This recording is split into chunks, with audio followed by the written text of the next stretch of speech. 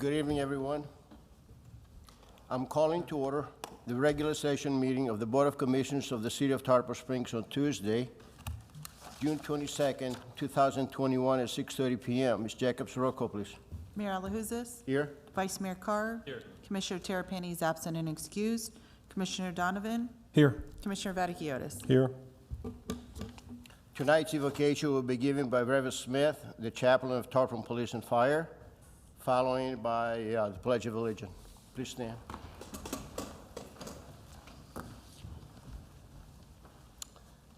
Let us pray. Lord, we come thanking you for a beautiful day in a beautiful city. We are grateful for your grace and your mercy.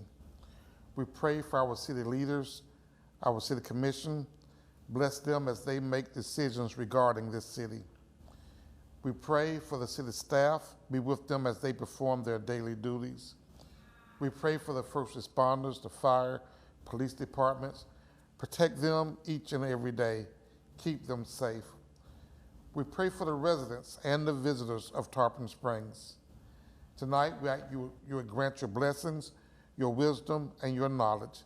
It's in your precious name we pray. Amen. Amen. Thank you.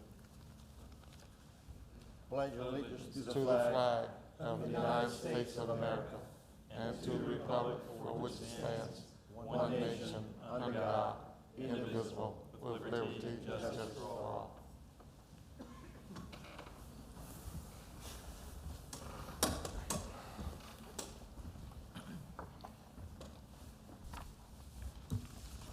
Be advised that the agenda item number 14, the ordinance 2021-11, the application 2140, has been deferred to July 13, 2021, regular session.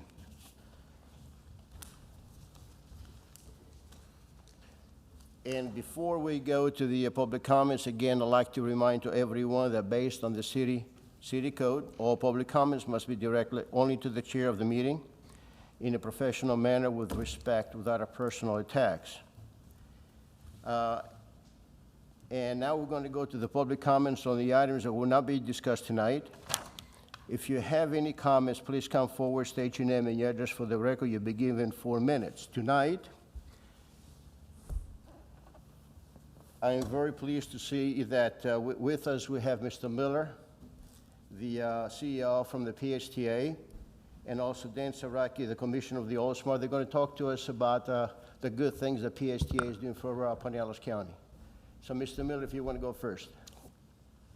Well, yes, good evening, Mayor and Commission. I would like your representative on the PSA board, Commissioner Okay. Dan Saraki, to start off, and then I'll back him up. Go ahead, Dan. Thank you. Yeah. Good evening, Mayor and Council, and I just want to say you have the best city attorney in Pinellas County here with you.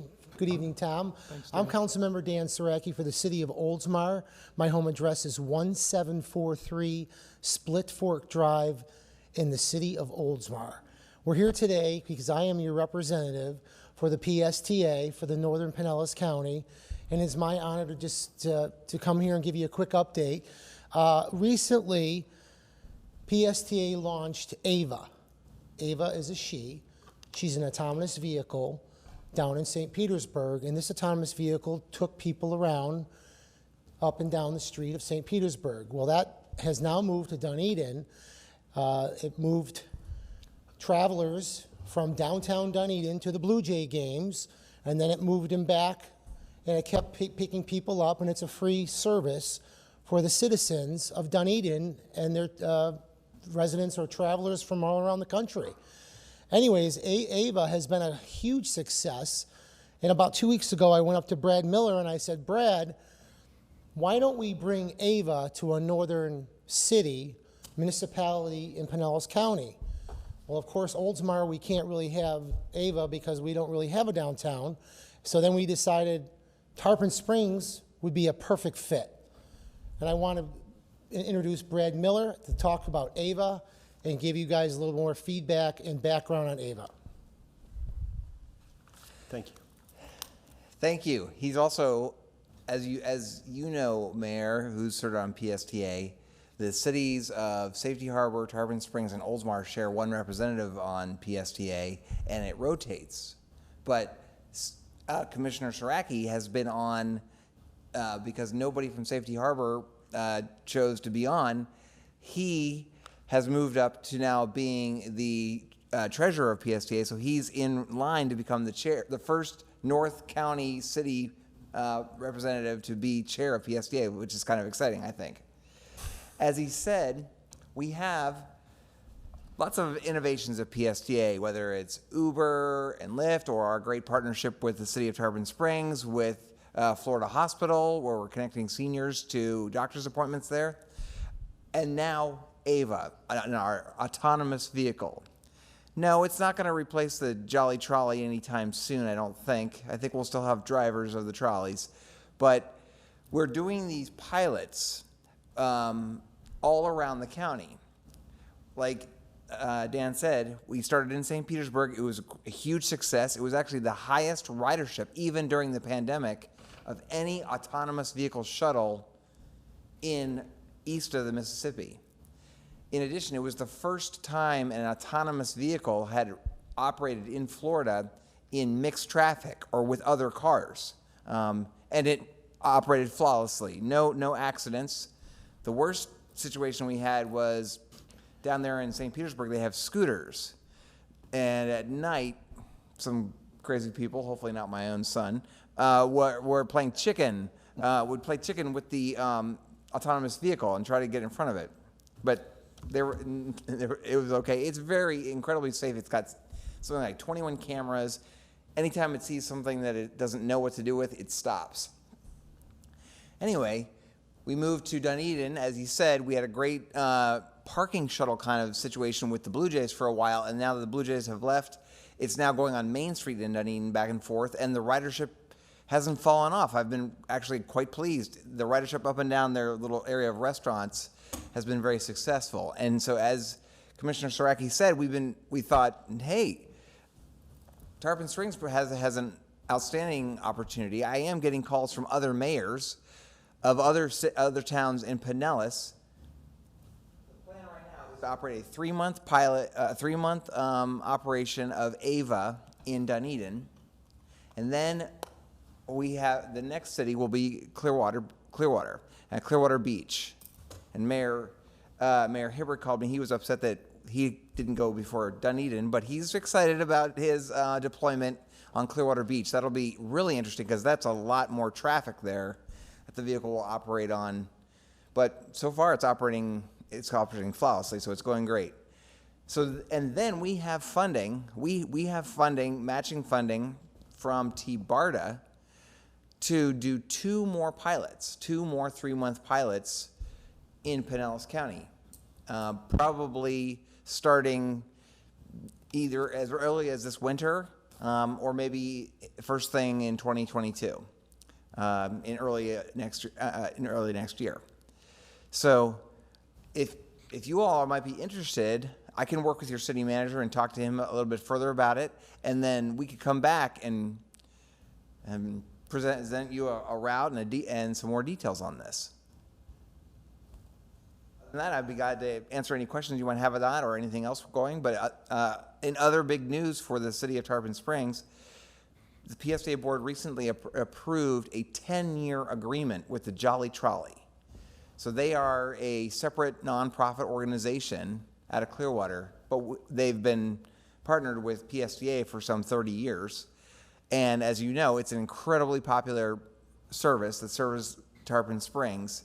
And we basically executed a longer-term stable agreement with them because they're moving their garage, their head of operations to a new operation that the city of Clearwater gave them. So they are in a much better situation.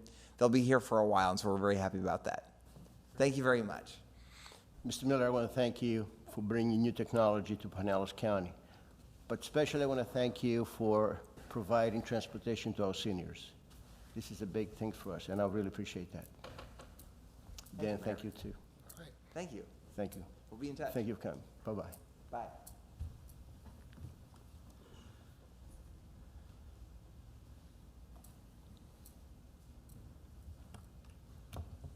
We're now going to the public comments on the items that will not be discussed tonight. If you have any comments, please come forward to the podium, and you'll be given 4 minutes.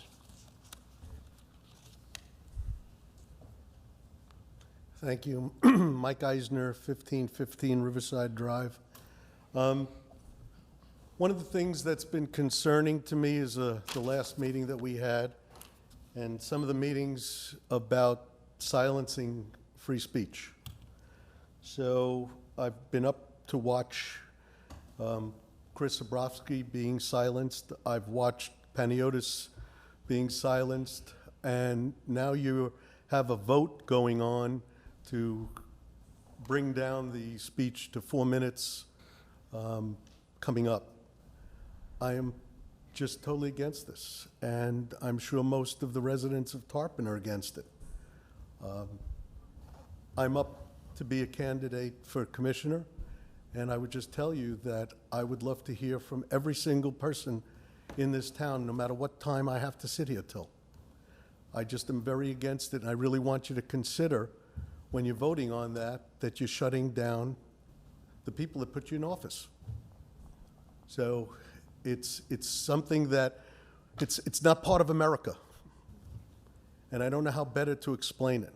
I hate coming up here and having to speak foul about what's going on, but if you're looking at Facebook or anything else, you'll see that there's a lot of bad optics. And I'd like to see good optics. I love this town, and we need to do a turnaround. And being on that topic, I also would like to make a suggestion that all announced candidates should be here to every Board of Commissioner meeting that they can make, and on topics that are really, substantial to the city and controversial, they should have an opinion to put out there. It's only beneficial to the Tarpon residents to know the people that they will be voting for, how they think, what they want from this, commission when they become a commissioner. So that was another suggestion that I wanted to make. One more comment that I know that is on my mind is having commissioners with businesses in this town that could possibly make money off of the decisions that they're making, whether it is they're making money at it or not, it's just bad optics. And this is something that's been murmured through the town, and we really should be very careful about that. I don't know how to legally handle that, but I would have that conversation with Attorney Trask should I become a commissioner, because I would like to see this be as squeaky clean town as possible. I believe in honesty, and I believe in doing the right thing. My last and final thing is, I'm sure you all know, my Tarpon Sunset Rotary Club launched, and we had an installation party, and I shared the story of Tarpon Springs Hope Day, because it was on Hope Day, and I shared the story of Tarpon Springs with the group that was there of 65 people. So I just feel bad I couldn't be with you guys. I thought that was a great suggestion, Commissioner Vaticiotis, and I commend you for that. And I just feel bad I wasn't there. It looked like you all had a good time, and I hope to be to many future Hope Days in the future. Thank you. Thank you. Next person, please.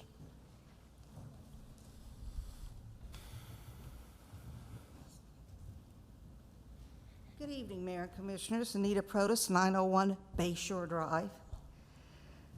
I'm a little upset right now because Tarpon Springs, except one time, and I've attended many, many commission meetings, as you know, going up to the old City Hall when I was 10 years old to the meetings. It's known about that. We are an honest, clean town.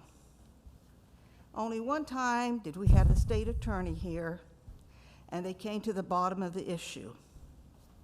And that was not a bright time for Tarpon Springs. but we've outgrown it.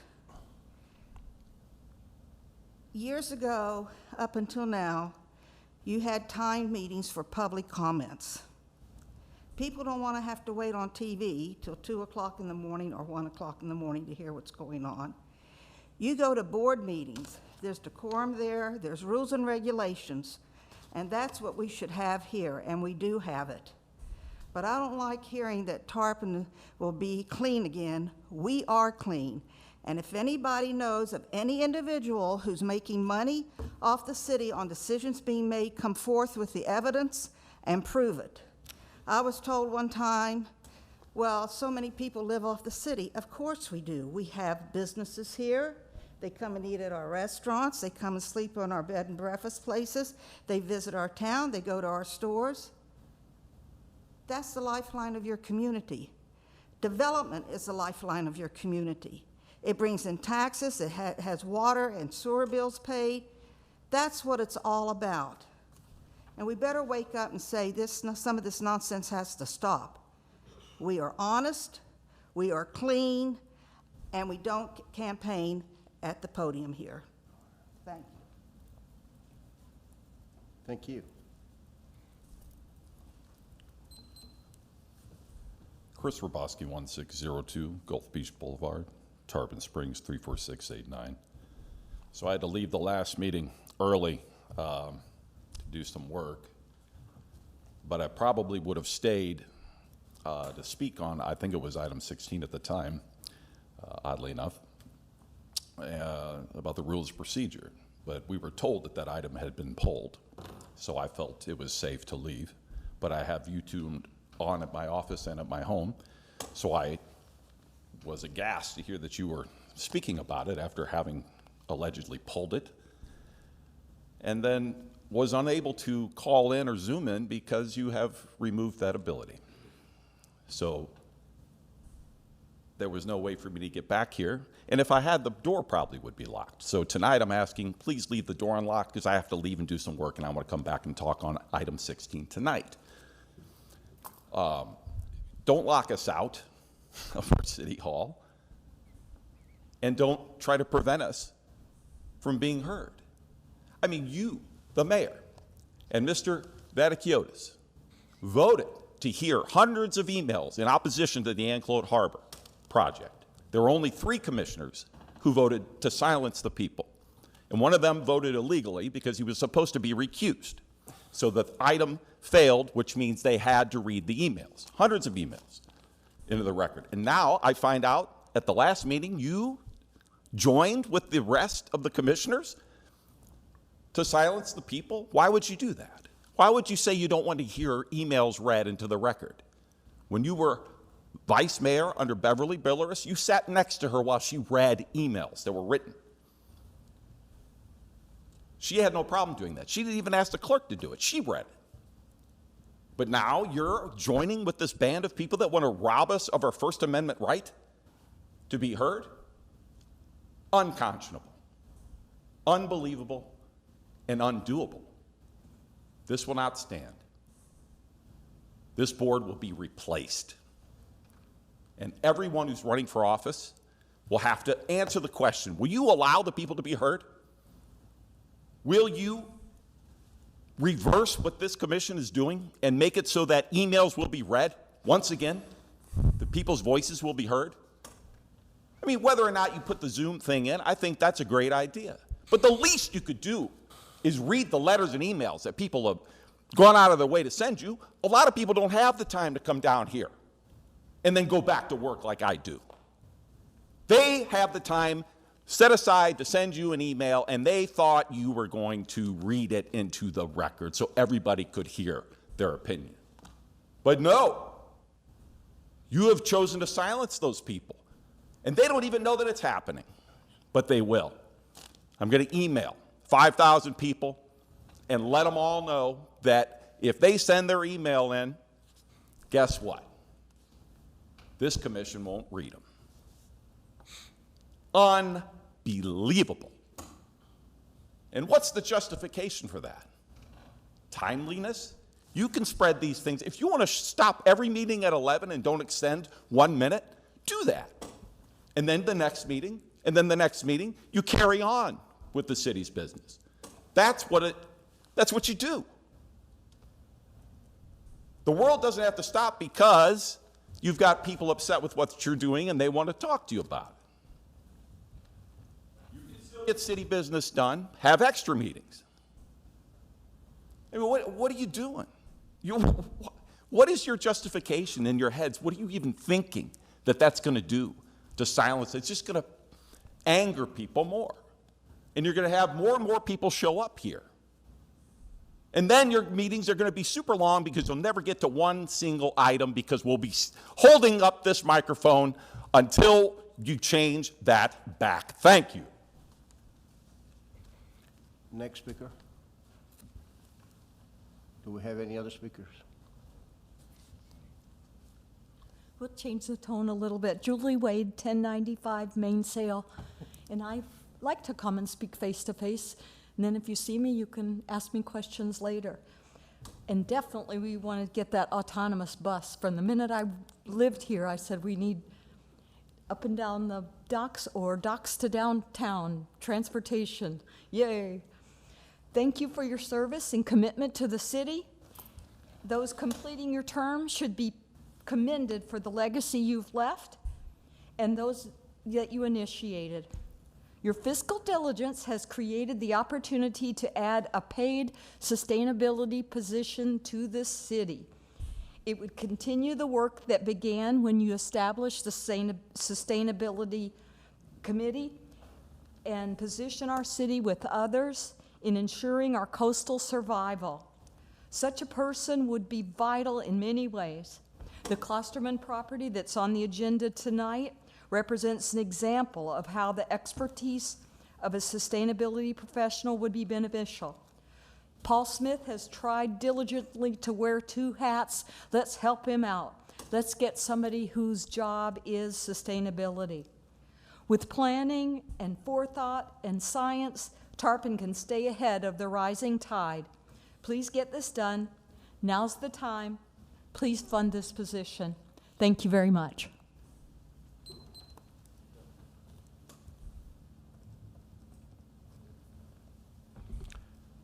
Do we have anybody else who wants to speak?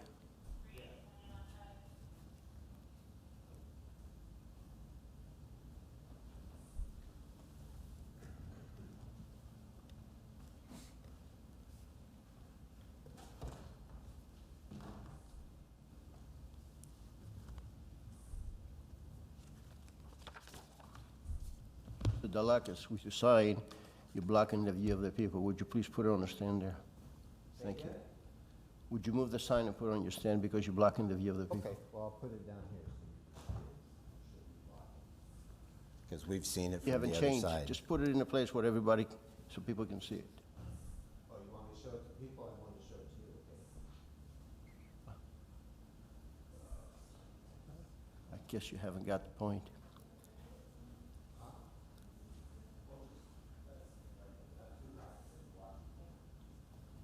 Perfect. Thank you. Peter Dalakis, 514 Ashland Avenue. And Ms. Dabbs has been kind enough to allow me to have her 2 minutes since we still have that option. That is the rules, as Ms. Anita Protas said, you should follow them. Mrs. And Dabb, this- do you agree with that? Okay. And in honor of her donating her minutes, I will bring forth for a moment one of her causes. Where y'all foreclosed on the property at Oakwood and Levis, you now need to put an African-American museum there. Ms. Dabbs has huge amounts of things, this is part of my public comments, that are important to that community, and that would be a good gesture. Now, as you saw the sign, that is part of my readings tonight.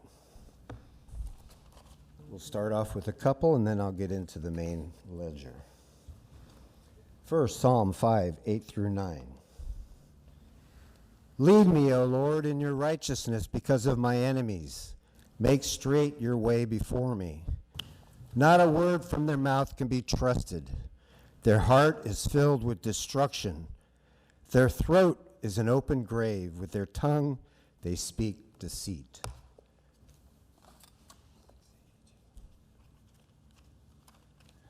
Proverbs 3:35. The wise inherit honor, but fools he holds up to shame.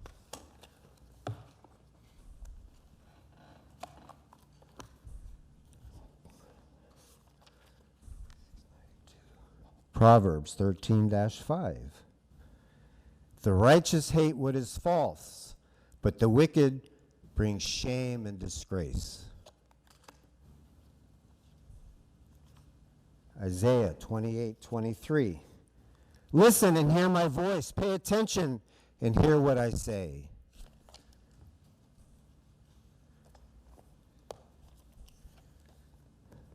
Jeremiah 23:40. I will bring upon you everlasting disgrace, everlasting shame that will not be forgotten. John 8:43-45.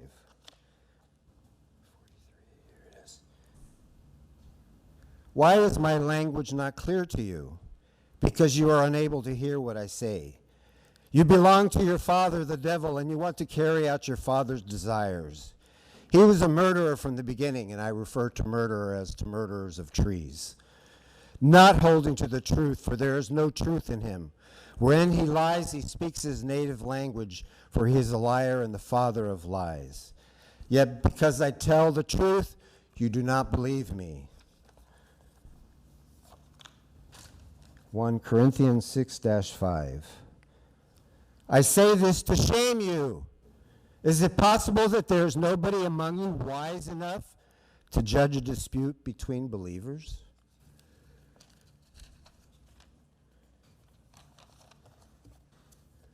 Corinthians 1, chapter 14, 6-9. Where is it here? There we go. Now, brothers, if I come to you and speak in tongues, what good will I be to you unless I bring you some revelation or knowledge or prophecy or word of instruction? Even in the case of lifeless things that make sound, such as the flute or harp, how will anyone know what tune is being played unless there is distinction in the notes? Again, if the trumpet does not sound a clear call, who will get ready for battle? So it is with you. Unless you speak intelligible words with your tongue, how will anyone know what you are saying? You will just be speaking into the air. And that leads me into what I want to speak about. All right, so here's the agenda for June 8th. And at 6:10 into the meeting, the mayor says he's going to pull item 16. Approximately 10:30 in the meeting, Irene comes over and whispers something into the mayor's ear, and just a little after that, he says, oh, there was an error, it was from the previous agenda, and you said it clear, I had to listen to it 5 times, item 16 will not be heard tonight. Well, if you had gone online, item 16 was discussion board of commissioners' rules of procedures. If you got an agenda from last week, same thing. Yet you told us it wasn't going to be heard. You gave some previous agenda, so to be honest with you, we thought you were talking maybe from a previous meeting because nobody ever here saw a previous agenda and know what you're talking about. And you didn't clarify it by saying it was specifically about the what do you call them things, that tennis thing, I forget now, pickleball.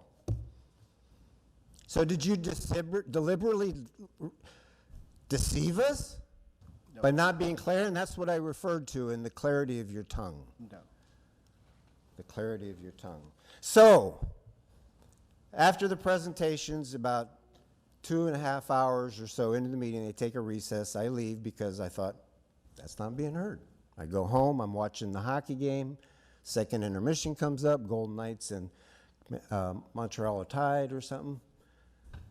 And I turn on the TV and it's 10-11, and I hear the mayor asking for an extension, and Commissioner Donovan says go to 11:15, and then from there on it went on to about 11:48, and you know I'm talking correct times.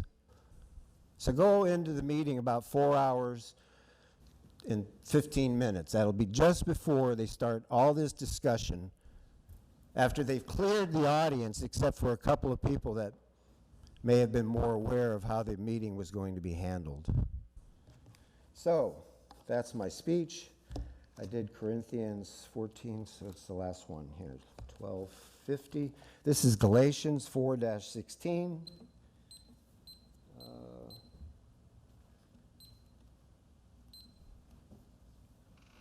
I now become your enemy by telling you the truth. Galatians Mr. Dalakis, 4-2. your time has expired. And Titus 2, Dalakis. 7 I heard you, sir. I'll be Well, one half stop. a second. And the last one would have been Titus 2, 7-8. But again, the point is, this board continues to find ways to cut the public out of the process. Thank you.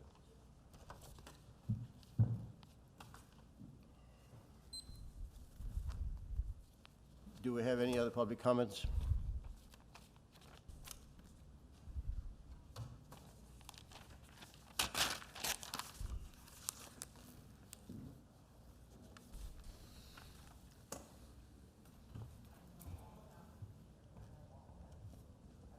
All right. These are my own thoughts and expressions. Anybody donating their time is simply just doing that for me to be speaking.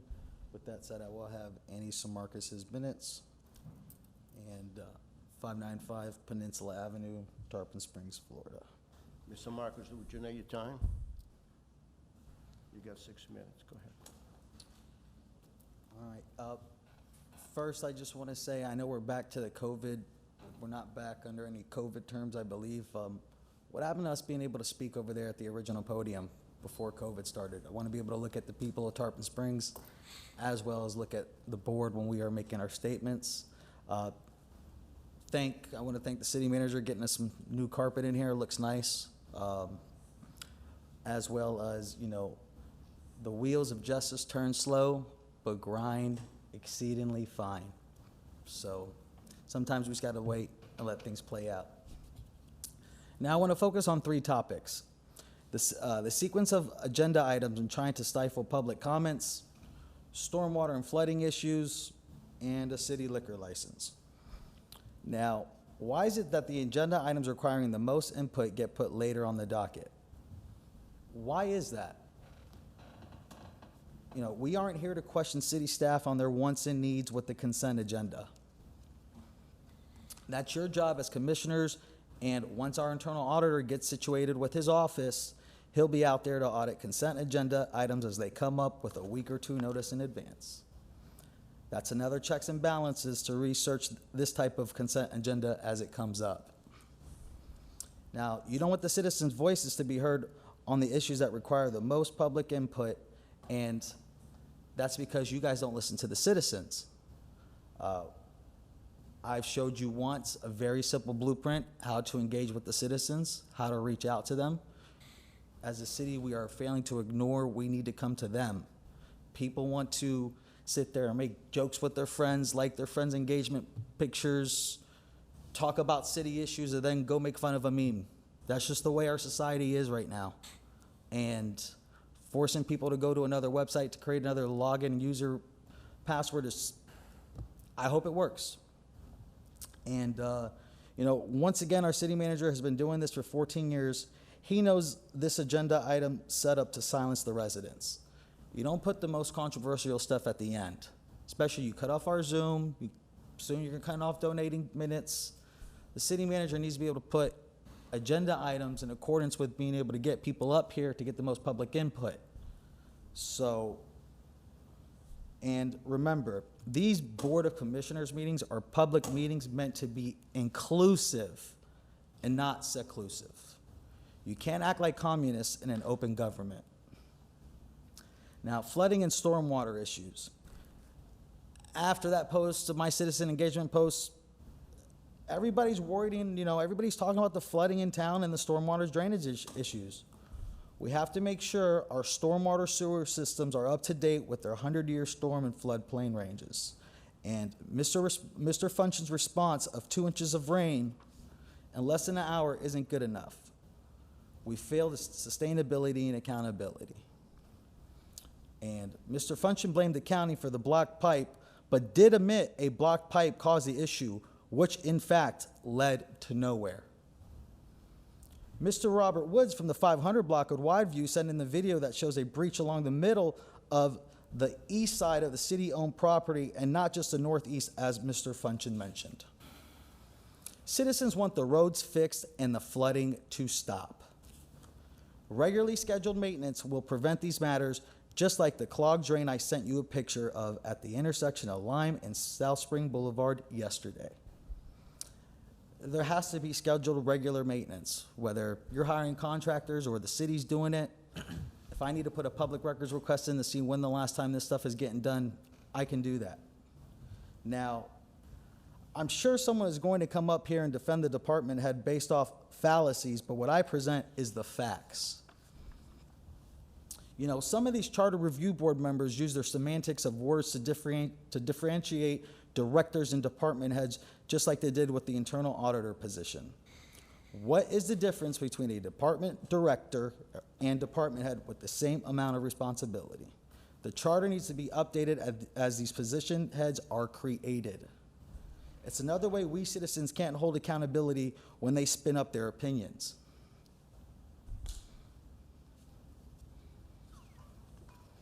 Now, I don't know if the city's aware, but the vast majority of these citizens want the flooding and stormwater drainage issues fixed. So let's get our public works department head to move back into town. And I'm sure if you ask the citizens on Facebook, they would want him living here too. A department head is a department head. And just a couple extra thoughts. If the city needs to obtain a liquor license for the golf course when they host, the city needs to obtain a liquor license regardless for the golf course, for theater, performing arts, concerts, etc. This will only drive up revenue and make for great times. The citizens deserve that. And I also ask that commissioners come dressed professionally to city events as they occur. You represent the city of Tarpon Springs, and if you're too embarrassed to stand up front with the other commissioners because of what you're wearing, then maybe you should have dressed more professional. Thank you. Thank you. Do we have any other public comments? Do we have any other public comments? Here none. We go to the consent agenda. Number 1 is the minutes. A, September 22nd, regular session. B is October 6th, special session. C is October 12th, special session. Number 2 is the attorney fees. A, Trask and Dinold invoice June 1st, 2021. And B is Johnson & Johnson invoice 7909. Number 3 is to rescind the award of bid number 210038, commercial steel building rebid. And number 4T is to renew file number 180023, fire equipment, parts, supplies, and service. Number 5 is to extend file number 180094, utilize Sourcewell contract number 031517, facility security equipment systems and services with related equipment and supplies. Number 6 is the award file number 210158, odor control chemicals, utilize in Manatee County agreement. Number 18 TA 002693, corrosion and odor control services. Number 7 is the award file number 210169, single source purchase of OEM comics parts and services. And number 8 is the award file number 210156, single source purchase of sulfuric acid. Any of these items that you like to pull? 3. Anything else? Okay, we're going to the public comments on items 1 through 8 with the exception of 3.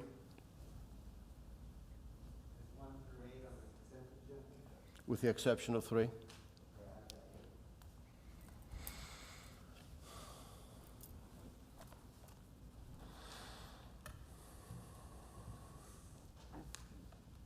Peter Lax, 514 Ashland Avenue. Item 8, ward file number 210156, NJL single source purchase of sulfuric acid. Sulfuric acid. That's a poison. You get that on your hand, it'll burn a hole in you. Yet they want to get it to put it in our water supply. We spent all this money for a nice reverse osmosis plant to have the purest water available, then we poison it. We put fluoride in it, chlorine, sulfuric acid. What other chemicals are going in there that we're not aware of? And I know Paul Smith and his staff do a wonderful job, and we get a nice report saying how good the water is coming out. But I would like to maybe take another look at it in a scientific fashion as to what the combination of all these chemicals can do to the health of our community. So one of the things that I would like to have the internal auditor do, besides looking at dollars and cents and processes, is what does this combination of chemicals health-wise affect to our community? How does it really keep the corrosion down in the lead pipes, or does it accelerate it? There's a lot of information the public would like to know, since we spent over $44 million in bonds and money from SwiftMud, which was actual taxpayer money also, to build a state-of-the-art plant, yet we poison it with chemicals. I'd like to know more about this without having to go into a chemistry 2 class to learn the combination effects of these interreactions. Maybe y'all should too. Do we have any other public comments? Here none, the chair will entertain the motion. Motion to approve 1 through 8 with the exception of 3. Second. Are there any commission comments? No. Ms. Jacobs, roll call, please. Commissioner Vaticiotis? Yes. Commissioner Donovan? Yes. Vice Mayor Carr? Yes. Mayor LaHousas? Yes. We're going to item number 3, which was pulled by Commissioner Donovan. Yeah, thank you, Mayor. I just had a question on this one for staff. Is just why would we be rescinding the bid? I looked at the backup, and it seems like they want the bid rescinded just because prices went up more than they were expecting. And I just feel like if the situation was reversed and prices had dropped drastically after we committed to the contract, then they wouldn't be so forgiving to re-enter the bid with us. So can you shed some light on why they want the bid rescinded? Yes, Paul Smith, Public Services Director, and as you described, the bottom line is after the bid was awarded, there was something that we verified, an across-the-board increase in materials. The contractor came to us and said, I've got this cost increase that I really can't do for the bid price that I gave. We talked with procurement. They also reviewed it with legal. The bottom line is we felt it was out of his control. This is a supplier that we probably would want to bid on our projects in the future. So we felt like the best long-term decision here is to go ahead and honor that request, revisit this project, and look for ways to keep the cost down or rebid it. Okay, and I understand that. I know we have a good relationship with them, and I'm not trying to disrespect their company in any way. It's just, again, this was in November that we awarded the bid. It's not like COVID just had happened. I mean, we were deep in it there for whatever that is, a lot of months.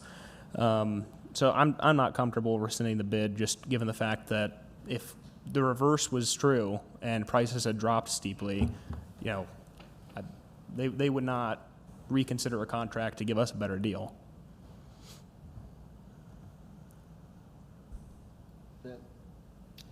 We're going to go to public comments, item number 3. Do we have any public comments on that? Here none. The chair will entertain the motion. Motion to approve. Second.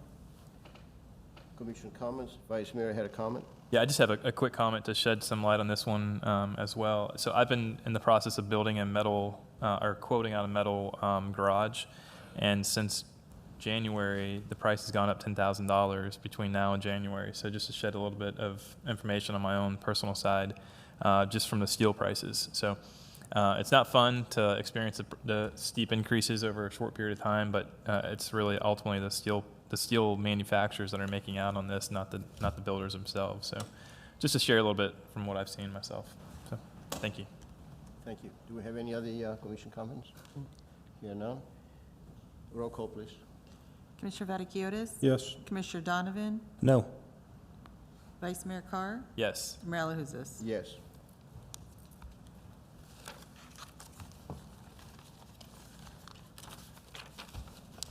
We go into special consent agenda. The item number 9 is the settlement of court enforcement liens, vacant land on Island Drive, GSD Investments. City Attorney, would you please present this item? Thank you, Mayor. I'm bringing forward to you a offer of settlement on an outstanding code enforcement lien on a property that is located on Island Drive. It's in relation to a couple of different code enforcement liens dating back to 2016 for failure to maintain the property, failure to maintain the trees, failure to address nuisance issues. The property is in compliance and has been in compliance since the end of 2019. The property has been up for sale. There has been an offer to purchase the property. However, they needed to address the outstanding code enforcement fines. The fines currently total about $85,000. After some negotiation with the realtor that is representing the buyer on this property, we came to an understanding that they would make an offer of $14,000. They did, in fact, make that offer of $14,000 in full settlement of the liens. City staff is supportive of the settlement for $14,000, and I am as well supportive of settling this $85,000 lien for $14,000 based upon the facts of the case and in an effort to alleviate any further litigation costs or attorney's fees associated with collecting the liens. So I'm asking for your authority to accept the $14,000 offer. Thank you. Are there any public comments on this item?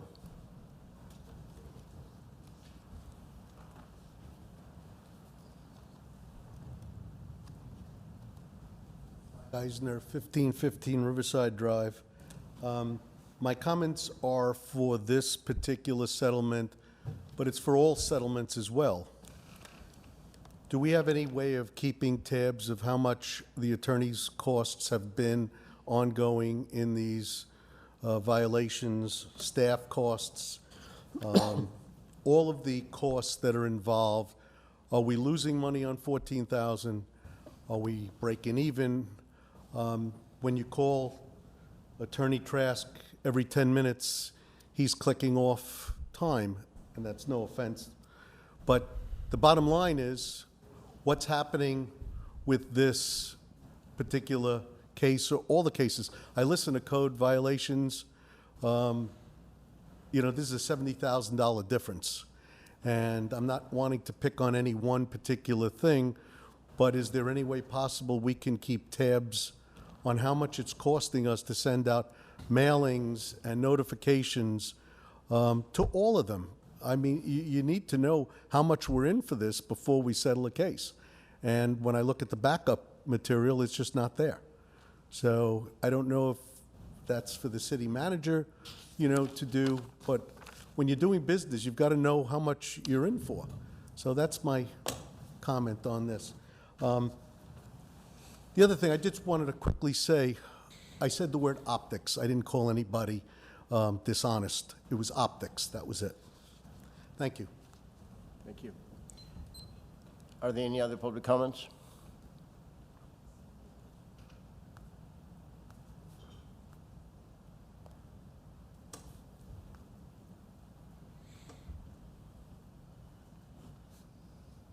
Peter Lex, 514 Ashland Avenue. I was wondering why there was just one page in the backup for this item. I remember from previous years, we were given some documentation that the public could see as to part as what transpired over these years. But just looking at this, to purpose of the memorandum, obtain your authorization, accept 14,000 settlement offer, et cetera, as Mr. Trask said. Now, background. In December 2016, the code enforcement found the subject property in violation of section such and such, and a lien was placed on the property on April 24, 2017. In addition, August 2019, the code enforcement board found the subject property on the property violation of section 8-40 and a repeat violation of section 8-52. Lien was placed on the property September 25th. Property complained in compliance on April 17, 2019, September 9, 2019, respectively. On May 28, 2021, I received an email communication from, David Banther, a real estate agent on behalf of a potential purchaser regarding the assessed fines.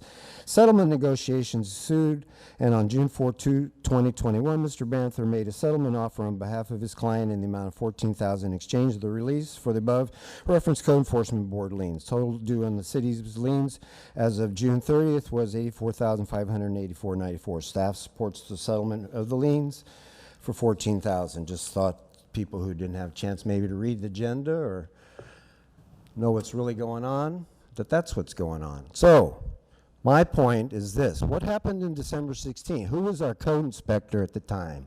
Huh? Officer Gasson? Y'all remember him. He keeps popping up again. I ran into him a few times. That was after Cindy left when we had a benevolent code enforcement. Now it's in the police department, and no disrespect, but when you have a police officer coming around in a police car wearing a gun, it's intimidating. It needs to go back into building development services where most of those issues occur. But why is it they have an $84,000 fine basically in 4 years? Do the fines start out too high in the first place? $200 a day, I've heard, $500. I see some nods in the audience. They know what I'm talking about. And one of the perpetrators is left already. Mr. Delacus, you know you're supposed to address the... I am addressing you. Yeah. I just happen to like to move around. Yeah. So, we need to maybe look at our code enforcement apparatus, how we can make adjustments in that to make it more helpful to the community. Most people who have problems with their property are already having problems with other things. And then you slap them with a $50, $100 a day fine.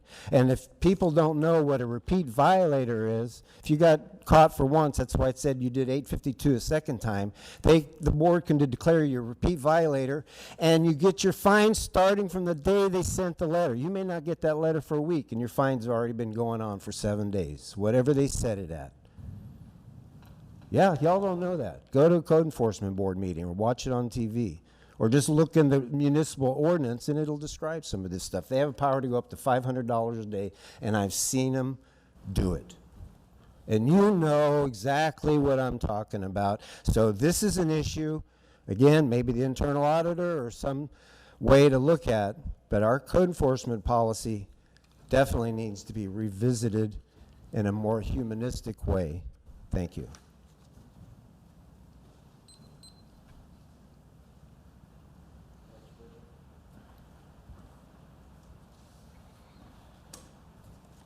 Chris Roboski, 1602, Gulf Beach Boulevard, Tarpon Springs, 34689. Yes, Mr. Delacos is correct that we need a more humane system. This can't keep going on like this, and more and more people are learning about it. It's just a few years ago, a woman named Mary Annecy asked me to help her with a wall that had been smashed into by someone who was driving around the bayou. And she told me that same story, that she said Gadsden, I didn't know what she was talking about at the time, had come along and threatened her with a $200 a day fine if she didn't fix that wall. And I thought, well, that's what an odd thing for a city to do. It's not her fault that a car smashed into her wall. Now, I don't know if this whole thing is true. I'm just going on what she told me. But what a bizarre system. And she was terrified. She was going to have these liens racking up. Now, it turns out she could probably have afforded that. I hope that didn't go into the calculation of that fine. Very, very bizarre. When somebody has something bad happen to them, to get fined for that having had happened. And people that can't get out and mow their lawn, you're going to punish them because they don't have the physical ability? There's a woman here with a thing on her leg. If she didn't have somebody to mow her lawn, I mean, are you going to charge her $200 a day till you get that menacing grass under control? Ooh, my goodness, how horrible. Grass. I just can't believe it. And over the years, I've heard these things too, but I chose to look away. There are so many other things going on that you can't fight every fire. But this can't continue, like so many other things. I mean, this has got to change. This board has to change. This board will change. And we are going to return this city, one that we can all respect again. Thank you. Do we have any other public comments?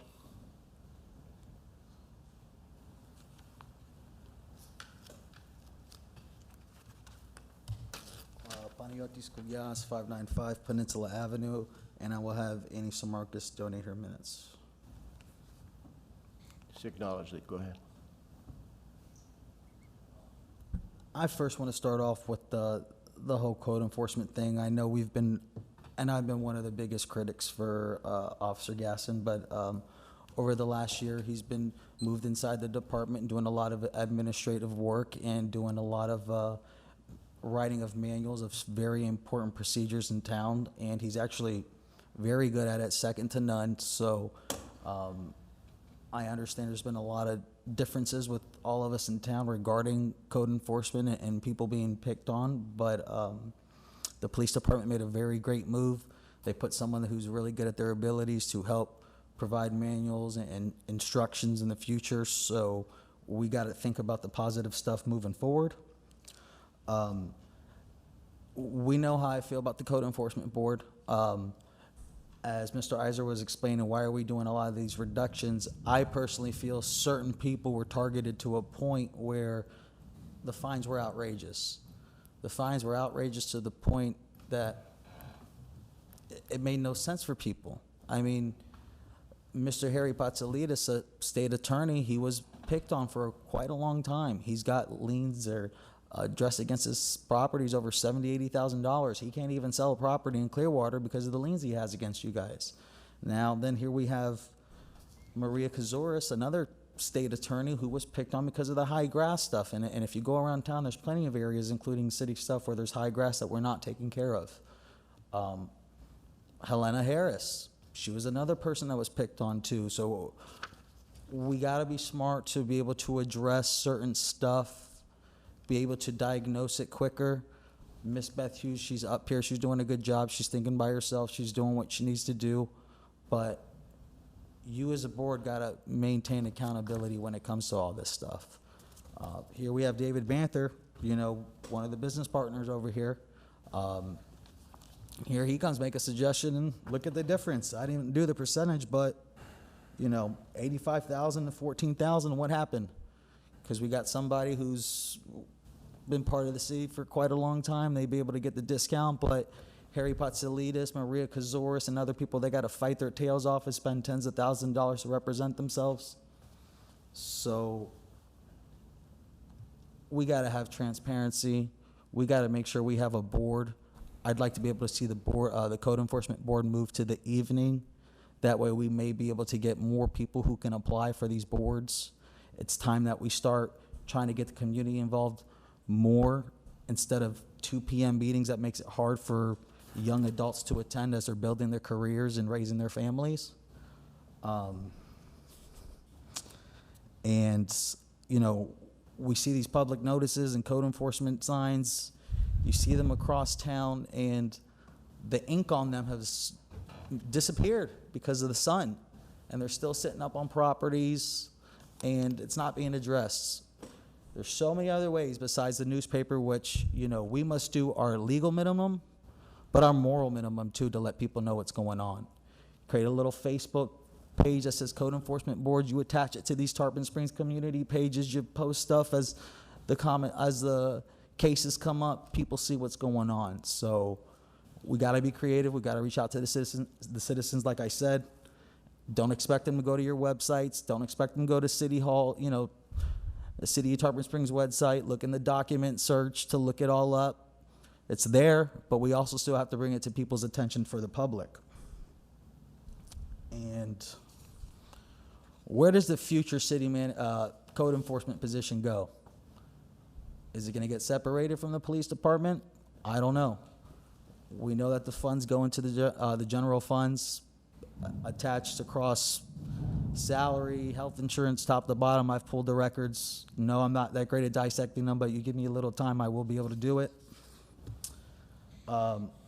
We got to stop the good old boy network stuff that was code enforcement picking on certain citizens, and real estate agents inside town were able to force that stuff to be able to put people in a bind to sell properties. And then we have these David Banther agreements. So we need to be fair to everybody, understand coming up when a new board has to address issues and fines that they actually think morally responsible.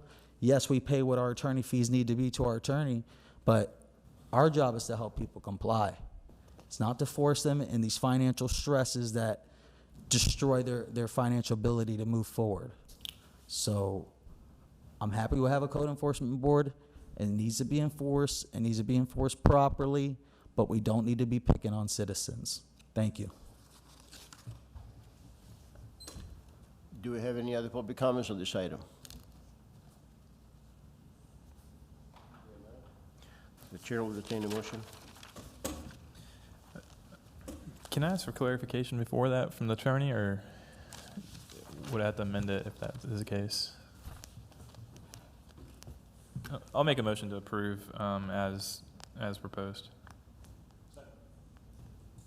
I'm happy to answer any questions about this.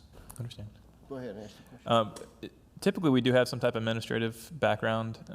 Can you share a little bit more on that in this case? Do you have that information?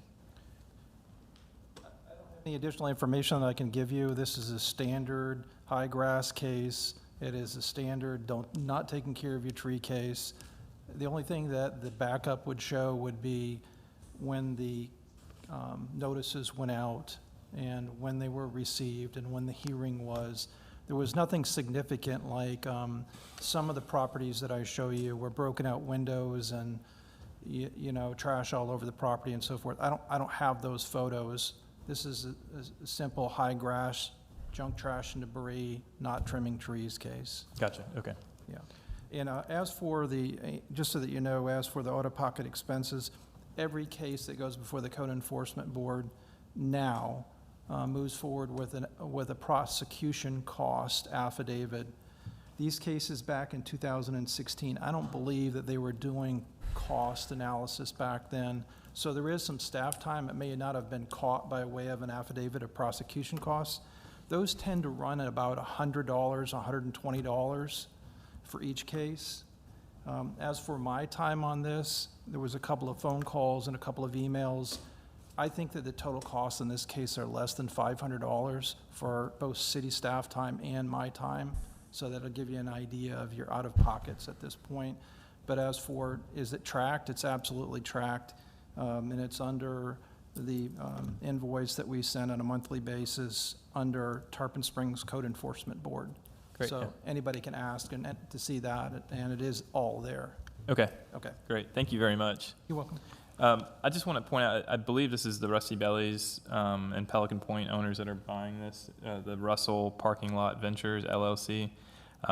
And they have, I think, supplemented the Sponge Docks parking for years on the west end. My understanding is that, based on this, is that if is approved tonight, that the property will close for additional parking in that area as well, too. So to me, I could understand the justification reducing this lien. Overall, I would be in favor of reducing it to, I don't know, even less than where it's at, 14,000 currently. I mean, I would be willing to amend it to even 10 to 7,000 based on where we're at. So again, like I said, these individuals have made a significant investment on the west end of the Sponge Docks, have provided parking for a ton of patrons down in the Sponge Docks, and I think this is something that we could work with them on as well. And it's been in compliance since 2019, and to get it out of the hands of the person that has it and into a local business that's been here for many generations, I think it's a great thing for the city of Tarpon Springs. Would you repeat again, what number did you say it was? 7 to 10,000. 10,000? Yeah. Are you amending the, I would like to. go ahead. Yeah, I would like to amend the motion. Motion. I would like to amend the motion to 10,000 from 14,000. Was the second? Does you agree with that? Yeah, I'll still second it. City Attorney, I have a question to ask you, just for clarification. The fines are $84,000. Do we have some kind of a criteria or some kind of a formula that we follow to see how much the board will accept for any situation like that? No, there is no formula. It's kind of a case-by-case basis. We look at the seriousness of the violations, were they life safety issues or not? What was the cooperation given by the property owner to bring the property into compliance? How hard of a time did he give either the code enforcement officer or the code enforcement board when the case came up? How much time city staff had in going to the property, doing the inspections? Those are the types of things that we look at. There is no, if you do this, this, and this, then this is what it's going to be 10% or 15%. I don't think that's appropriate to do it that way. I think you need to look at each case and the facts of each case separately and look at them to determine the significance of the fine reduction. And by the way, these people have the opportunity to ask for a fine reduction before the code enforcement board. That either did not happen or it was denied.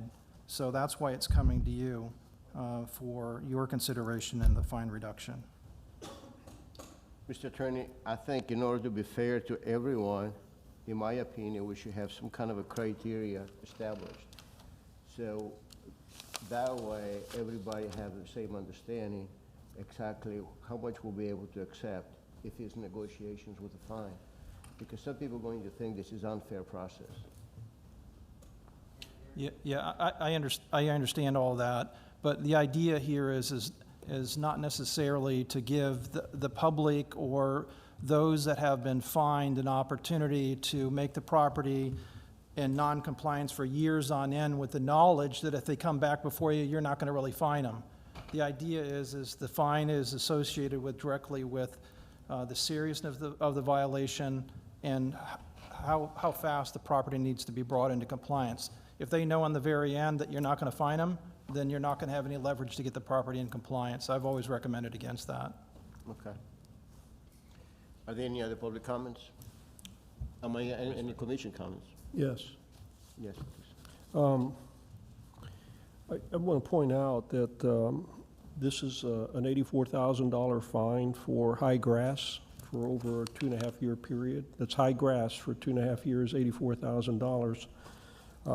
As far as any fine reductions, there's no guarantee that a fine will be reduced. In this particular case, there's an opportunity to sell this property to put it back into operation, which I'm very grateful to see, and I'm supportive of the motion. Lastly, I'd like to point out that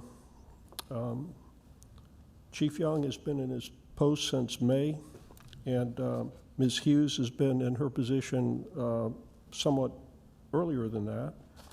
And based on firsthand experience, I know both those individuals try very, very hard to work with, I don't like to use the word offenders, but the people who've got issues with their property and enforcement to try and resolve things. And it's just amazing some of these things that Chief Young has to act as a referee on in terms of trying to get resolved. And I don't know, I know Mrs. Hughes, I don't know her personally, but she must have the patience of Job to deal with these sort of things. I've not heard one complaint concerning her. All I've heard is that she's always open to discussion. She's willing to accommodate people. They've dealt with her fairly, and she's dealt with them fairly as well. So I do believe that we do have on occasion joint work sessions, which we haven't had a whole lot of work sessions at all with these various boards. Code enforcement would be one that we should probably have some time to spend some time with that code enforcement board just to have a discussion of things. But from my perspective, before we start making any changes and pointing fingers or anything, there's a new watch that's on board. I'd like to give Chief Young more time And I don't think there's, by the way, I don't think there's anything wrong right now. I think what he's doing is good, and also Ms. Hughes as well. So I just wanted to offer that statement in support of Chief Young and Ms. Hughes, and like to just continue on with what we've got. I can assure you, in the earlier part of my term as commissioner, I used to hear the code enforcement person's name a lot more frequently than I'm doing what I'm hearing now. So that's a good sign to me, and that's a measure of effectiveness of how well we're doing. Thank you, Mayor. Thank you. Any other comments? Roll call, please. The amended motion was to reduce the fine to $10,000. Correct. Commissioner Vaticiotis? Yes. Commissioner Donovan? Yes. Vice Mayor Carr? Yes. Mayor LaHousas? Yes. The item number 10 is the award file request for proposal 210133, design and construction of the Sponge Ducks Gateway sign. Staff report. Robert? Good evening, I'm Bob Robertson, Project Administration Department Director. For this item, we're requesting the board's consideration of award of a design-build contract with a company called Creative Sign Designs in the amount of $243,223. This firm was selected through a competitive process. Each submittal was evaluated and scored based on the firm or the team's ability and experience in performing similar services, as well as the price. Tonight, we're requesting award of a contract. We're not picking or recommending a specific design, just picking a firm capable of delivering a design with public and BOC input, as well as building it. So with that, Mr. Mayor, I'll stop for questions. Just to let you know, Procurement Director Janina Lewis is here tonight, and she can help address questions related to the procurement process. Thank you, Mr. Robertson. We're going to public comments now. Yes, sir. Are there any public comments on this item? We'll come back. Okay, thank you. Thank you.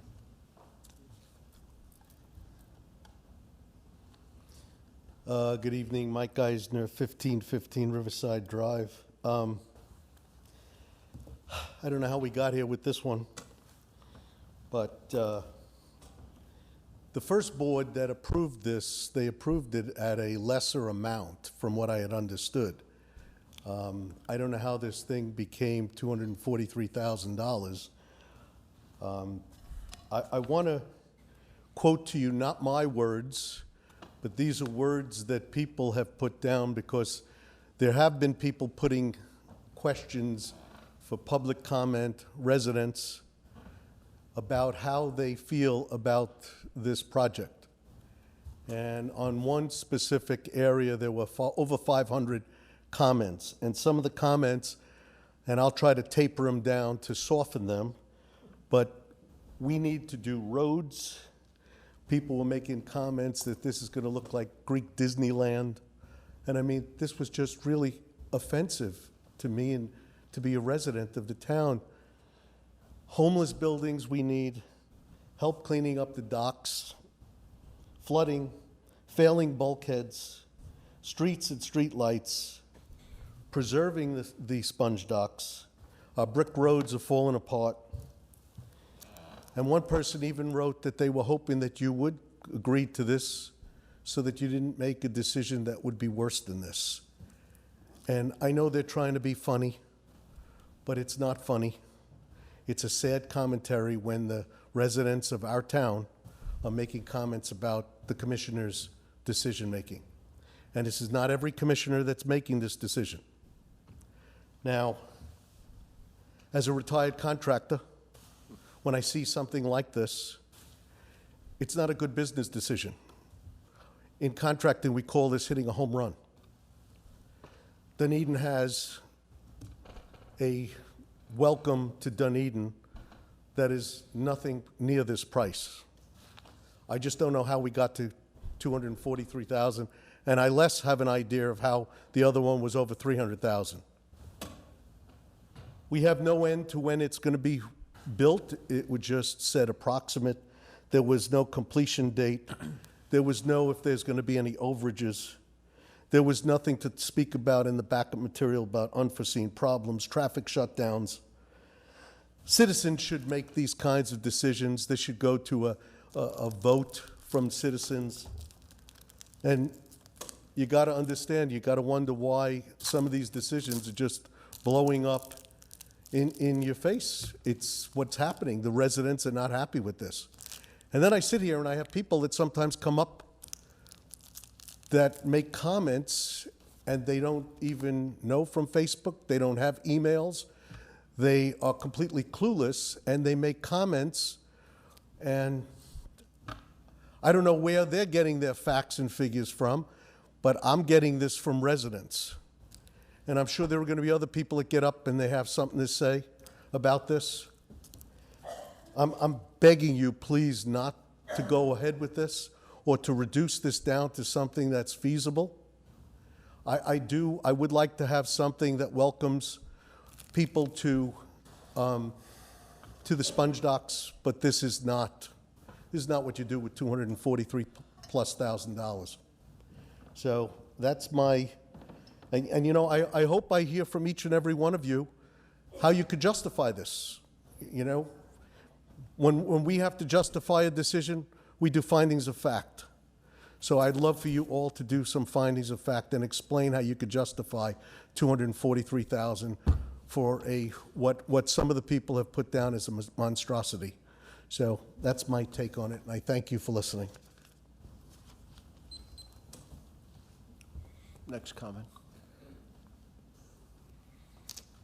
Anita Protas, 901 Bayshore Drive.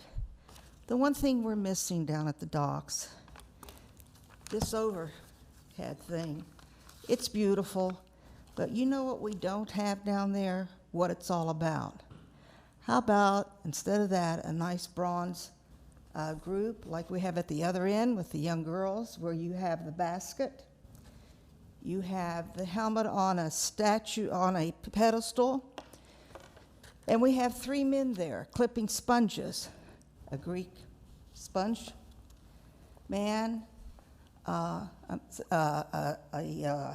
sponger who helped in the docks and on the boats from the black community, and someone, a conch from Key West that used to come up here, or someone to represent the people who did the hook boats with a basket. A nice bronze cluster so people can see what went on down there. You can have the helmet, and then they see the boats further down. We're missing what the history is of the sponge docks. We're missing the history, what made the sponge industry. We're missing the purpose of the sponge docks. And I had talked with this to Mrs. Jennings, and she thought it was a good idea. I don't know where it went, because she has so much on her tablet right now, you know, with the arts. But that's what it's all about. My grandfather worked on the pipes and the fittings for the boats. Our mayor's father worked on the boats and was clipping sponges. My uncles clipped sponges. And that's what made the sponge docks years ago. People come in town and they want to go to see a sponge house where they can see this happening. We don't have that. We're missing the purpose of what it's all about. This entrance is beautiful. It says historic sponge docks, but what is it about that people don't understand and know? That's what we've got to put down there so they can see this. We have a statue of a sponge diver. It was honored this past weekend. That's beautiful, but they've got to see what went on. That's what the sponge men and the sponge docks was all about. It's being missed completely. Thank you. Next speaker, please.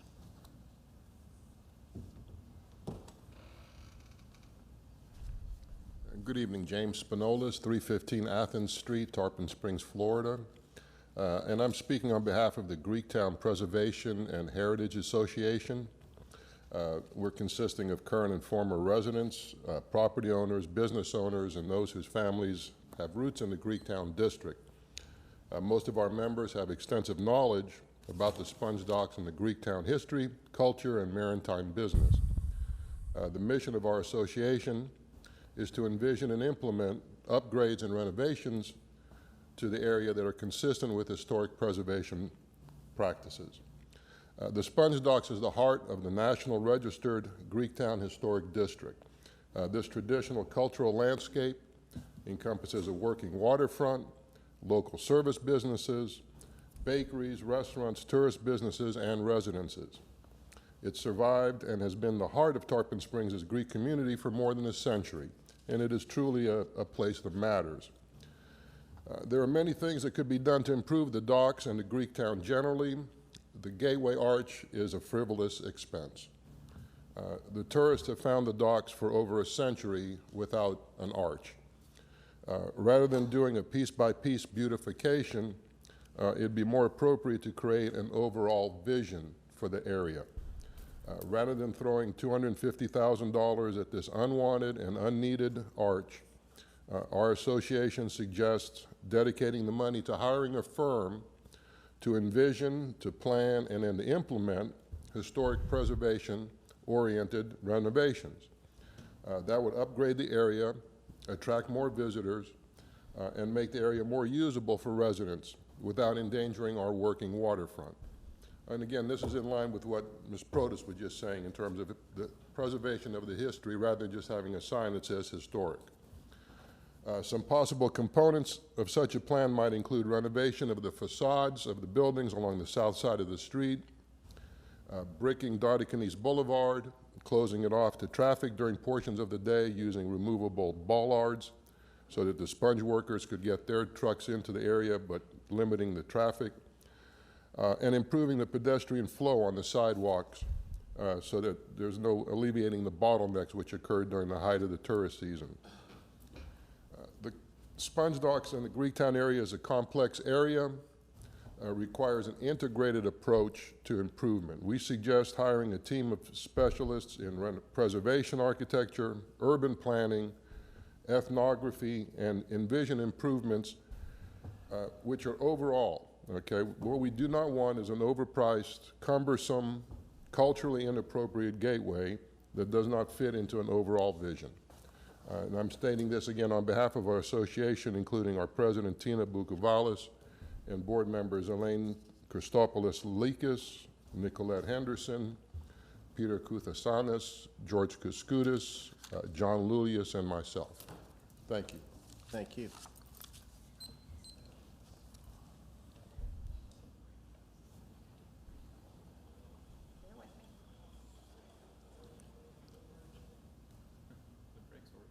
Yes. Jackie Turner, 792 Chesapeake Drive. So as many people have said and will continue to say that they're not supporting this project primarily due to financial, aesthetics reasons. Very good points about should we refocus on the historical significance of the Sponge Docks, which is a fantastic idea, so I won't belabor those points. My concern with this project is the lack of the clear understanding of where exactly this fits into our city's comprehensive plan, our strategic plan. Where does this fit? So if this has a place in the plan, and if it's executed in accordance with that plan and has the support of our citizens, which I'm not sure if we're hearing that yet, and is appropriately funding, which is another issue, then I think I could possibly wrap my head around this. However, there's no evidence of this approach, so this is why I just cannot stand behind it.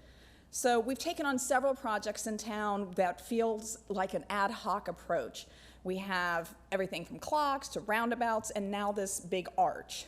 So my fear is that if we continue to operate in this manner, the city's going to look like an aisle in a secondhand store where we have this hodgepodge of styles and items that simply don't work together or serve a purpose or complement one another. So the budget for this project, so that was allocated about $135,000, which is about half of what the lowest bid's coming in at. So, you know, if one of these projects is approved, which again isn't advisable, where's the additional funding coming from? So what's been the level of engagement with the Sponge Docks merchants? How is this going to impact future developments and improvements where that sign's footprint's going to be? How will it be maintained? Will it be lighted? So we have a lot more questions than we do answers at this point. So given that, I would urge the board tonight to notify that the two applicants who've submitted proposals that the city doesn't want to move forward with this project at this time. I've worked on a lot of RFPs in my, work life on both ends as someone who's posted RFPs and someone who responds. So I get how those projects work. So when you're ready to do it and follow the strategic plan and have an idea, a clear idea that the citizens have, supported, then that's the time to modify and revise the scope of work in the RFP and get bids that fit that plan. How I see the board is your duties are to set the policy and to develop and execute the strategic plan and the comprehensive plans. You're not here to design signs. So I urge you, please take a step back and let's re-examine what the purpose of this is. So thank you. Thank you.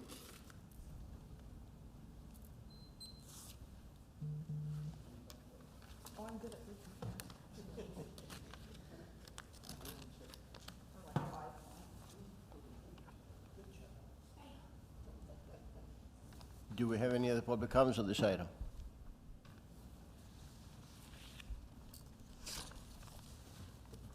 Hi, I'm nervous. My name is Debbie McKinney. Don't be nervous. I've never spoke at a council meeting before. I live at 1021 Rose Tree Lane. Been here, 20-year homeowner, almost 21 years. Love the city. I just wanted to say that when the idea of the archway for the sponge docks came out, I thought it was a good idea. I even participated in voting on the different styles that were put out there so that we could, let you guys know which way we want to go. Thought that was cool. But never in my wildest dream did I think it was going to cost over $200,000. And that is my objection. I don't think we should spend that kind of money on an arch. Thank you. Thank you. Any other public comments?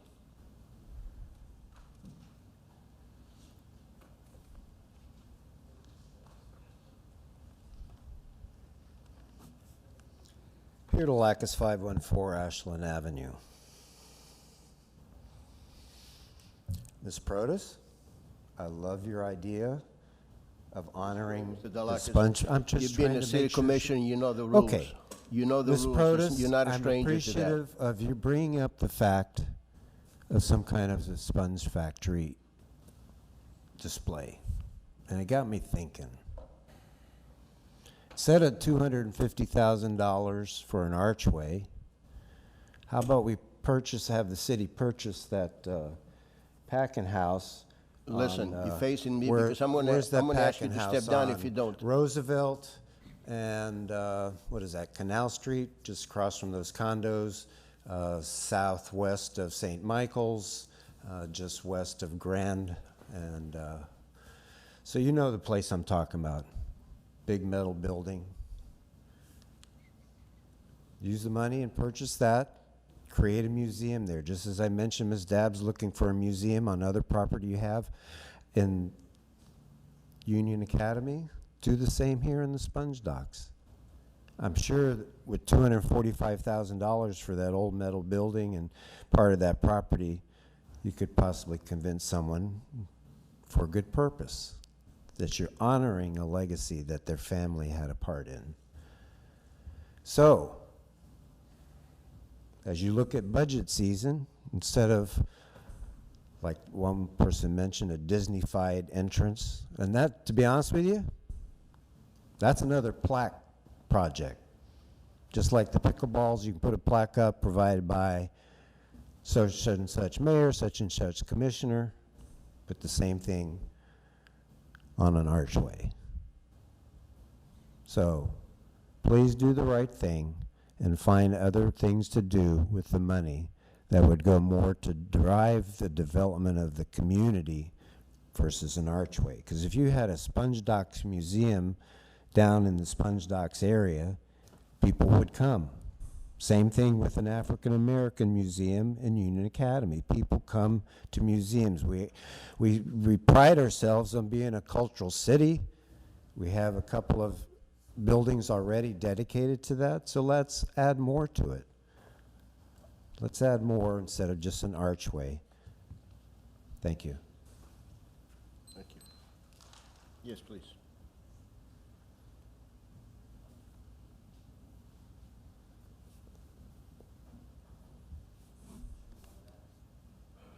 I'm Annie Dabbs, 803 South Distance Avenue. When I first heard about the sign, I really couldn't believe it because someone had said approximately the cost. They didn't really know, but they knew it would be over $100,000. And at that time, I says, well, I think there's greater needs in Tarpon Springs to spend that money on rather than put it on a gate. And like the former mayor said, I believe in preserving history. I think if you're going to do anything, put some of that toward preserving the history instead of putting on a gate. That's a lot of money when there are other greater needs. I'm sure there are many needs down there that the money could prove beneficial to. So I'm asking the commissioners to please reconsider how you're going to spend $243,000. And let's concentrate more on preserving the history. Thank you. Thank you.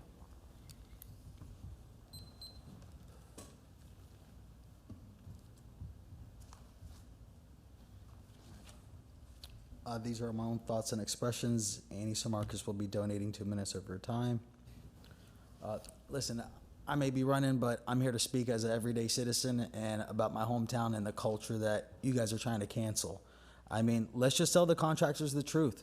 We had a couple young commissioners that just want to do whatever they want with our city. They're fiscally irresponsible about how to handle projects and take care of the needs of the citizens of Tarpon Springs.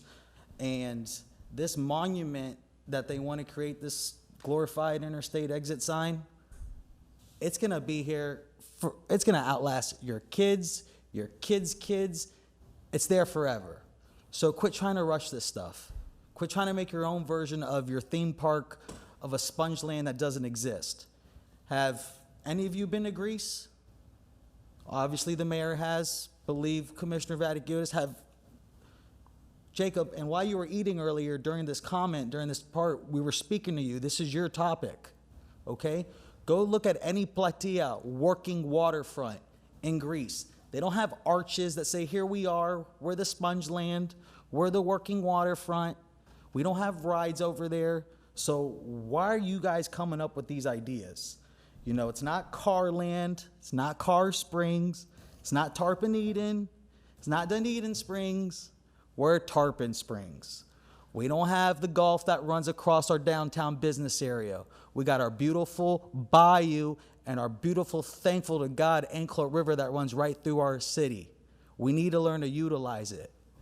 You know, let's restore these buildings. Let's give these facades, let's give grants to these people just like we do in the CRA district and say, hey, why don't you acid wash your walls, get it back to the brick original. We'll give you $10,000 to $20,000 if it takes $10,000 to $20,000 to do the work. We will help you restore and preserve heritage and culture. And you bring these designs up, you put these Greek and white, lighthouse designs. I mean, what are you guys trying to do? Take away our culture, our Greek culture, and just theme park it out?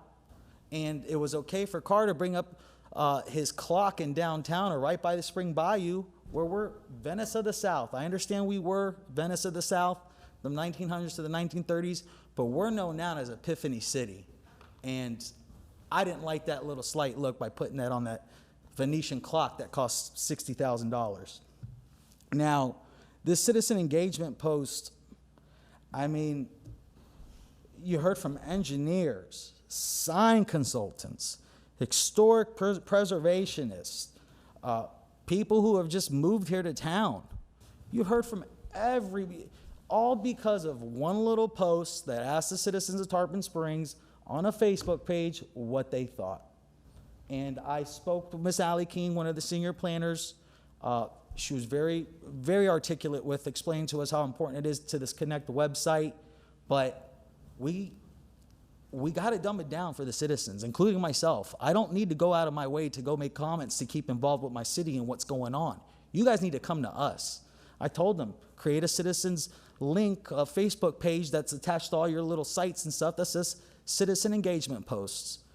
Do your little stuff and you'll get the responses you need. Yeah, you'll have to spend more time doing manual labor to do the tallies and get the comments, but oh well, it's better to get 2 to 3% of your population to reply within 24 hours as opposed to you guys have this website up and you don't even have 361 registered users. So we're missing the point on how to reach out to the citizens. And I also like, ideas of the pioneers of the industry. The bronze Pappas statue, somehow we can incorporate something downtown. You guys want this archway so bad. Well, you looked at a couple of developers, their backup plans. They created monoliths that can be very creative and a lot more cost effective and still get your point out. If that's what you really want to do, instead of restoring and preserving our town. But I don't know, it's up to you guys at this point. And like I said, it all falls back. A lot of the comments were regarding flooding, taking care of the flood at the docks. Whether it means high tide, whether it means the storm water, whether it means whatever it means. We need to be able to have our engineers come in with that vault money that we got for our pools down underneath, make sure we have our bilge pumps ready to able to handle the pressure of these high tides and et cetera. People, I understand it's Florida and we're gonna flood in certain spots, but certain spots of our roads don't need to flood. So focus on taking care of the sponge docks through preservation, taking care of our culture. Don't cancel it, just like some people try to do around town. And let's admit sometimes that we're wrong, and we can move forward and be creative to make a better opportunity to give back to the citizens, the business owners, and everyone involved to make this city what it is. It's a working waterfront. It always has been. Be creative. How do we fix certain spots how do we fix certain spots in the sponge docks? Well, you added those palm trees because certain people wanted them there, and you took away the walkability half the sidewalk. You added those cheap Greek keys. I don't know if you're supposed to stick your bike in it or what they're supposed to do, but you're blocking up the road. You're blocking up the sidewalk. And, I speak as everyday citizen right now because I'm frustrated to see some young commissioners have no idea how to really take care of our city, who have no idea how to preserve the true culture of what we are without making their own ideas, without canceling the truth, and it's frustrating. They're not fiscally responsible, and this sponge dock stuff is just another example of how you guys really don't understand how to reach out to the citizens, get their opinions, and do what matters most. And that's it. Thank you. Thank you. Next speaker.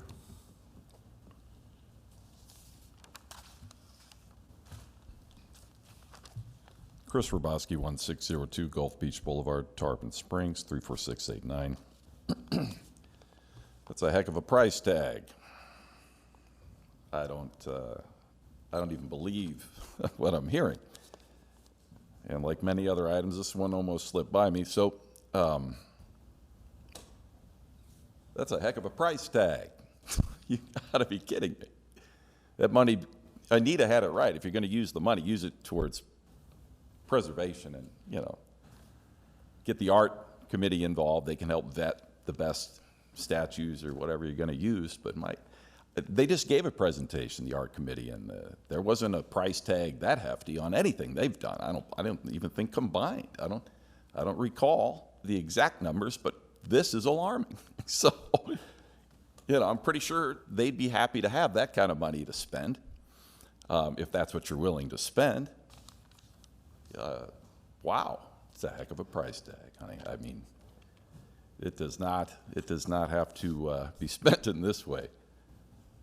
And again, I've said it several times here. The Greeks invented democracy. And here we are in the Greek capital of the United States, essentially. And you're not listening to the people. Trying to do what you want and shove it down their throats. You got to respect your culture, your heritage. Sure, you can start with the historical statues and whatnot, but you also got to do it with how you run your city. You might want to start listening to the people and do what they want. I mean, it's not such a crazy idea. You could have even a video voting thing where on the website you post the different ideas and let every citizen that has access go in and click on which ones they like the most, and then you could rate them. This is very similar to what happened with the pier in St. Petersburg, and that, oh boy, that was a big ordeal. So, but here it's even more important because there is this cultural heritage issue involved. So in many ways, it's even more important than what happened with the pier in St. Pete. You really got to work on that angle, you know, listening to what the people want and preserving your heritage and not just letting it go for some SpongeBob Disney thing or whatever it is that you had in mind. That's so unfortunate. And this isn't normally the kind of thing I'd even get involved in speaking about. But it's so outrageous that so many people are opposed to this and it got this far with that big of a price tag. It's, come on, man, you guys. Something's going on here. This isn't right. You want to get respect from people, you have to earn it. Listen to them. Thank you. Do we have any other comments on this item? I hear none. The chair will entertain the motion, and then we're going to have commission comments and questions. I'll make a motion to send this project out to rebid closer to the original estimated expected budgeted price.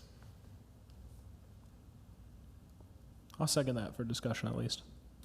Can you repeat that, Vice Mayor Carr, please? Yeah, the motion was to have this rebid with the expectation of what the budgeted price was.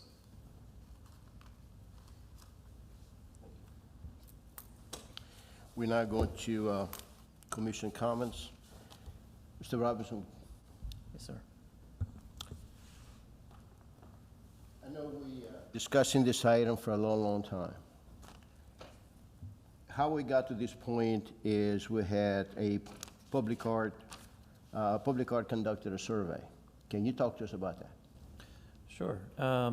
The Public Art Committee, in conjunction with the Cultural and Civic Services Department, did put out the public information survey asking for public input on the elements that people would like to see in some kind of a sign or archway that concept was being developed.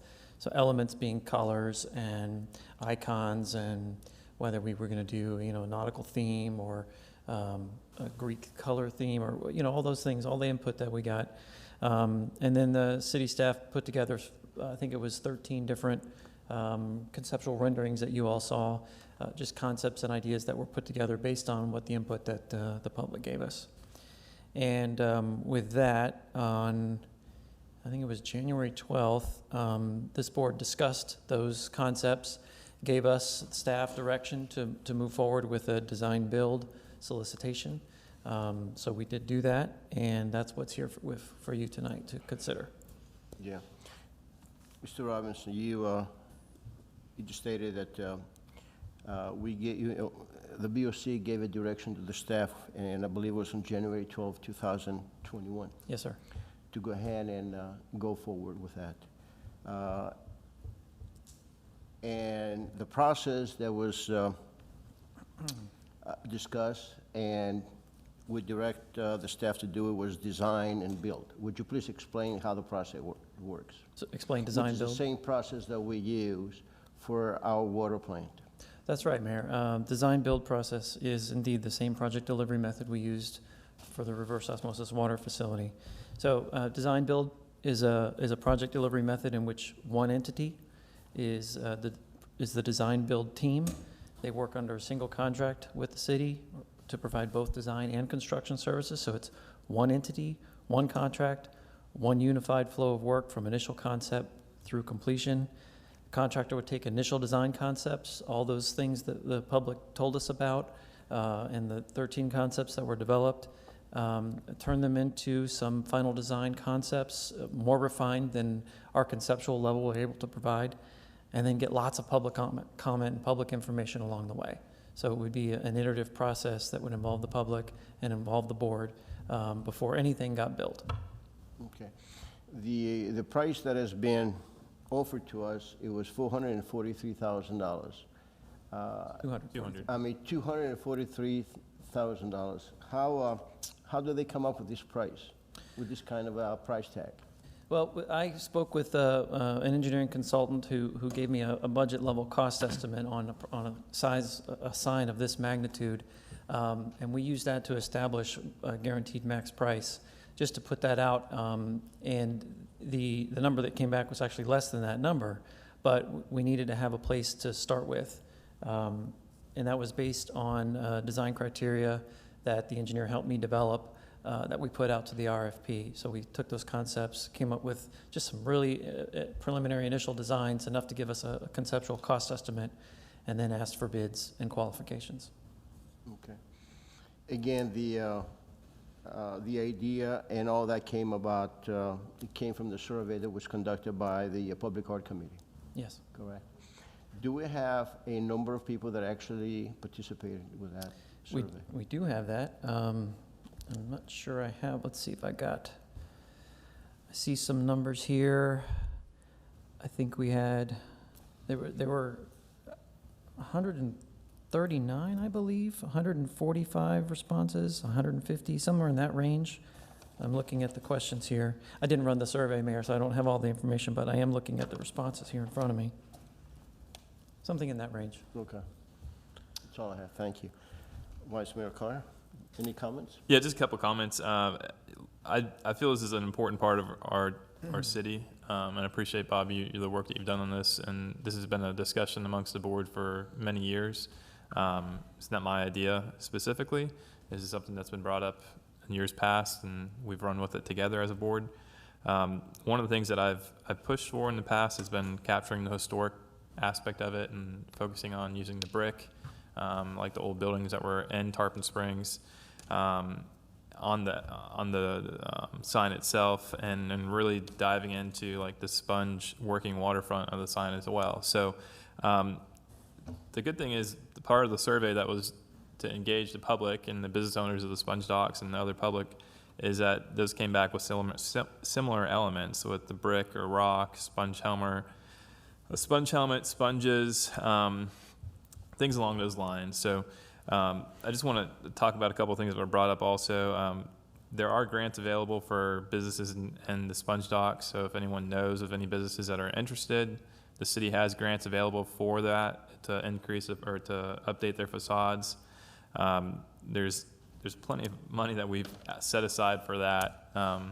One of the issues that we didn't have enough people that were interested in those. So if you know of any of them, please reach out to the city. I know we would be happy to look at it again this budget season, because the last budget season we put money there as well. So at the end of the day, though, I do believe that the bids came back high, and I think it needs to be more reasonable price for this situation. Now, I do believe it's an important part of the sponge docks. I've grown up here my whole life, and in the historic area, people will always ask me where the sponge docks are. You can drive past the sponge docks 10, 15 times, not even realize you drive past the sponge docks because there's no true sign that says sponge docks. It's been discussed from the board many times as well. The boards have felt, multiple boards have felt, not just this board that currently sits here today, that this is an important part of Tarpon Springs. It's been many years, like I said, in the discussion. In my opinion, I think it should be rebid overall. I think Demand Star, this has no bearing on our procurement team. I appreciate what you've done from a procurement standpoint. There's a huge bid that was put together. I think there's some opportunity to reach out to some other businesses since we only had 2 replies, I think there's an opportunity to decrease this price further, connecting with some national players and also connecting with maybe some more local players as well, to really get this price down further, but still get a quality representation of the sponge docks and for our visitors that come to the sponge docks. So that's my opinion. I think I value what the public has said. I do agree with them. I think $250,000 or $240,000 is a lot of money for this project. Do I think it's an important part? I totally think it's an important part of the sponge docks and the tourism and the excitement. And we've talked to plenty of business owners in the sponge docks that are excited about this, that want to see something like this. They've been asking for it for years. So at the end of the day, I do think it's best to get a rebid. I'm not sure how long that bid process would be, but it would be, I think, a prudent thing to do from a fiscal standpoint overall. And that's all I have to say. Thank you. Thank you. Commissioner Donovan, any comments? Yeah, thank you, Mayor. As far as the sticker shock goes of the price tag, I wish some people would have been around a couple months ago to help me out on the navigational signs, the Welcome to Tarpon Springs signs, because I think we spent over 6 figures on those as well. And that's kind of the stuff where the design is subjective. You can like it, not like it. But I didn't really like the design of them, and I thought they were too expensive. And it's kind of something similar here, but the Sponge Docks is kind of a unique beast because it's a working waterfront. You have to be respectful of the history. Then you got the price tag added into it. So I guess my question for you, Mr. Robertson, would be, how can we make the idea more flexible? Because I don't think the idea or the concept of bringing more respectful attention to the docks is a bad thing. Maybe it's not in the form of a $250,000 archway. Maybe it is an art piece with a sign next to it that says, "Hey, here's the history of this, these statues. Welcome to the Sponge Docks," that kind of thing. Maybe it's on one side. Just trying to get creative for cheaper options that might be more respectful to the history of the docks. So what would that process be like for bidding it out? Because I know we bid it as like an archway sign this past time. I think that's probably too vague to bid just, hey, we want to maybe do an art thing. We want to maybe do a single-sided column. We want to maybe do a plaque or something like that. So I guess how could we go from here, making the idea a little bit more flexible moving forward? Well, I think it's probably a broader question for the board than just me to consider. I think you're asking, do you want to target, instead of an entry feature, do you want to do art or historic monuments or statues or something to that effect? That I think is something that is going to need quite a bit more discussion with the board. If you want to just focus in on this project, we put in an RFP for someone who's capable and experienced to build a sign. And while we have the flexibility through this design-build process to work with them on what that design is going to look like through this process, we're working on a sign. It could have historic elements, it could have a bronze monument next to it, those kinds of things. But I want to just step back on that and try to say that your question is broader than what the scope of this discussion is. But the RFP is for an archway, right? Or is it just for a sign in general with maybe a statue near it or something like that? It was design criteria was for a 2-pillar archway covering the road, yes. So some format, some version of that based on many rounds of upcoming public comment should you approve the contract tonight. Okay. That's basically the limitation of this scope of work. Okay. Yeah, and again, just to address the public comment that we're trying to cram this through or make it some sort of legacy project, that could not be farther from the truth. I have not, proposed this in the past. It's not something that's been a passion of, I don't think anybody up here really brought it forward initially. I think it was staff driven. But again, I'm happy to go back. You done? Mm-hmm. I'm happy to go back to the drawing board on this one and maybe reassess it throughout budget season. I just want to add something to what Bob says, since we've been looking at this.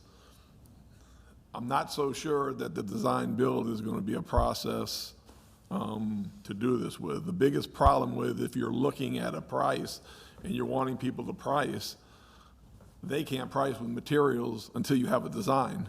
So it's going to be very difficult to go out in this method that we did and have somebody give you a price. We gave all the elements. You just didn't want a plain sign. I know it's come up on social media and stuff, talking about the simple defending freedom sign in Dunedin. If you want a structure of what it's made of, going over the road saying, "Welcome to Tarpon Springs," that's going to be rather inexpensive. But this board and the citizens have been talking about a lot of special features to these things that are costly. And if you remember, when I told you about the 135 that we had, I told you that was just a placement of money for this project. I fully expected, and I think I was asked the question one of the meetings that we've had on it, and I told you I thought it was going to be a lot more than that. My figures from the start was in the 200, 225 area, and that's before the recent phenomenon of cost of materials that you've seen today with the project going down, you've seen in all the projects we've got working on. So there's a lot of elements with this thing that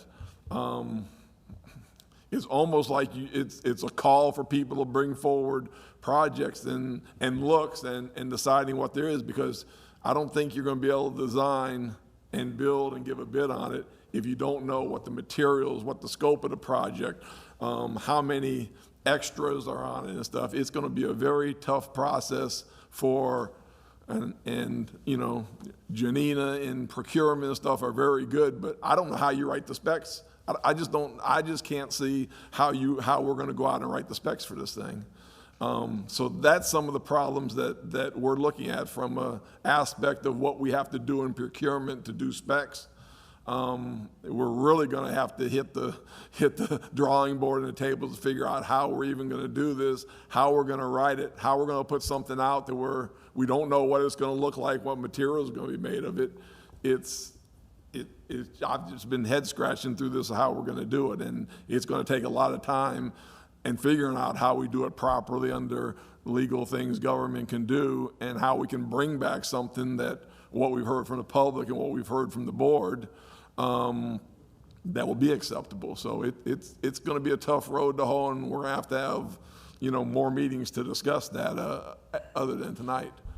It's because we have to figure out what we're going to put out, how we're going to put it out, because while I don't think I've gone around priced archway features and stuff other ways. I imagine if you see some of the costs of the other cities who have these archways in times when materials wasn't so bad, that you're going to see a price tag on there and stuff. So there's just a lot of considerations, and we're going to have to really go back to the drawing board on this thing and figure out what we put out, how we put out for it, and really discuss the project a little more at another time of what process we use, and design build may not be it.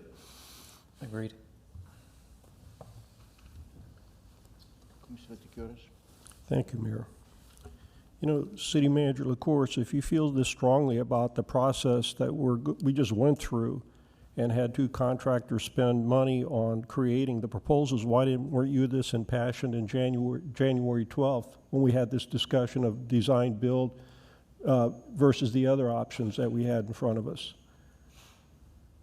Well, to be honest with you, I thought the board understood, and you especially, because you were one of the ones who understood it, that this was going to be a lot bigger price tag than we thought it would be. But with the realization of how the board wanted to go forward in the direction this board gave us, that's your decision as a board to go through. I let you know, I think very well, and you agreed and made that point out that this was going to be a lot more costly and have more elements to it to go. So. I never had the assumption that $225,000 wasn't going to be the cost that we had to do this thing, but the importance that this board felt for its effect on the community, that's why, because that's your decision. At the outset, I didn't support design build, period, because I don't quite think that was the right process for this, yet there were 3 votes to proceed with that. I also was at the outset that this was going to cost in the $250,000 to $500,000 range as well. But nevertheless, we didn't have a price, and we proceeded with that. So I'm just saying that if you were this impassioned with this approach, now, why didn't we hear about this January 12th? To be honest with you, I could have used a little help in that discussion, and I didn't get it from you, the Chief Executive Officer. So let me proceed with my comments. I'm a little frustrated with this project, and I'm going to tell you why. I've reviewed the history of it. I went back and rewatched the meeting of January 12th. My concerns now are the same as they were back then, the cost and priority. I've asked for meetings to establish the priorities in the city. That request seems to be ignored as far as a work session, even though a couple of the commissioners have asked for that repeatedly over the last couple of years. This whole thing got started that we needed a sign or a marker to show motorists that they're at the sponge docks, and how it's evolved to this archway that we've got right now.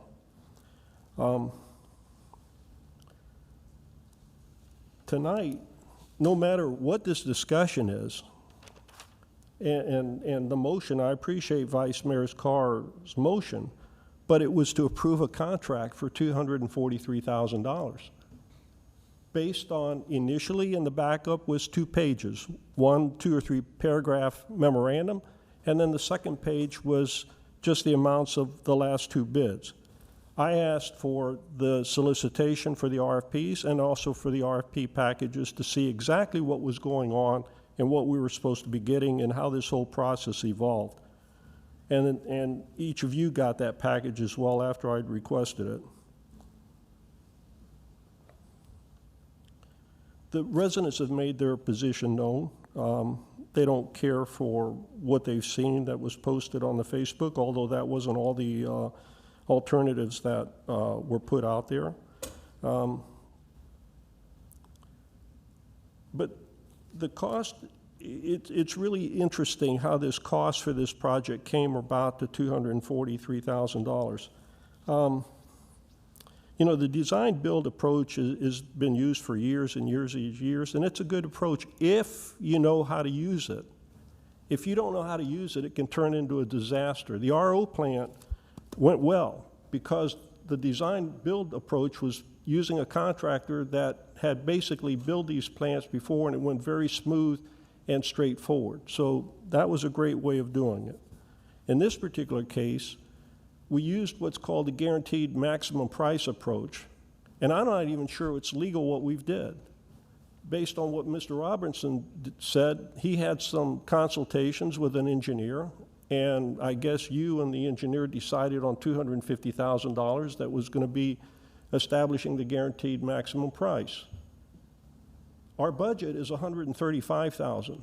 That is the legal document. It's $135,000, not $250,000, $135,000. Yet we went out to bid for a project with a guaranteed maximum price of $250,000 with no authorization from anybody, no guarantee to these proposers that they would even get that.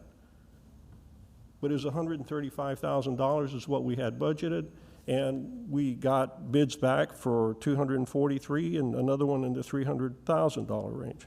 And we were asked to approve this tonight for $243,000. Where's the other $100,000 going to come from? What are we going to give up by moving that $100,000 into this?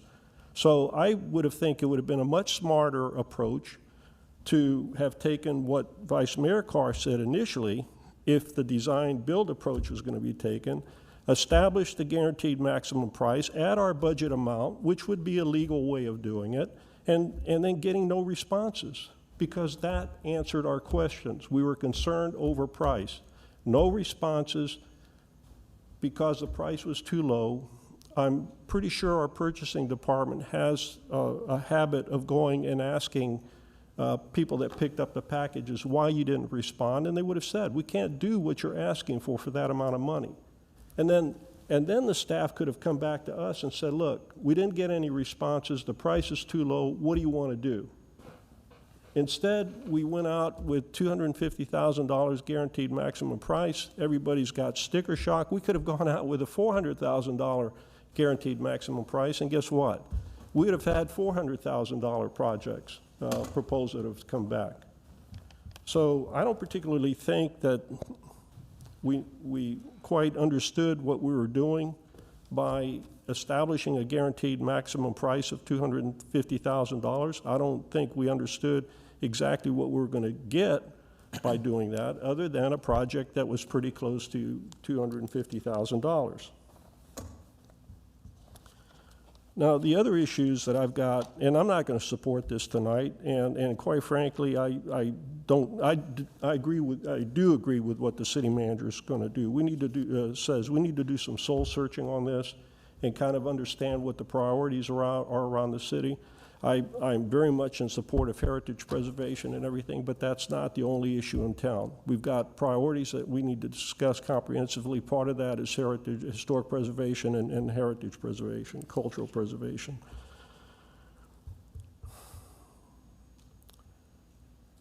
In addition to the concepts exceeding the guaranteed, that was the other thing. The concepts that were submitted, if you read the very last part of the one from that we're being asked to approve, they raised two flags. One is that the concepts that they showed don't even, they can't guarantee those within the guaranteed maximum price. They actually have to cut some corners in order to fit those concepts into what the guaranteed maximum price is. So they're not guaranteeing what they provided in our package is something that we would get anyway. Number two, I have a question as far as the utility relocation.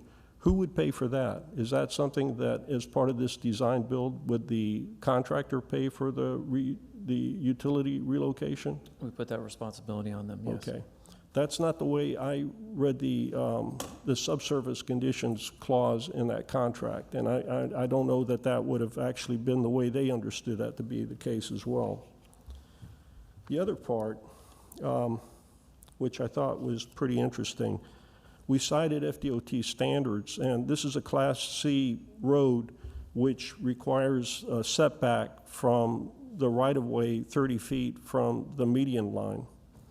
And if you look at the depiction that was part of our package that we sent out, the solicitation package, that clearly, depending on where it's located, if it goes, the solicitation said that it would be located between the corner of R. Ferris and Dodecanese and alternate 19.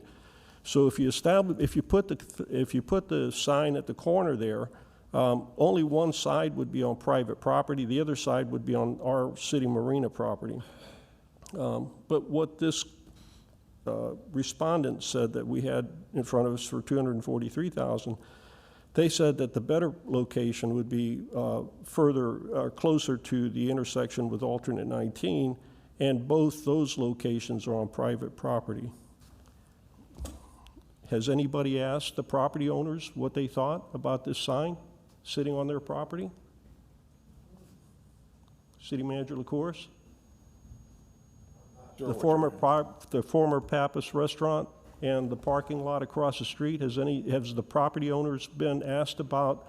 Because we basically stated that this is where we would be locating their signs, and based on our specifications, this sign would be, because of the width of the columns, which is something I said back in January 12th that I'm quite concerned about. And even back then, I asked for a scale drawing to show exactly what the impact would be, and we didn't get that either. So has anybody talked to the property owners about locating this sign on their property? As you know, that property's been up to sale for a while, and I think in the beginning, Bob, or when we had the discussions about the location of the sign, I think with it up for sale, there was no interest with that property being in limbo, and that's why we moved down towards the marina site. Am I correct in that? It's all city right away from that, in that vicinity. But it's still on their property, even at that location? No. I don't think so. Not by the marina. It is. I'm telling you. That corner right there is on their property. You're talking about the creative design proposal. So he's talking about the commissioner's talking about the proposal that was proposed by the contractor, not what the bid was put out as. Am I understanding that right? That's right. Okay. And we haven't given them any guidance back either. I can tell you the property owners have not been asked. I asked them today whether by any chance has anybody from the staff told them about a sign going out based on that RFP that we got that we're acting on tonight, whether that's whether they've been discussed, whether they've been talked to about putting this in front of their property. They haven't been. And That's because there was no intention of us to put it in front of their property.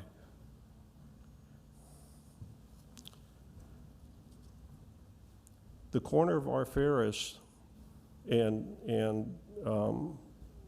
right there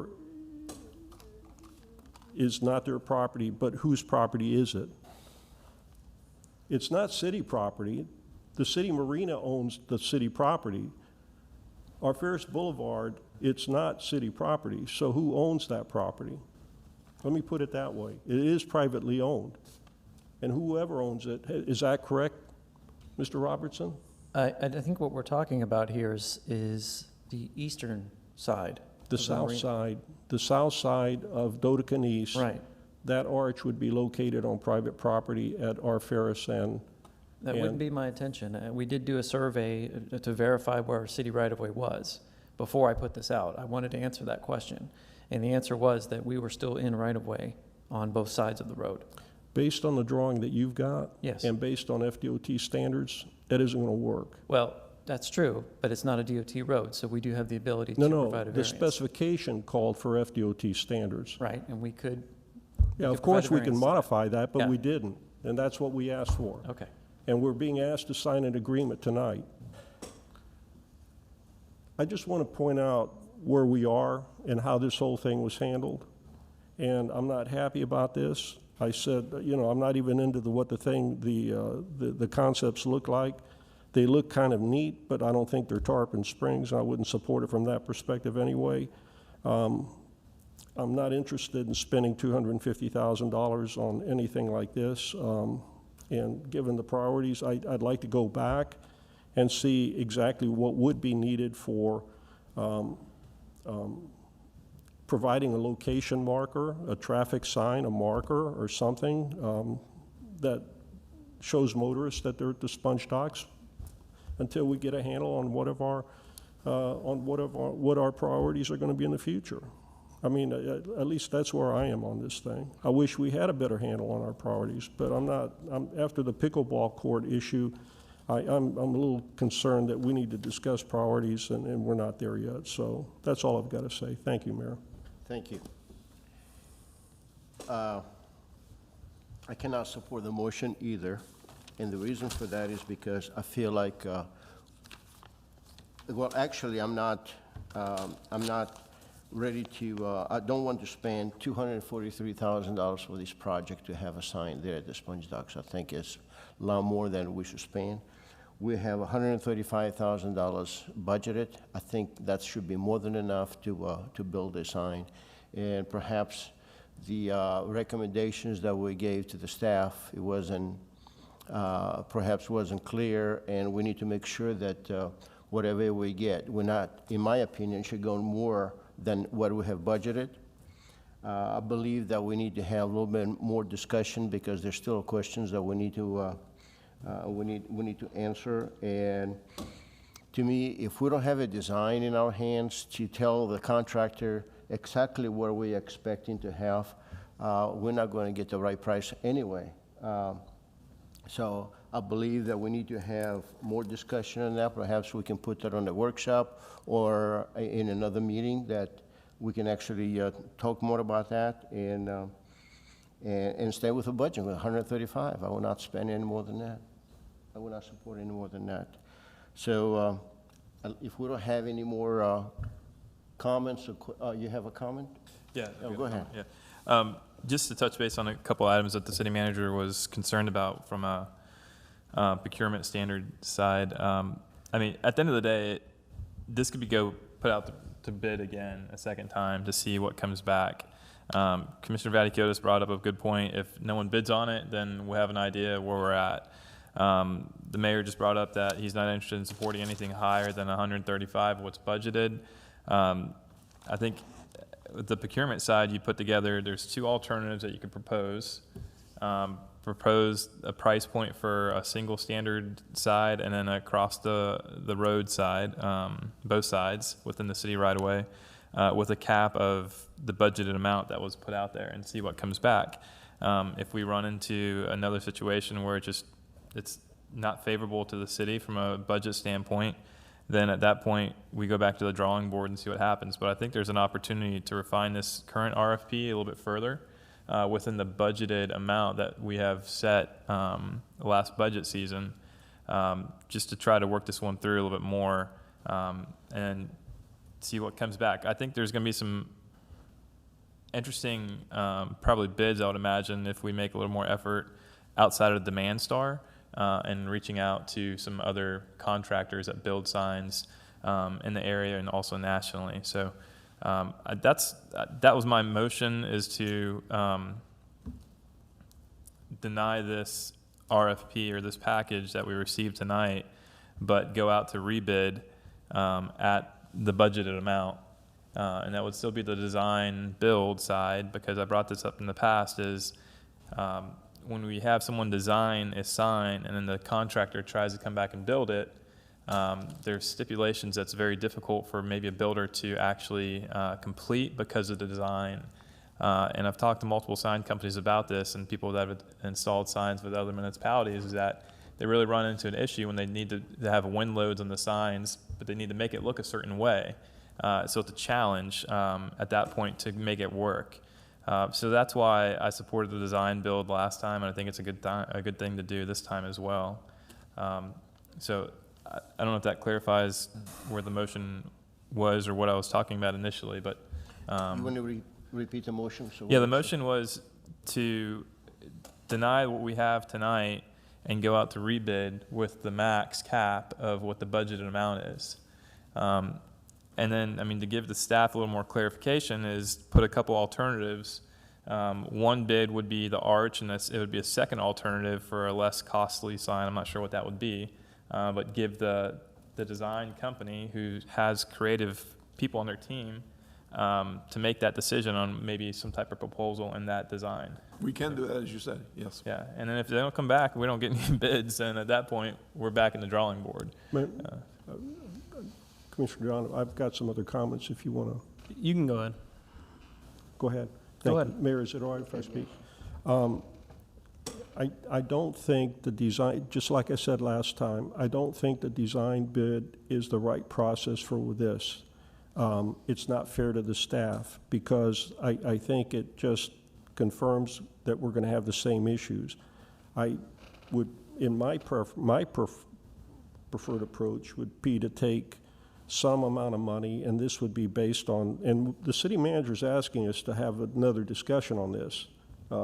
Is that correct, City Manager LaCourse, or are you ready for us to? We could, but if you That's pass not that. what the motion is. If you do Okay. pass that motion, we can do that. But let me finish. The idea was that if we take some part of that $135,000 and put basically an RFP out for the design of this thing, with some part of that design interaction with the commission, I think we're going to be far better off. And then that designer can actually roll into what their estimated costs are, just like we've done with all of our other projects. So to basically throw this out as another design build with some of the issues that are the nuances that are going to pop up, just like the things that I brought tonight, I just don't see that going out on another round of a design build is going to work. Anyway, thank you. Thank you. Any other comments? I just don't want to waste staff's time any further with this. I just think it's too far off to go out for a rebid. I think we know what our answer is going to be. I mean, it's over $100,000 difference. So I think anything we do on this further we would just need to go back to the drawing board and have another discussion or work session about it. To have more discussion? I'm Yes. sorry. Yeah. We're ready to vote on that. Mayor, I don't mind saying, I don't like making these observations that I did tonight. I really don't like it, but sometimes I feel I have to in order to get my point across. I think that we need to be fair to the staff and provide them a way that they're accustomed to working, the way that we've succeeded in the past. And quite frankly, when I got into fortunately, we were able to get the bid documents, or else we could have approved this tonight, and the residents didn't say anything about it. We could have approved this tonight, and who knows what we would have wound up with. So I appreciate all the information that came forward, and I also want to be fair to the staff as well. And Mr. Robertson, I know I'm tough on you a lot, and I apologize for that, but sometimes I feel I have to. Thank you. I've got another comment, Mayor. I requested the backup also, the same that you did. I think we probably all had the same thought that we need more information in the backup. It's clear that it seems like the board is heading in a direction possibly where we're split. I don't know where it lands. Is there any interest in looking at a different alternative to a design aspect first, like what was discussed? Or, I mean, I would like to see this continue. This has been something that's been talked about probably for 9 or 10 years and moved. Or is this just something that we want to just stop now? And I mean, do we want to make a different approach, saying let's spend $10,000 on the design tonight and then give the staff direction to go out and get an RFP for a design that encompasses the historic nature of the sponge docks and the gateway area? Or is this just something that we want to table altogether? I mean, to me, I think it's important. It's an important piece. We have the business owners that have asked for this. We've had a lot of individuals that have asked for this. I think it's an important element to incorporate into the sponge docks. So I'm willing to adjust my... Vice Mayor, if you allow me, I'm not supporting you. I'm not supporting your motion. The reason for that is because, first of all, $143,000 just more than I wanted to spend for a project like that. Second is that I feel like it needs to be more discussion. Mr. Leclerc has already said that as well. Yeah. That that way we come up some kind of drawing, a design, we give a better direction to the staff. Mr. Robinson did an excellent job, came back with what direction we gave him. Maybe it wasn't very clear, was not good enough. So I think we need to have a more discussion on that. And right now, either we take it back to the drawing board, or if we're going to vote on it, I will not support the motion. So what would be the drawing board? That's what I was trying to get at. I think What I'm trying to say now is you can make a motion that we're going to have more discussion in regards to this project, and perhaps we need to come back with some kind of examples, what kind of a design do we need to have, something we can stay with a budget, that it was actually year for I don't know, about 6 months ago, a year ago, and stay with that.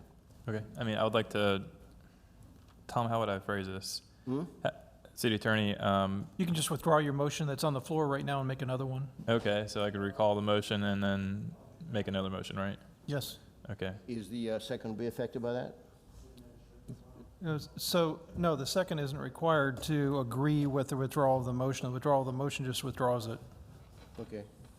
So you're going So, to... yeah, I'll withdraw the motion. I'll make another motion that states that we ask the staff to come back to tackle this along with another workshop that's in the upcoming meetings, and then also look at setting aside $5,000 from a design standpoint for someone to put together some professional designs based on discussions that we've had to incorporate the historic nature within a budgeted amount that we've talked about. Do we have a second on that? If I might, can I say something? No. Right. First of all, we need to reject the bids. If we're going another process, we do need to reject the bids tonight.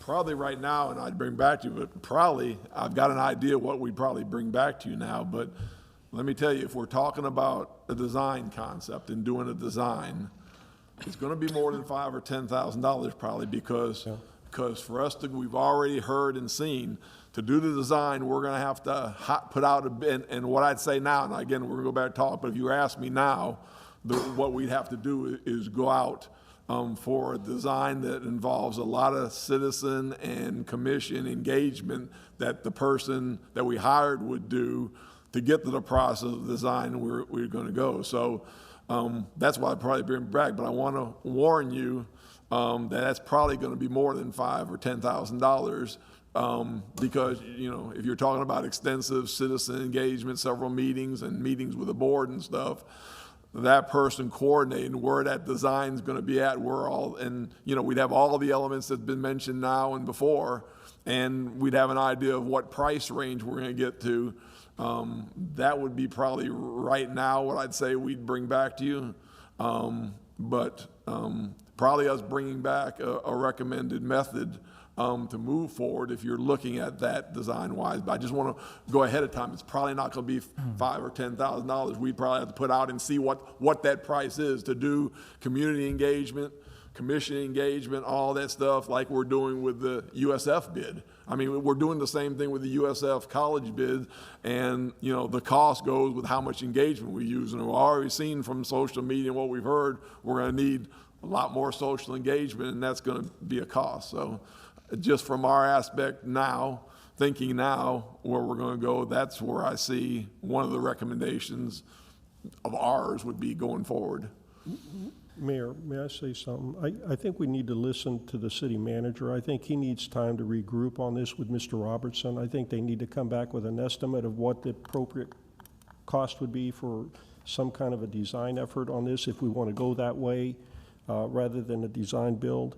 And also the community engagement that he mentioned is extremely important to me. I think even though I think the city attempted to do that, I don't think it was very successful. You heard many people tonight. Also, the city manager is aware, as I was, that the Facebook was on fire this weekend with regard to the posting. So, I out of respect for the city staff and the city manager, I'd like to give them more time to come back rather than trying to guess at $5,000 or $10,000 this evening. I mean, that's my opinion. I'll amend my motion if I can, one more time, that we reject the bids as proposed tonight. We give the city staff the opportunity to come back and make a recommendation to the board based on what was discussed and come up with a plan to move forward with citizen engagement and more commission engagement. That sounds good. Is that fair? Mm-hmm. Okay. Second. A roll call, please. Commissioner Vaticiotis? Yes. Commissioner Donovan? Yes. Vice Mayor Carr? Yes. Mayor LaHousas? Yes. We're going to take about 5 minutes recess, and we'll be back shortly.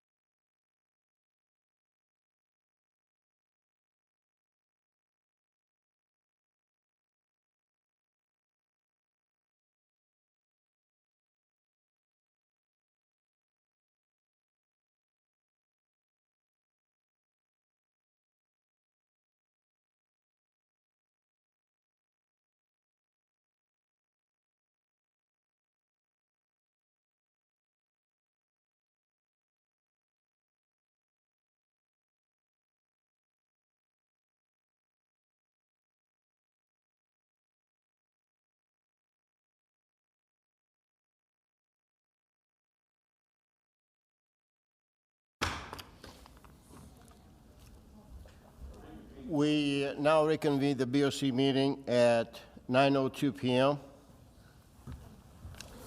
The next item on the agenda is number 11, the award file number 210173, Strategic Plan Services. City Manager, report. He was waving me in. Good evening, Mayor, Commissioners. Renee Vincent, Planning Director. For your consideration tonight is the final contract with USF Institute of Government and Collaborative Labs as a sub to conduct a strategic planning initiative with the city. Since the last time this was before you, we have amended, or the USF has amended the proposal to address the one-on-one interviews with BOC candidates that are running for office, and they have also included the additional services for the implementation piece of the strategic plan. So there has been one request to just make a clarification on the orientation for new commission members after the election, that occur prior to the actual swearing in or the new commission being seated, and we can make that change. We don't have an issue with that. So with that, Ms. Christ from USF Institute of Government is here if you have any additional questions regarding the scope and the contract. Thank you. Thank you. We go to the public comments. Are there any public comments on this item?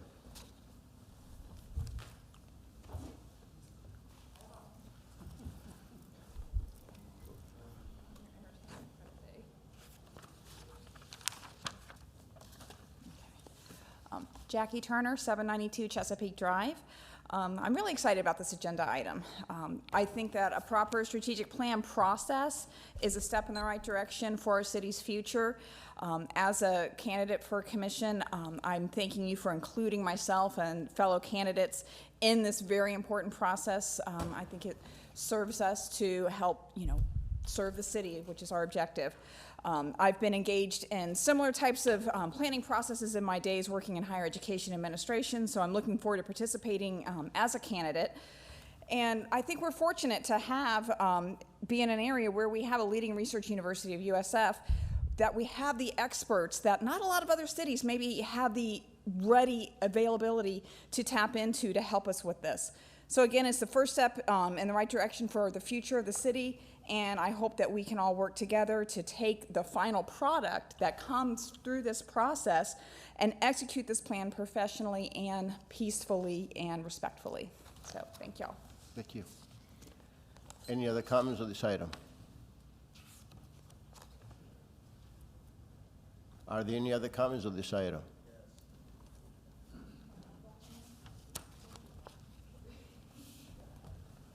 Chris Rabowski, 1602 Gulf Beach Boulevard, Tarpon Springs, 34689. I would just like to say, on this item number, I hope that anybody that would have been affected would have been contacted per city code by the city manager.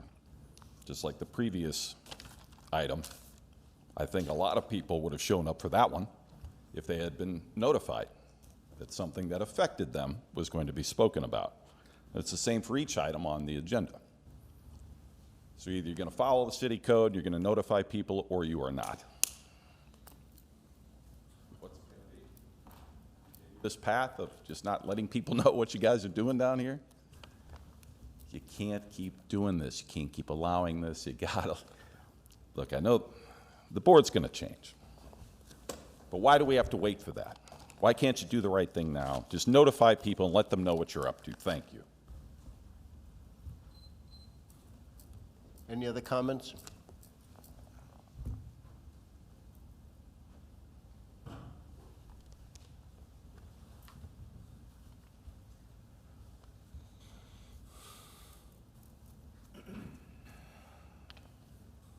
Peter Lax, 514 Ashland Avenue. I stepped out to catch up on the hockey game. It hadn't started yet, so I just want to confirm that we're on item 11. Is that correct?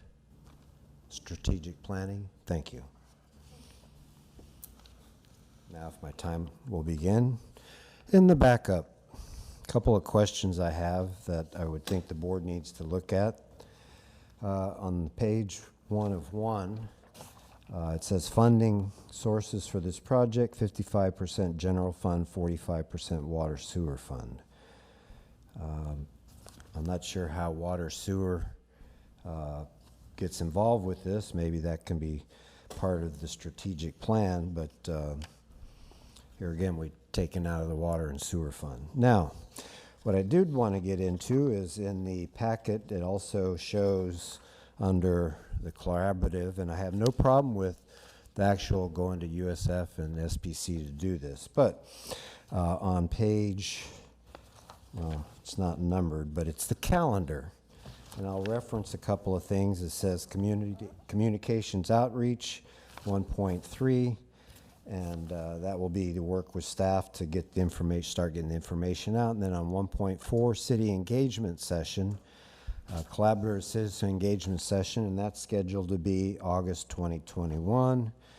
And then another one, 1.6, individual group stakeholder interviews. It says USF team will meet 18 to 20 key individuals, business organizations, stakeholders identified by city staff as having particular insight into issues facing the city or into the views, opinions, or segments of the community. It says how you're going to pick it, staff. Well, who's going to be on that? Will the Friends of the Anclote River have a seat at that table? When at the turn of the tides, or any other local community group, Ms. Dabb's community group wanting to have a museum. So we need to make sure that how that is a fair and open, transparent process. Then on 1.6, individual group stakeholder interviews. That's with regards to, oh, that was that one. And then the next one is on 110 and 111, community focus groups in January and February.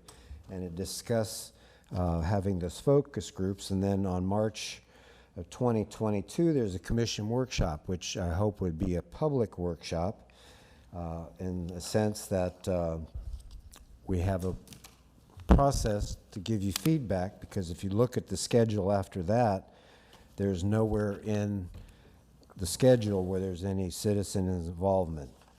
Also, it does mention on phase 2.2, 2.3, 2.4, and 2.5 a leadership planning committee, and it refers to, in each of these sections, leadership access across each department and city commission. Well, what about leadership from out in the community? And I would recommend, since there is a clause in here that in the contract under public records number 12, that all public information is public under statute 119 public records. How about let's having those commission, city manager, executive city leadership meetings live on YouTube or some way we can observe that. And then on the last one in June, maybe have one last citizen engagement meeting and then have them prepare their final report. But my concern is who's going to be on this leadership group, who's going to be the people selected as the representatives of area groups, and also, as it's been mentioned about how to get the information out. Sometimes a lot of people don't do Facebook or social media. How about just some old-fashioned signs? You got those big flashing signs when you advertise for something at the docks or something downtown. How about saying community engagement meeting, June 13th or August 23rd, library. Make it accessible so you can get people to participate, because what y'all were talking about in the last meeting was strategic planning, pickleball courts, arches. Where do they fit into the strategic plan? This is your guideline. Then you're putting the cart before the horse with those other stuff. Thank you for your time. Any other public comments?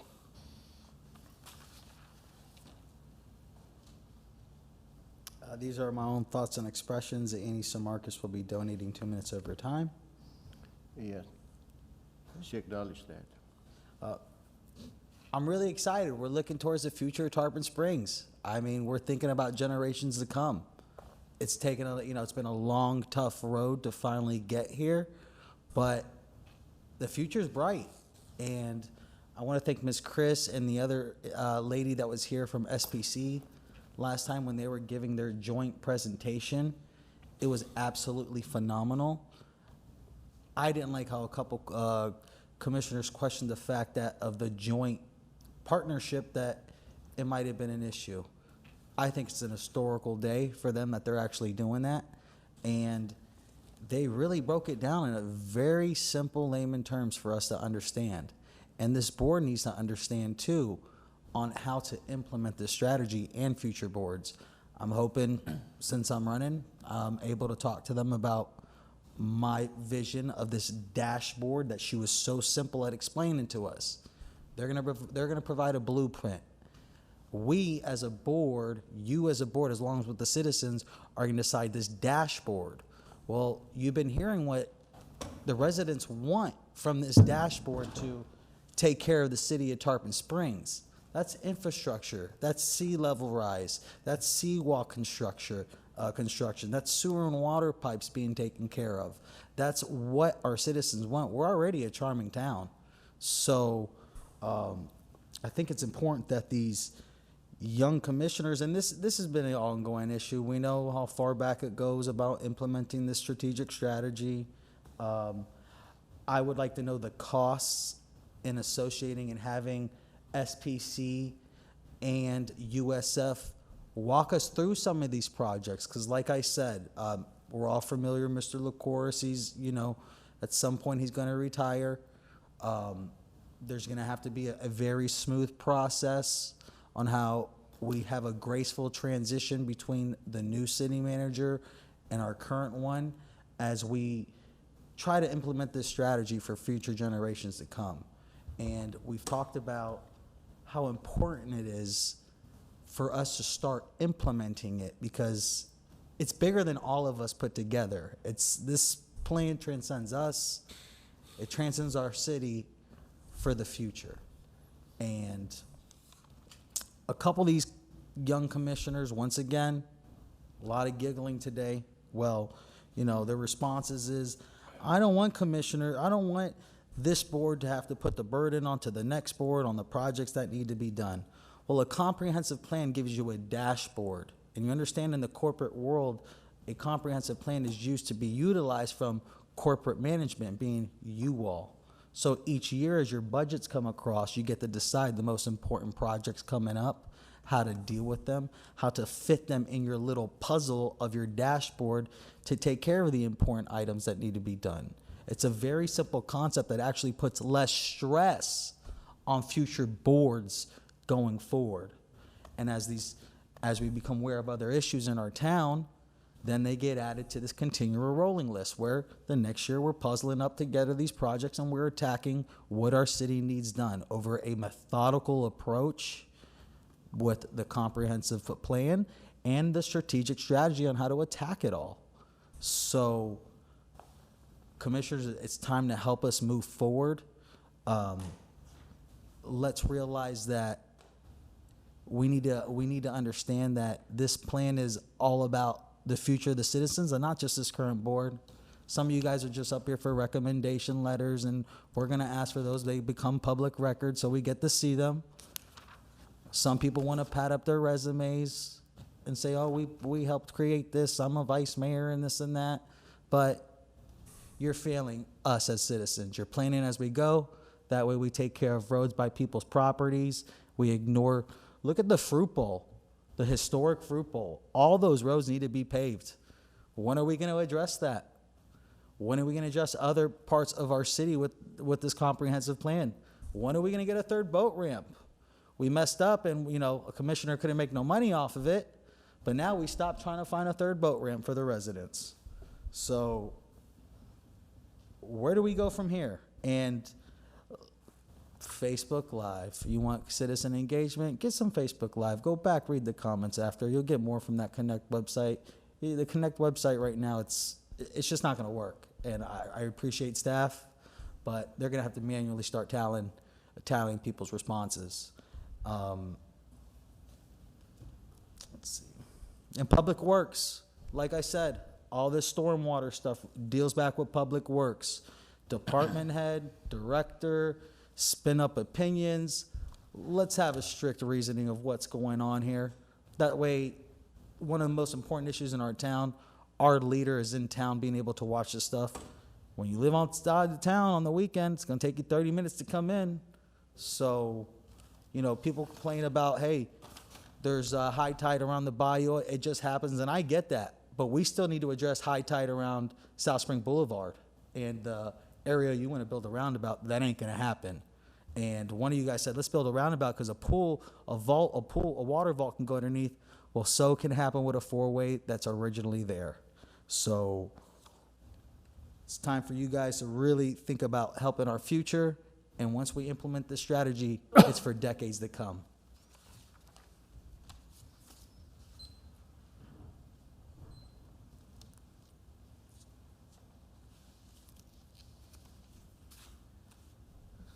Good evening, Mike Eisner, 1515 Riverside Drive.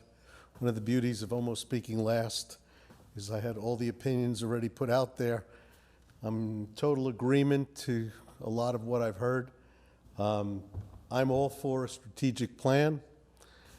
I've been watching for quite some time what I would classify a rudderless ship, and I'd like to see a strategic plan so that we could all be on the same page and we can all get input from residents, from candidates, from city commissioners, whether we're all smiling, whether we're not smiling.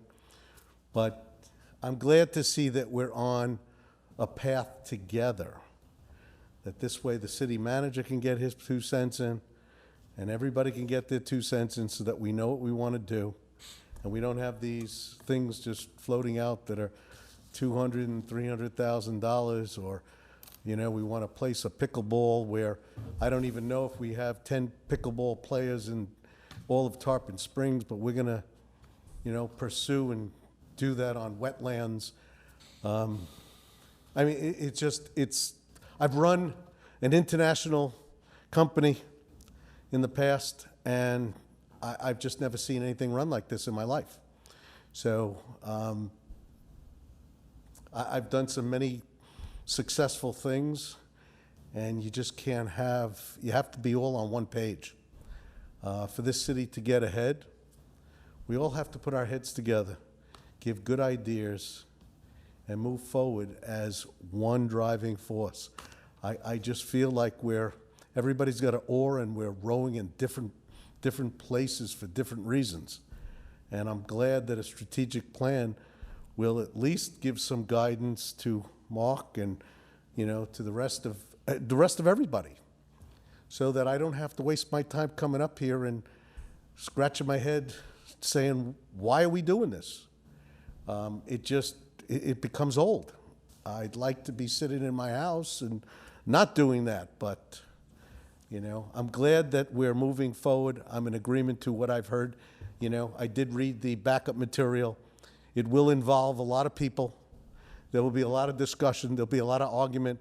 But you know what? At least we will move forward with a driving force to make this better. So I do think that we're going to go ahead with this, I hope, and that, you know, you'll all vote for it. Okay? Thank you. Do we have any other comments on this item? I hear none. Ms. Vincent? Thank you. I have nothing further. If the board has any specific questions for Ms. Christ, she's here. Yeah, I got some comments to make. We have discussed this item, the strategic plan, several times, and tonight we're going to finalize the agreement with the additional services that was requested. And I'm sure that the two entities that we have to do this work for us, this project, the USF Institute of Government and the St. Petersburg College, I think they're going to do an excellent job for us. I got a couple questions that I'd like to ask in regards to funding. Mr. Licouris, is the funding available for the 2 counts of the 2 budgets that we got? Yes. Okay. And the other question that I have is with the city attorney. The agreement that we have with 2 entities, you had a chance to review it, and I'm sure it's okay with you. You want to? Yeah, I did review it, and I provided my comments to Renee, yes. And the way that it's currently structured is not an issue with regard to who you're doing business with. This contract is with USF. Okay. Renee, I'm looking forward to the process to start working on that. Thank you. Thank you. Vice Mayor Carr, any comments? I don't have any further comments. I'm happy to support it. Commissioner Donovan, any comments? I just had a question, just real quick about the dates. It says through September 30th, 2023, and I know we had talked in, I think, the last meeting all the way up through, the election cycle and then summer of 2022.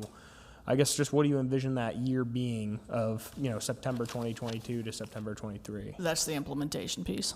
Okay. So ensuring that we're implementing, helping us, monthly, quarterly, whatever it may be, is that dashboard functioning? Are you getting the information that you need? Are we implementing the plan? Okay, thank you. I need to correct myself. I should have asked for motion before the comments. Can I have a Motion to that we go? approve. Second. Thank you. Commissioner Meticuris? Yeah, first of all, I'm glad I started talking about, we started talking about this back in April, and I'm glad that we got to this point this evening. I think it's great progress. If you could just very briefly, our USF rep, just go, because we added a phase 3, which I don't think we discussed last time we asked for it. So if you could just go quickly over the timing of the phase 1, 2, and 3, so everybody understands what the timeline is. Yeah, I'll let Angela field that. Thanks. Sure, no problem. Hello, good evening, Mayor, Commission.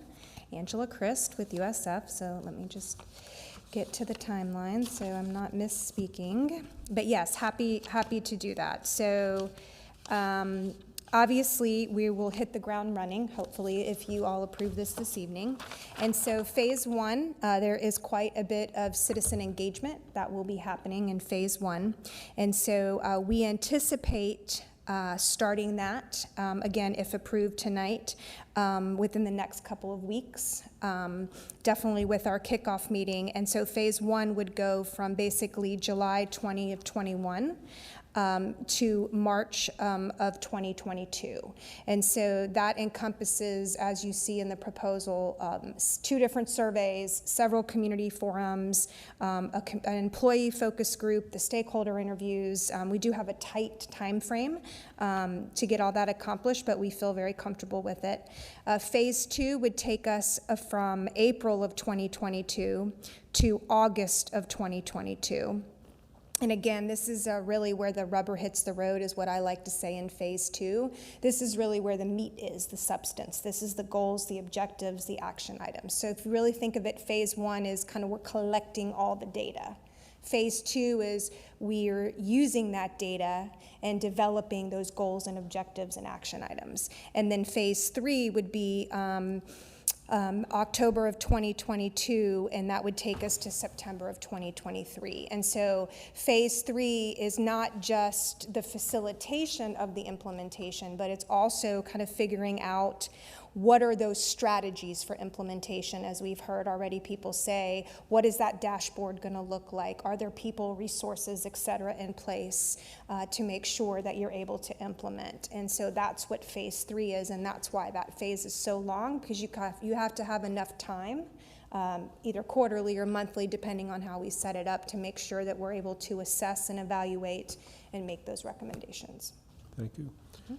Mayor, thank you very much. Yeah. The reason why I brought that up was I wanted to point out to all the candidates that are here tonight that the main thrust of this is going to be on your watch, not our watch up here, including the implementation. So do your homework, even beyond what the briefings are going to happen to you or provided to you, just on the value of a strategic plan, how it works, and how it's going to integrate with a comprehensive plan. So thank you, Mayor. Thank you. Yes, you're welcome. A roll call, please. Commissioner Vaticiotis? Yes. Commissioner Donovan? Yes. Vice Mayor Carr? Yes. Mayor LaHousas? Yes, thank you. Next is item number 12, the award file number 210172, Distant Avenue, Complete Street Concept. Plan utilizing the Forward Pinellas County Contract 20-01 Planning Consultant. Staff report. Thank you. Again, I think the board's familiar with this at this point. The board funded initially a phase 1, looking at the distant corridor from a kind of a high-level perspective, and we had Kimley Horn perform that that first analysis, they also were successful in submitting the grant to Forward Pinellas, which the city received an amount of $100,000 to now move on to a complete streets planning, concept planning phase for the entire Distant Corridor. For the benefit of the public, I do want to make sure folks understand there's no preconceived idea at this point as to what that corridor plans may be. It may be a road, it may not, it might be bike ped. We don't know, but that's what this process is about. So there will be a lot of additional community engagement along the way. So this scope is, again, this is funded through the grant from Forward Pinellas for $100,000. And you do have a detailed scope there that pretty much mirrors, but it's a little more detail, the original grant application. If you have questions about it, Jared Schneider with Kimley Horn is here, and he can answer any questions. Thank you. Thank you. We're going to go to public comments on this item. Do we have any public comments? Please come forward.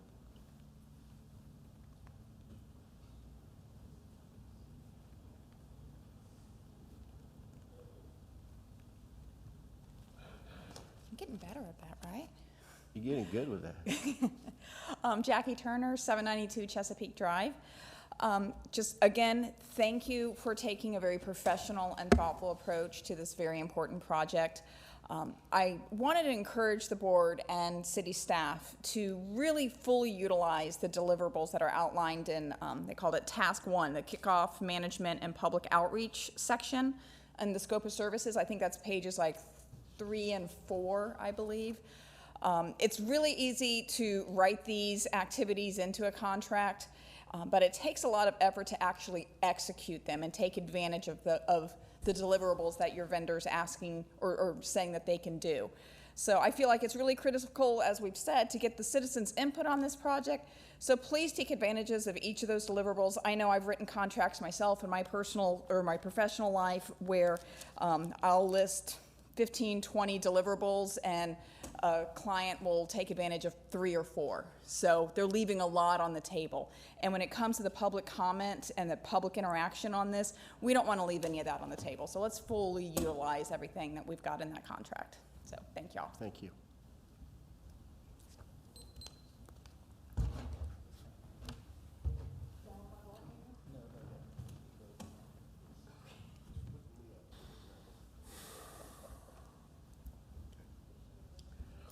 Good evening again. Mike Eisner, 1515 Riverside Drive, Tarpon Springs, Florida, 34689.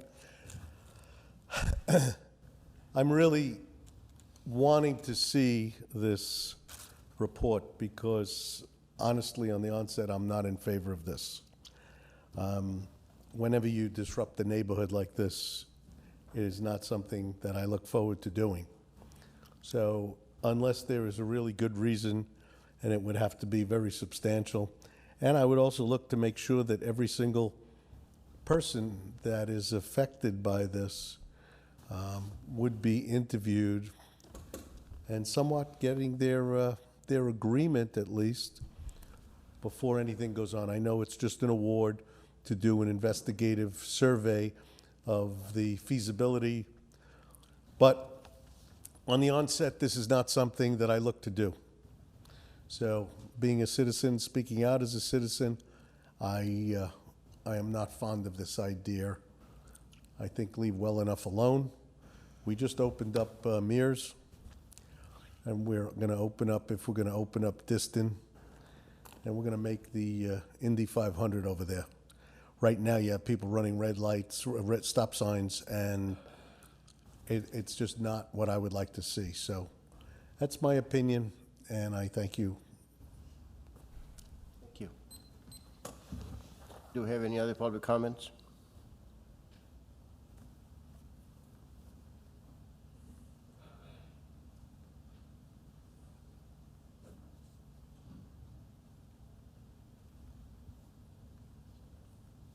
Annie Dabbs, 803 South Distance Avenue. I'm right in the middle of all of it. But and it is disrupting the neighborhood. I see the police out there all the time, and now it looks like they're writing tickets. And Saturday, I was outside. 2 cars came speeding side by side down Distance Avenue. They were going south. There wasn't a police in sight, And I do realize that they cannot be there all the time, but I'm just glad no other vehicle was coming because they were speeding side by side, south on Distance Avenue. And I do hope that there will be considerable thought to the safety plans, because that did not seem to be in place when they were building the road, and there really is a need for safety in that area. School children walk to catch the bus down on Harrison Street, and the cars are coming. There's no crosswalk. We need crosswalks. We need total safety protection there. And I have not seen the plan. I would like to see it. I don't know who has it, but I do emphasize strongly on the safety features, which should have been included in the first plan. Thank you. Thank you. Any other public comments?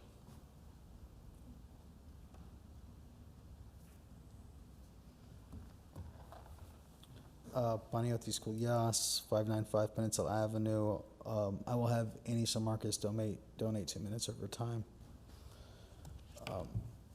Yes, she acknowledged it. Here we go, we're infringing on people's neighborhoods. I mean, I sat there, you know, I will always protect the church, just like when you try to close the road down, like Commissioner Carr wanted to do.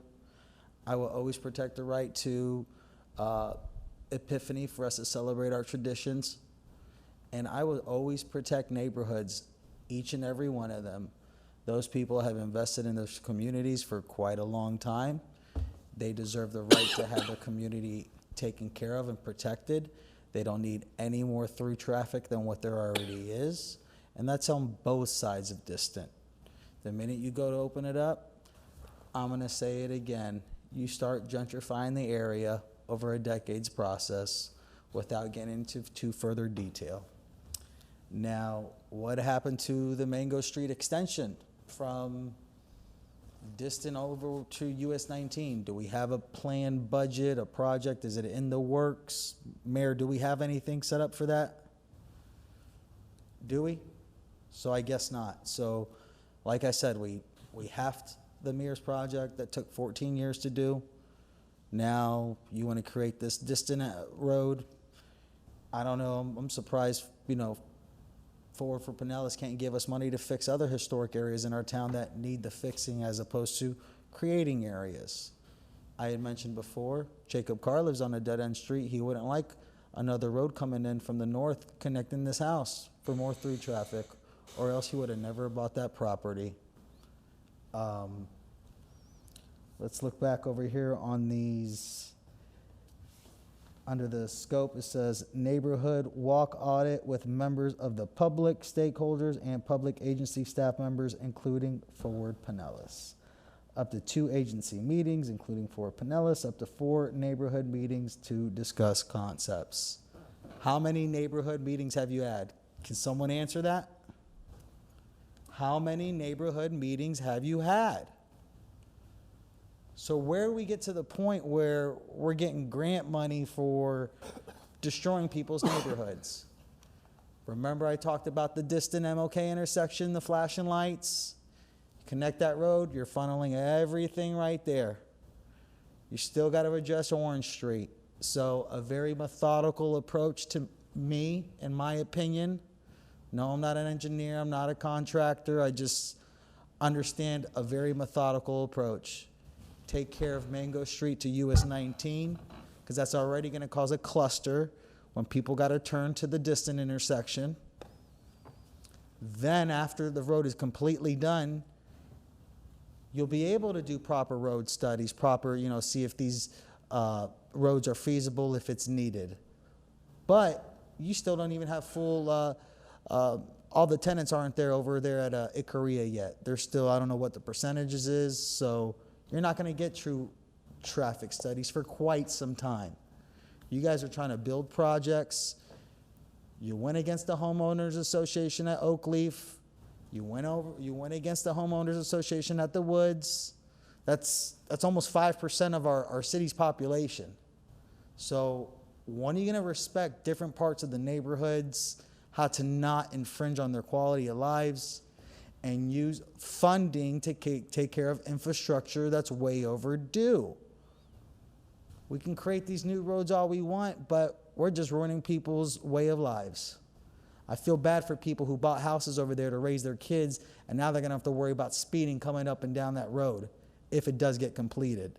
So the only acceptable approach is a pedestrian walkway, nothing more, because the emergency vehicles can get to the back of the woods. They have the gates. They can get to those other properties. They can get through the woods. So don't claim that emergency vehicles need to get through and out to both sides of the community, because they're all there. They're all capable of. And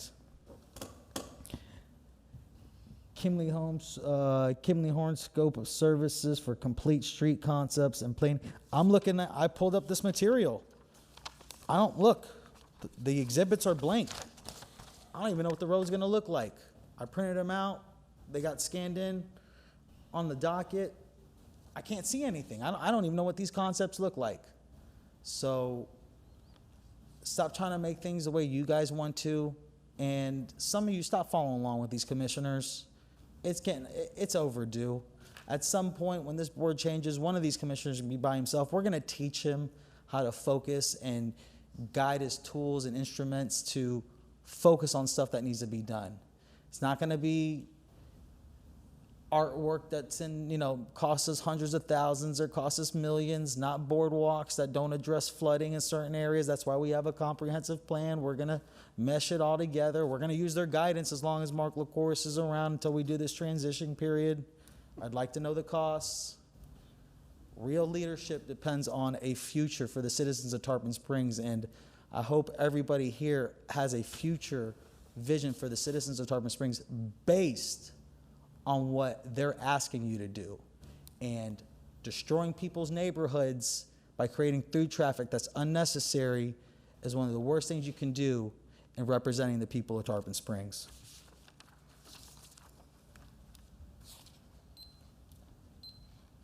Do you have any other comments on this item? I hear none. Vincent, back to us.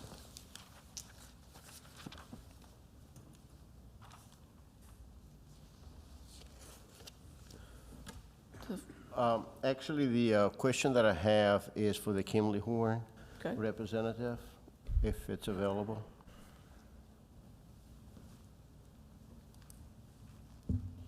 The study, the phase 2, the feasibility study that we plan to do, that's going to address issues that have been already identified in the phase 1. I'm sure you're going to be working with the staff, also with many stakeholders. When we, the BOC, were expecting you to provide us with a progress report, and how you're going to work with us to make sure where you're at on the study. Sure, that definitely something that we tried to outline is going out to the community. That was the purpose of the neighborhood audit and then the public meeting. So what we would envision, we identified a 9-month schedule coming to y'all sometime in that midpoint, giving you an update on the outreach that we had with the neighborhood audit, what we're hearing. And then we'd also have some final hearings towards the end as we have more firmed up concepts. Okay. My next question is, after you complete the study and you're going to give us your recommendation, we don't have to take everything that you are actually suggesting. We can take actually parts of the study. Is that correct? That's correct. Yep. Okay. Do you know if any grants are available to finance the construction of the road? Yes, Mayor. There's more Fort Pinellas construction grants that are out there. There's also DEO, Department of Economic Opportunity grants that are out there for construction. Something with the American Rescue Act, there's grants coming out of that as well. So that's definitely what we're going to identify with the concepts, other grant opportunities that you can pursue. Yeah. If we decide to do just improvements on what's already there, without opening up the section from distant to Closterman, I guess we can utilize that portion of it, right? That's correct. Yeah, that's something we we really try to identify what are some of those shorter term improvements. We've heard some of the safety issues that are out there. So even without looking at a connection, what can you do today? Yeah, honestly, I'm looking forward to see what kind of recommendations you're going to have in regards to the safety, because we do have some issues there. Thank you. Vice Mayor Carr, any comments? No, we've talked enough about this in the past. I'm happy to support this one, and thank you for the work that you've put together so far. Commissioner Donovan, any comments? Yeah, just a question, if you could please expand. I know a couple residents touched on it. I'm sure the most important thing coming from this study for a lot of people in the area is going to be pedestrian safety. Would you mind just expanding on some of the different pedestrian safety options or ideas that might come out of this? Yeah, I think we've seen it walking out there, and I'm concerned too with kids walking in the area. So I think looking at some of the safe crossings, we call them kind of, the flashing beacons, the rectangular rapid flash beacons is one example. There's other traffic calming items that you can look at, whether that's speed bumps or humps. Those aren't always popular, but that's an option. So yeah, really going to be looking at kind of the full gamut of safety for pedestrians to slow speeds down. And it's really all about kind of reducing the crossing distance for pedestrians to make them feel safe. All right, well, thank you. Yeah, I'm excited to see the results of this study, and I appreciate your work on it. Yeah, Mr. Snyder, thank you. I'm satisfied. And I recognize the study is going to be fairly comprehensive. We're going to be looking at all kinds of things, that not just opening that one little section, but half a dozen or so concepts for that whole area and different amenities. And rather than getting into it tonight, I don't know whether it would be for you or Ms. Vincent, but is there somewhere on our website that kind of lays this out in a very elementary way that people can go to without having to go through all kinds of password hoops and things like that to kind of look at what this project is, so there's no misunderstanding? Sure, we'll do this in two. I'll just make a commitment now. We'll have it on the Connect Tarpon Springs, but I'll work with the Public Information Officer on just the main city website on the projects page to keep an update so that people, if they just want to tune in, if they don't really want to participate, but if they want to see what's happening, at least that we can do that. It's much easier to do participatory things in the Connect Tarpon Springs. We'll do it in both places. From an objective perspective, that it's not just that one quarter mile or whatever we're talking about. It's more comprehensive, and this is what the value of learning is. Sure. Public safety, pedestrian, bicycles, the whole thing, not just in that area, but elsewhere as well. So thank you. Thank you, Mayor. Thank you. We need a motion. Motion to approve. Second. Didn't we? Roll call. Commissioner Vaticiotis? Yes. Commissioner Donovan? Yes. Vice Mayor Carr? Yes. Mayor LaHousas? Yes, thank you. Shouldn't have done that earlier. I know. We're now going to item number 13, which is the award file number 210152, alternate years 19, operation and assessment, utilizing Pinellas County contract 178-0356, planning support services, staff report. In conjunction with the Diston project, we did have a request that was brought up at a previous meeting to evaluate other kind of critical intersections in the area with respect to alternate 19 and making sure that we're taking a holistic look at the area. Mears has gone through, we're looking at Diston, the traffic patterns are changing. The Manatee Village, shopping centers, scheduled to go through a major rehab, and so you're going to have traffic revisiting that site. So we did ask Kimley Horn to put together a scope of services to do an operational assessment for that South Alt 19 area. So that is before you. The price associated with this scope is $20,000. And I'll turn it over to questions for Mr. Schneider. He drafted the scope, for the board's consideration. So if you have questions about it, or if you would like any tweaks or modifications, then this would be the time to discuss those. So thank you. Thank you. Are there any public comments on this item? No public comments? Mike? Oh, my God. Can't believe it. The chair will entertain a motion. Motion to approve. I have some comments with that. The alternate US 19 is under the jurisdiction of the state of Florida. And the FDOT is actually in control of this road. Have we contacted the state, and have we notified them what we plan to do? And perhaps they want to pay the $20,000 that we're going to spend for this. Have we tried that? No, that's why we're doing it, because they don't want to pay for it. I won't speak for Jared, but they work with FDOT on a regular basis on projects day in and day out, so they have those working relationships. I do not know if he has reached out directly for this particular scope at this point in time, but I'm fully confident that they have the contacts and those working relationships to get at least information that we need, if not money. So, Well, I think we should get in touch with him before this project was coming forward to us. this has been pretty last minute, so Okay. I'm just, bear with me. We're responding to a request from the board on this one. If you want us to go back and ask them for money, we will. That will delay things a bit, but we have time to do that, frankly, because in speaking with Jared about this, we really don't want to start doing traffic counts and things like that until school goes back into session. So we do have some time to tinker with this scope if you like, or to request for additional information, but again, that's at the board's discretion. Well, I have one more thing that I want to talk about is also the traffic difficulties that we're facing. It's not only between the Curlew Place and Tarpon Avenue, but it's actually from Closton Road all the way to Rainville. And I'm sure everybody knows how bad the traffic is on the intersection of North Pinellas and the Dodecanese Boulevard. That needs to be addressed as well if we're going to do that.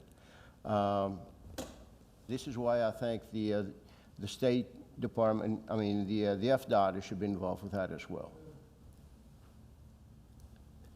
Again, this is a commission decision. If the commission wants to expand the scope to include the additional intersections, we can certainly revise the scope and come back to the board. That's not a problem. I think the emphasis here was to make sure that we weren't planning for distant and potential traffic changes in a vacuum. So, we can certainly, add to that scope and come back with maybe an additional scope for the rest of Alt 19.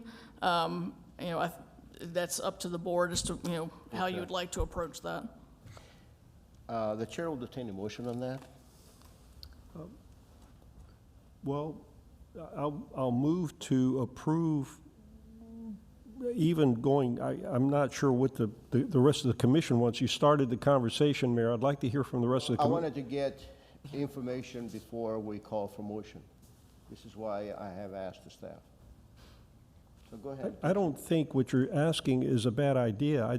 The whole idea was that we make sure we take into account these intersections that were part of the distant corridor study if we want to go beyond that. And the whole idea, if I could ask Ms. Vincent a question, or at least ask her to Can we explain. have a motion, then we'll go ahead and do that, or? Motion to approve. Okay. Do we have a second? I thought we already had a motion on the I'm floor. just trying to understand our motion that we have, because I think we have a motion on the floor already. Are we amending the motion to add The motion that we additional- have on the floor is to approve it This- as is. Vice right? Mayor Carr, just for discussion, to be able to have the discussion is what the purpose of my motion is right now, without getting into trying to read people's minds as far as what we're looking for. Second. We have a motion already on the floor. Yeah. Okay. Second, Commissioner? I'll Bowman? second it, because you made the original motion, right? So you amended it to that? I'll amend it any way you want. I just want to have the discussion. I just want to talk about it, so. Yeah, that's right. So you second it? Yeah. Okay. Go ahead, Commissioner. No, Ms. Vincent, we haven't got anything in the 5-year plan, but there was another mechanism that FDOT has that you felt was important to feed into that for future planning, that the results would come in. It was some kind of a shorter term planning. I may have been speaking about the MPO. Yes.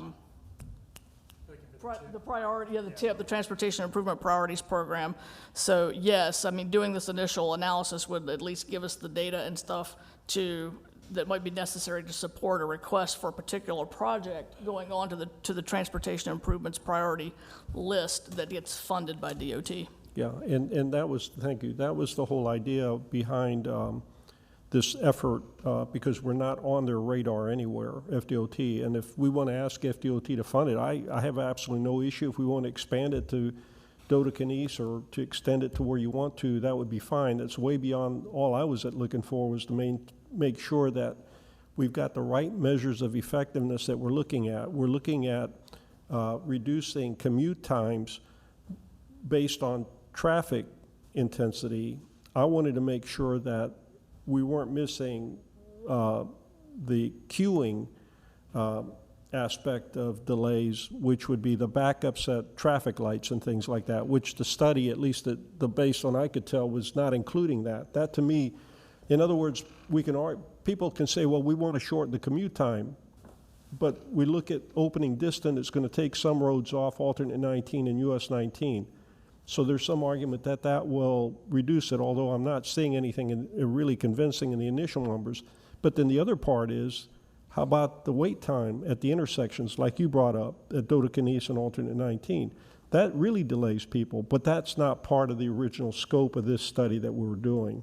And so in other words, the grant that we were doing.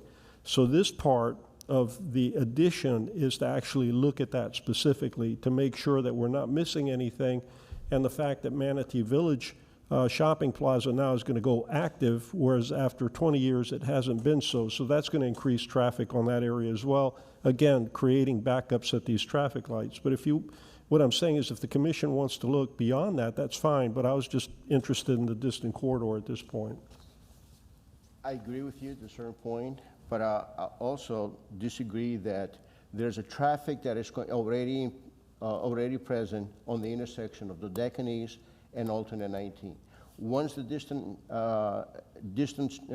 street has been developed, traffic is going to go from that intersection to Live Oak, the distant, to get down to Belcher, in my opinion. So this is why I think it's necessary to get all that information all the way to that point.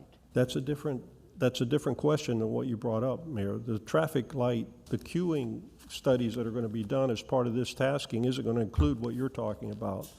What you're talking about is expanding the distant study that we just talked about earlier to look at how diverting people from that intersection at Dodecanese alternate down Live Oak and then cutting across distant. Mr. Snyder or Ms. Vincent, have we looked at that, or is that part of the study, or you know what I'm talking about?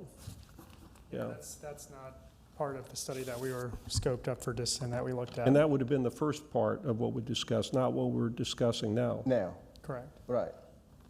So if we're going to develop distance, it's going to be all the way to Live Oak, isn't it right? The study is all the way to Live Oak. Right. The study area goes from Live Oak to Klosterman. Yes. What's going to come out of that?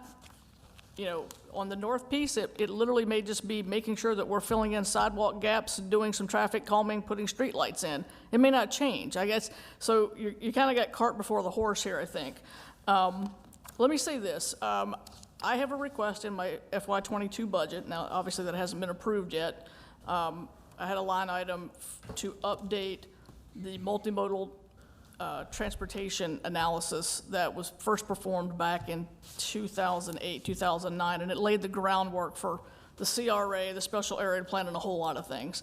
Now, a lot of things have changed with state law, the reason that we did that, but I do think it was a valuable tool in updating it, and it does pick up these capacities, and it looks at bike, ped, and vehicle. So it was an assessment of the area. My intent was to get that updated. I think that we can, I would like to go ahead and get if there's a consensus, I would like to get this piece approved tonight, and then take a broader look using that line item, once that gets approved, hopefully in the budget this fall, to do a broader assessment that will pick up the things that you're concerned about, I believe. So I don't, I can't throw it out there definitively, but we can I'm make sure gonna we include that. I will disagree with you. I want that to be included now. That's the board's decision. Okay. Okay. Thanks for your suggestion, though. Any other comments? Go ahead. I believe you brought up the queuing of the lights. Am I understanding that correctly? So Pinellas County has a grant or was awarded a grant or something along those lines. They're spending like $2 million or something ridiculous to study all the queuing of the lights throughout the whole county. So there is funding going into that currently today. Pinellas County controls our lights that we have in Tarpon Springs. So just to shed a little more light on that there is some type of study happening already on that. So I'm not aware that we need to do another one. So maybe we could touch base with Tom Washburn or something like that from the county side to understand what's happening. I'm just gonna make a couple comments. No, go ahead. I'm sorry, go ahead. Yeah, so I'm trying to understand from like the whole perspective, my understanding is that this additional item would be the areas that would be impacted around the Mears, Diston, Klosterman Road, Pinellas Avenue, Mears, Pinellas Avenue, and MLK and Pinellas Avenue kind of approach, and not all the way up and down Pinellas Avenue. I think it's a good idea to do something there. I'm just not convinced that's necessarily like what would the cost be. We don't know what that would fall tonight. We're here to approve to move forward on this item. We don't know costing in that aspect for these other areas. So to me, I think it's important to move forward what's proposed here. I think we could add on in this next budget or come back, and they could come back and do an additional add-on. So I think that's important to do. We could do a secondary, this is the first add-on that we talked about. We could do a second add-on as well. And they could bring back some costing of what that would look like as a whole. But yes, is Ultra 19 a terrible road to sit in traffic? Absolutely. I do it every time I commute to work, on the way to work, on the way home from work. It's gridlock most of the year. It's at a pace that you could walk faster most of the time from Klosterman to Live Oak and Dodecanese. Is there areas for improvement? 100%. Does the city have control of the road? No, they don't. Does the state have areas to widen the road? There's no spots to widen it. It's just another area for us to look at. How do we impact people coming north and south throughout Tarpon Springs, and Diston is the perfect avenue to talk about it. So I'm happy to support the way this is proposed tonight, and then look at additional additions to it moving forward. Commissioner Donovan?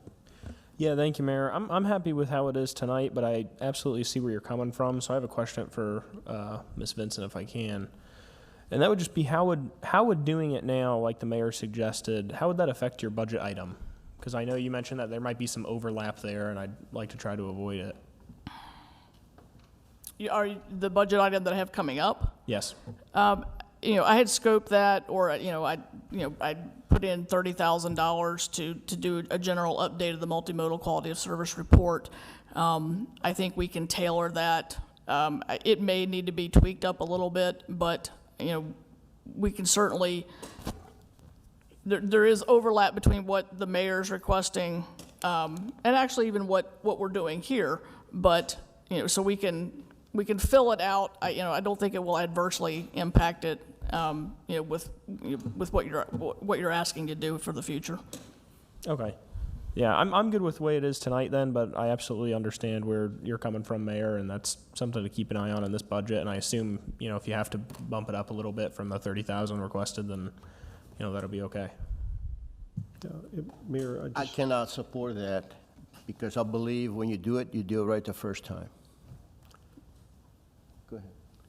Mayor, Vice Mayor Carr, it was more than if we go back, it was more than if I understood, traffic signal timing. It was improvements that can be done to the intersections themselves to make traffic flow smoother. Remember, what is it, Florida and alternate? I don't want to use the dirty word down in Florida and alternate. I'll use it, the roundabout at Alt 19 and Florida Avenue. But that's what FDOT is doing down there. And there may be some other options similar to that may be more in line with what Tarpon would like to see. And this study is actually going to flesh that out. So, yeah.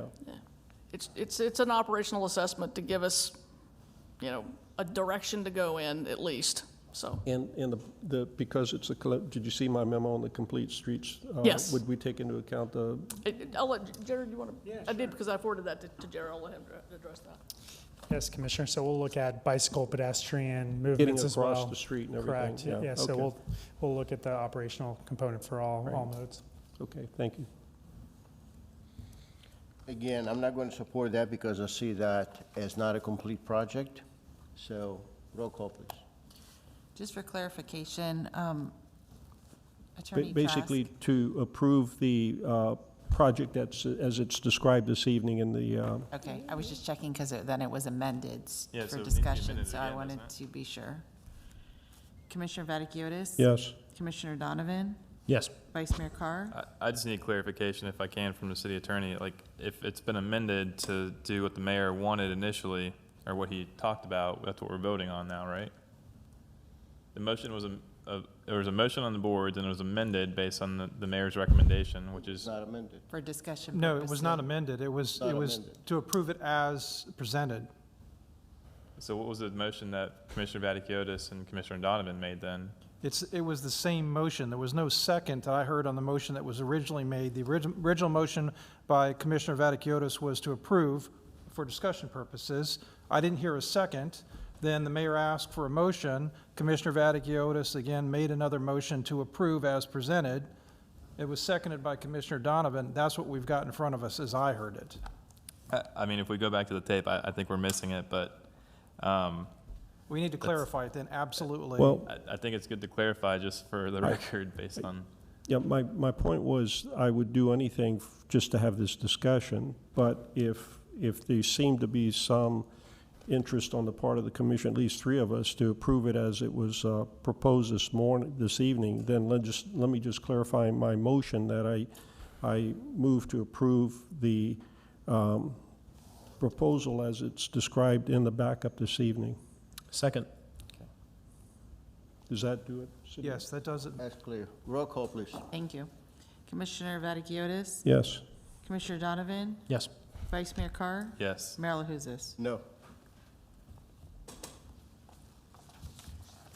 Okay, item number 14 was deferred, so we go to the item 15.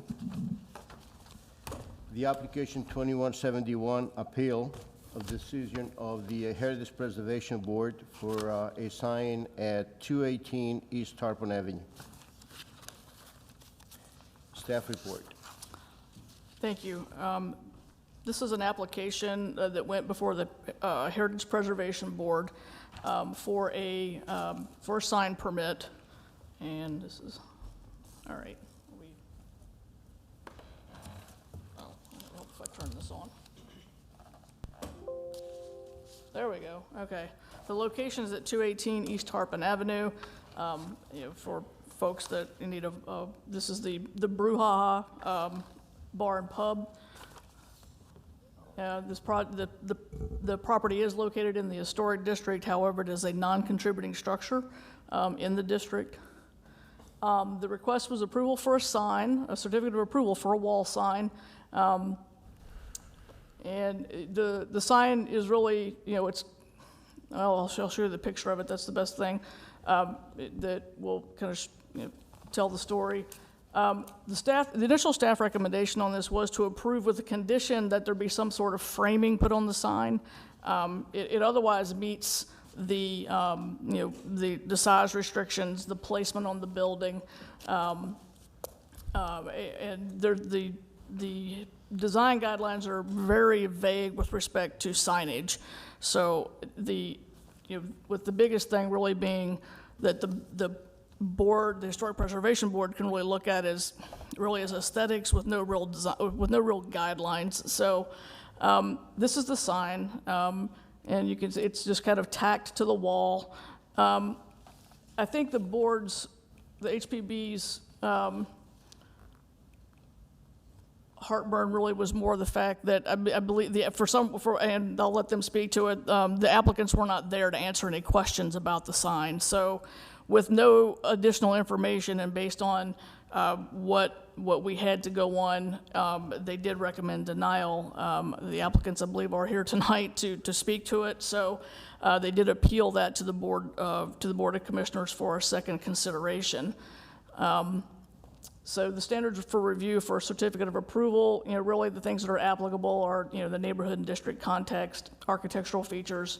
It is in conformance with the other city code requirements. The application, the applicable guidelines, which is guideline 86 from the regs, and I'll just read it. I don't have a slide for it, but it basically says, each sign will be reviewed for location, total sign area, and aesthetic style or look of the sign. And you don't get too much more information than that in the guidelines about, from a historic, design perspective. So they did deny it, and the applicants are here to speak to it. I don't know if they agree or not with the staff recommendation that the sign be, have a professional border or framing put on it so that it looks a little more in keeping with other signs in the district. But with that, I will turn it over to the board for discussion and to the applicants to make a presentation. Thank you. We're going to public comments. The applicant is here. Yeah. Go ahead, your name. Hi, my name is Dina Mansour. I live at 1304 Ridgetop Drive, Tarpon Springs, Florida. And I put up the sign because I'm a new business in that location and nobody could see that I was there, and opening during COVID was the worst thing that I've had to do in my whole life. So the best way I could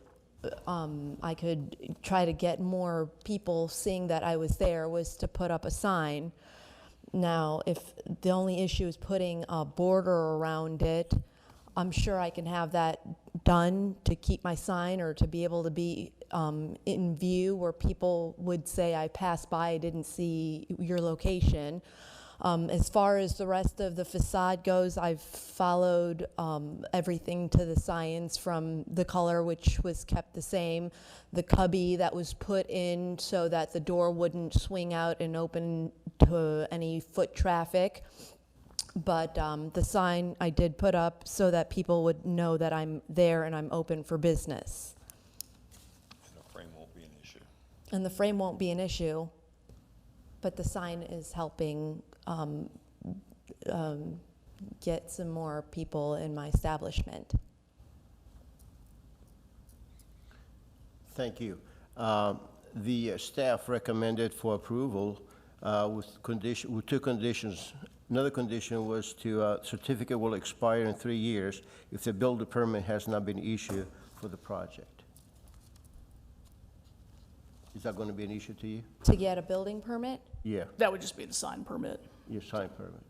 The sign permit, yeah, that's what Is we filed for, so we could get it approved.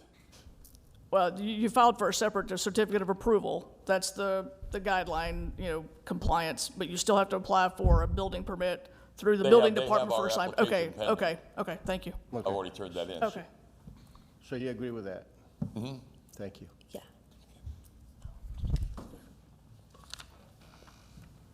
Are there any other public comments on this item? Here none. Chair will entertain a motion. Motion to approve with staff recommendation. Second.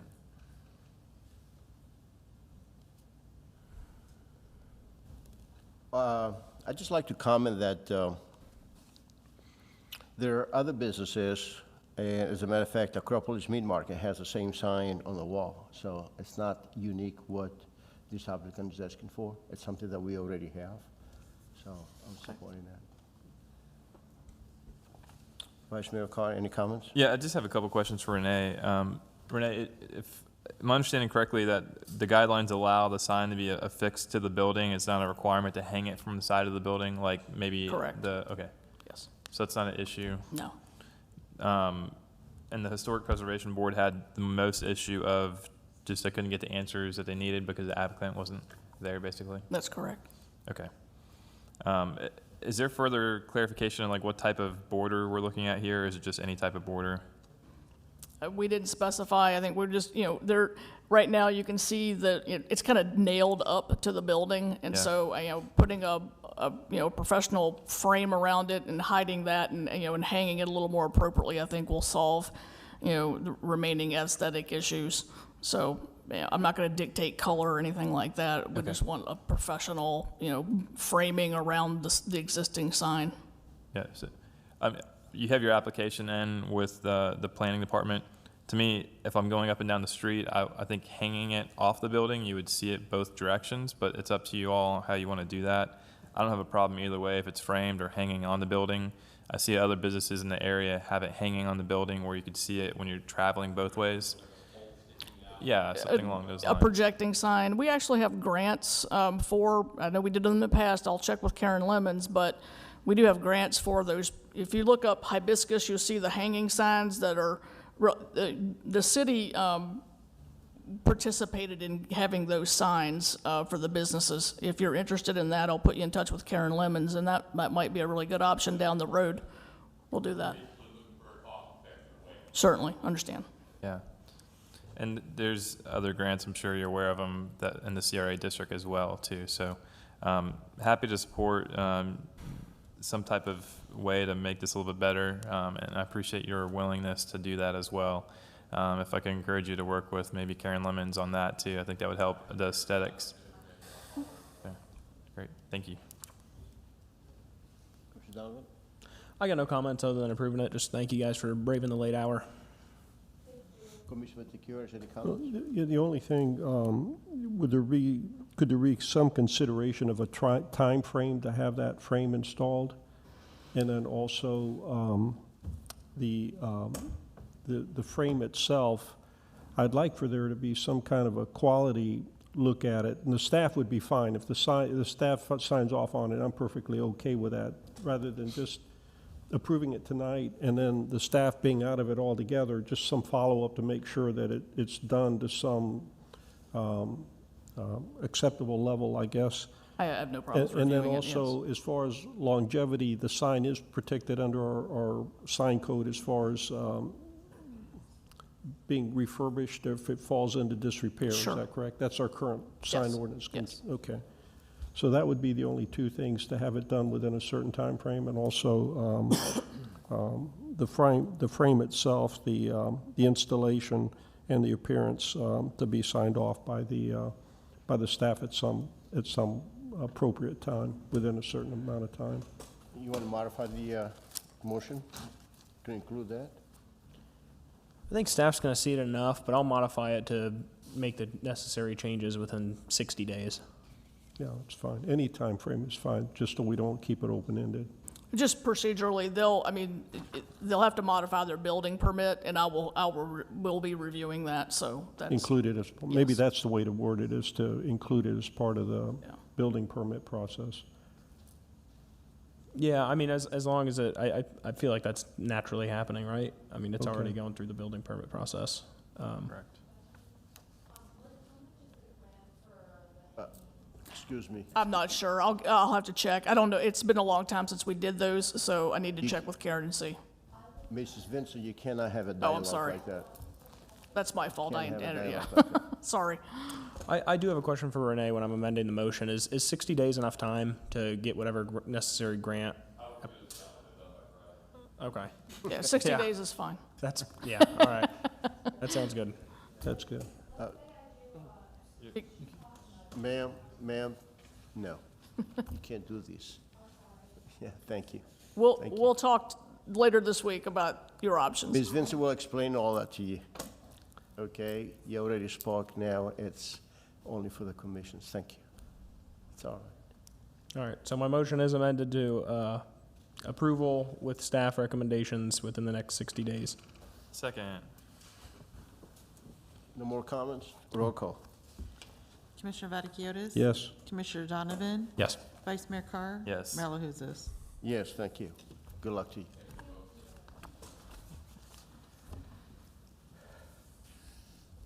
Okay.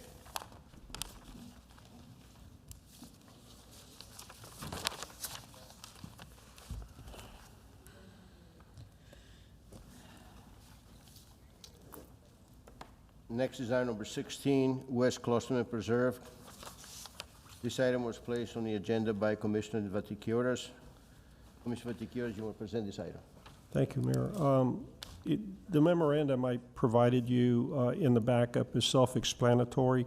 The West Klosterman Preserve property has come up a couple of times at the public meeting, and I didn't know what it was asked about it by one of the residents, and I didn't know what our policy was, but certainly would be something worthwhile to support. So the purpose of this agenda item is to gauge the commission's support to do something in support of maintaining that property as a preserve.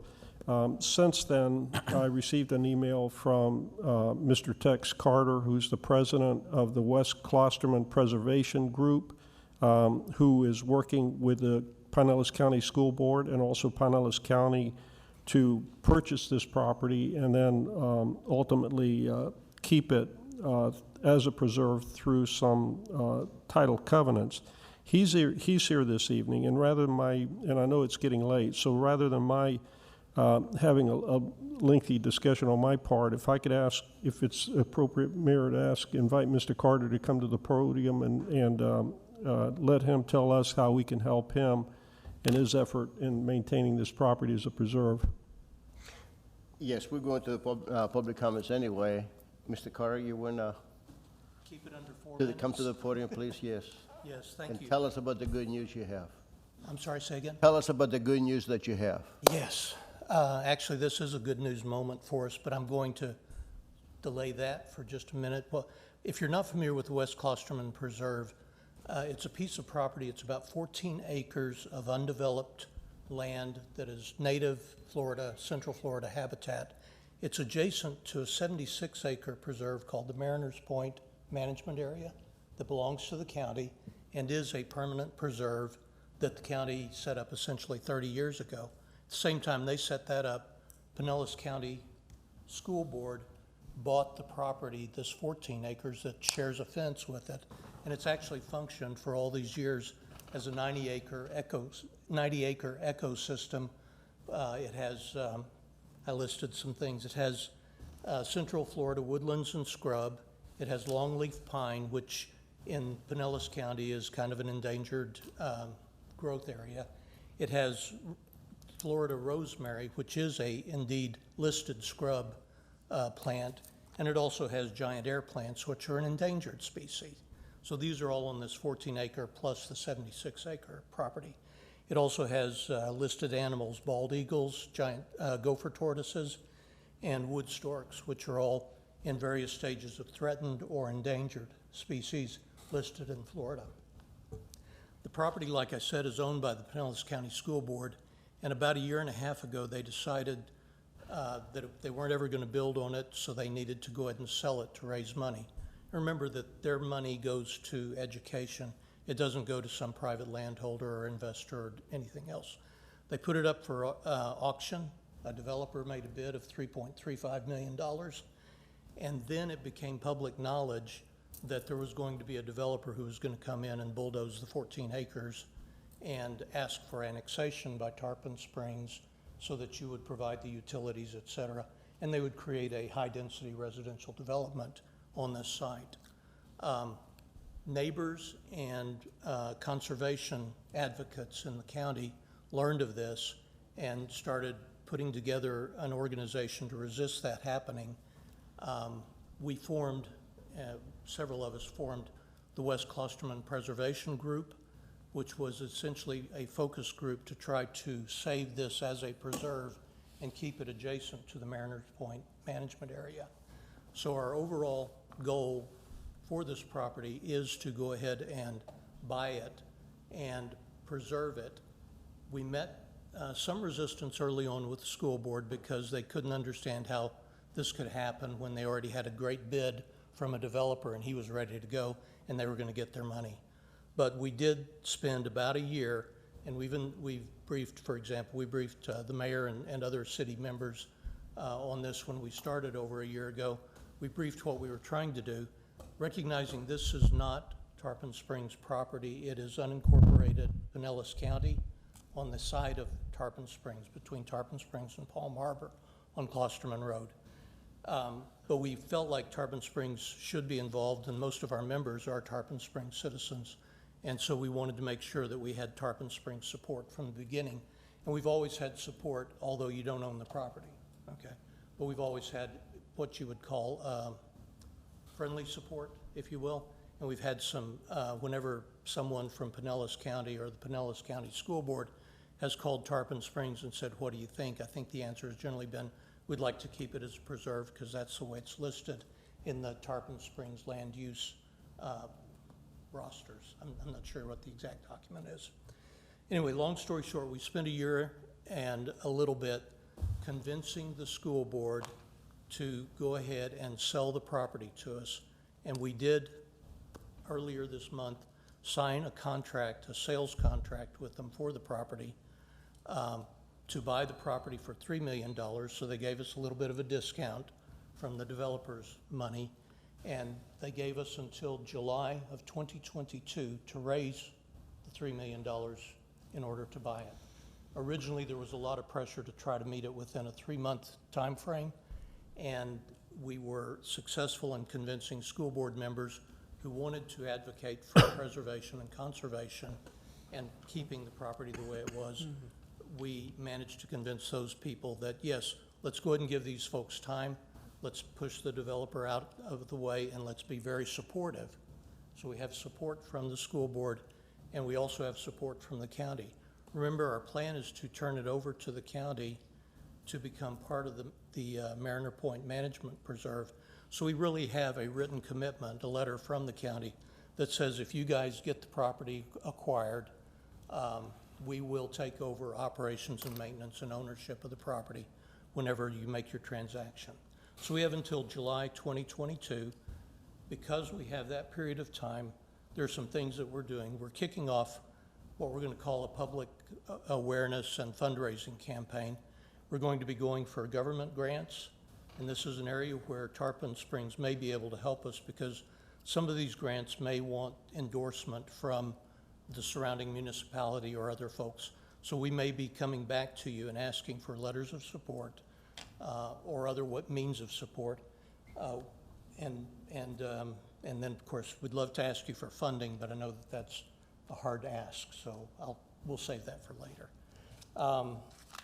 I think I have one other item that is pretty interesting is that we have formed a partnership with Pinellas Community Foundation. If you're not familiar with this group, this is a community foundation that's been in existence for 50 years. They have provided a lot of help to needy organizations, to organizations that require charitable giving. They are providing us, we are a 501c3, we are an organized charity, we do meet Florida laws for all of that, but PCF has 50 years of experience and we're new. So some people would prefer to provide their contributions through a foundation that has a recognized, so they have formed a fund called the WK Preserve Fund and are actually housing some of our contributions. In the next few weeks, we're going to be doing a press conference where we'll announce for the press purposes the sales agreement with Pinellas County School Board, the partnership with Pinellas Community Foundation, a couple of large contributions that we have from named foundations, and we'll roll out those names as part of that press conference. And so we actually do have a pretty substantial move forward in terms of our fundraising already on the books through Pinellas Community Foundation and through people who've given directly to us. How can you help, I think, was a question. And what you can do, I think, today would be to consider providing a letter of support to Pinellas County Commissioners saying that you support what we're doing. Please name our organization because the county needs to see that kind of recognition for our organization, and that you support what we're doing and hope to see that preserve realized and become a part of Mariners Point management area. Other things that you can do, if you learn of opportunities for access to grants or other funding through what you know because of the nature of what you are, communicate that with us. What can we do to help you guys? We have formed WKPG, West Klosterman Preserve Group, as a group that is going to do this project and is going to work on future preservation projects in Tarpon Springs and in Pinellas County. And so we would offer to help you guys if there are preserve projects, if there are things that you think we can do, and we can have this dialogue and you can explore what our capabilities are. If you can put us to work to help you achieve bigger preservation goals on behalf of Tarpon Springs, we want to be there for you. And so if you'll help us, we'll help you. And I think that's the end of my speech. And you are incorporated. That's We are the big incorporated, distinction. 501c3 organization. We file our reports and renew our registration with the Great, with the thank you. state. Mr. Carter, we Yes, sir. normally give 4 minutes for public comments. We allow you to speak as long as you needed to, because to present this item, I think is very, very important, so we all understand. And I'd like to congratulate you for the hard work, not you, but the whole group. The group, The whole yeah, group, yes. absolutely. And the whole group about the hard work that you've done and being able to get with the school board to agree not to sell it to a developer. That was a big thing. And now that you have an agreement that that a year from now, you should be able to close that, providing that you come up with the funds. So I want to congratulate you on that. But also, I want people to know that I met with your group 3 different times, as you know. Yes. As a matter of fact, the picture that Mr. Delakas liked so much, it was one of the meetings there. Yes. So. Would you like me to describe the meeting? Oh, sure, go ahead. Okay. We were soliciting donations with a raffle, okay? We followed the Florida rules for raffles, which charities actually have a fairly standard set of rules for that. We followed the rules, and we donated a piece of art that one of our members had created. The donation was raffled off, and we actually invited the mayor to do the drawing for the raffle for us because we thought it would be a good moment and would also continue to show support from Tarpon Springs, which was something that we did want and have used, I will say, to communicate to other people who are interested in supporting us that we do have public support, we do have city support, we do have even county support. So the mayor's picture was him pulling the winning ticket out of the jar that had all of the tickets in it, and we followed all the rules, and we were very honest. Thank you. Yes, sir. Thank you. And thank you. Congratulations Thank all of again. thank you all of you for the opportunity to talk tonight, and we look forward to working with you on this project and on future projects. Okay. Any questions to the? Yeah, please. To Mr. Carter? Anybody? I don't have any questions, I have some comments. Okay. Any questions? No, I promised Mr. Carter I'd work with him in the future on some other matters that we're going to get together on, but nothing here. Okay. Mr. Carter, thank you so much. Thank you, guys. Thank you. Appreciate it. Are there any other public comments on this item?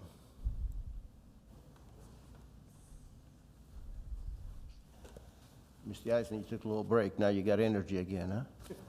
Well, Mayor, I didn't want to let you down. You Oh, kind you of did said good. last You did time good. so I just figured I'd get up here to humor you. Mike Eisner, 1515 Riverside Drive. This will be short and sweet. I am for keeping all wetlands and nature areas just the way they are. I don't want to see any more development unless it's industrial or working with what we have that's dilapidated and redoing and making it, modernizing it. But we should leave our natural preserves as the way they are.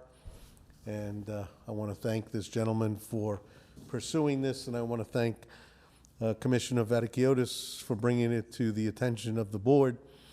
So I just hope that we can try to work together to keep this as is original as it is. I like it I love my nature down here. I grew up in cement. I like plants. So, thank you. Thank you. Any other public comments on this item?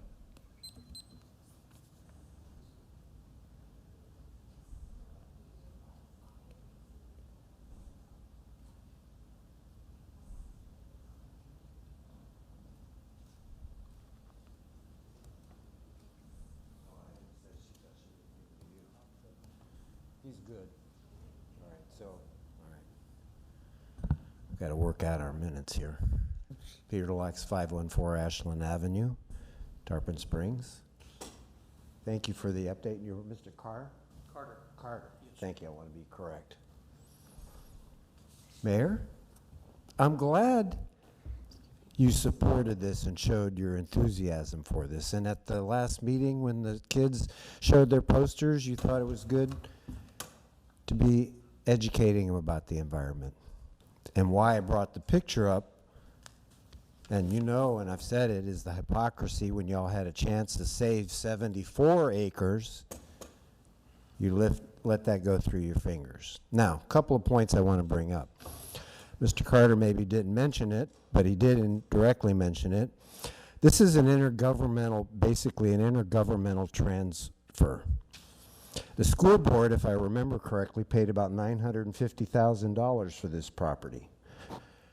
They could do an interlocal agreement between Pinellas County for the cost that they had to purchase the property, any cost for operational or maintenance since they've purchased it, and maybe a 5% or 10%.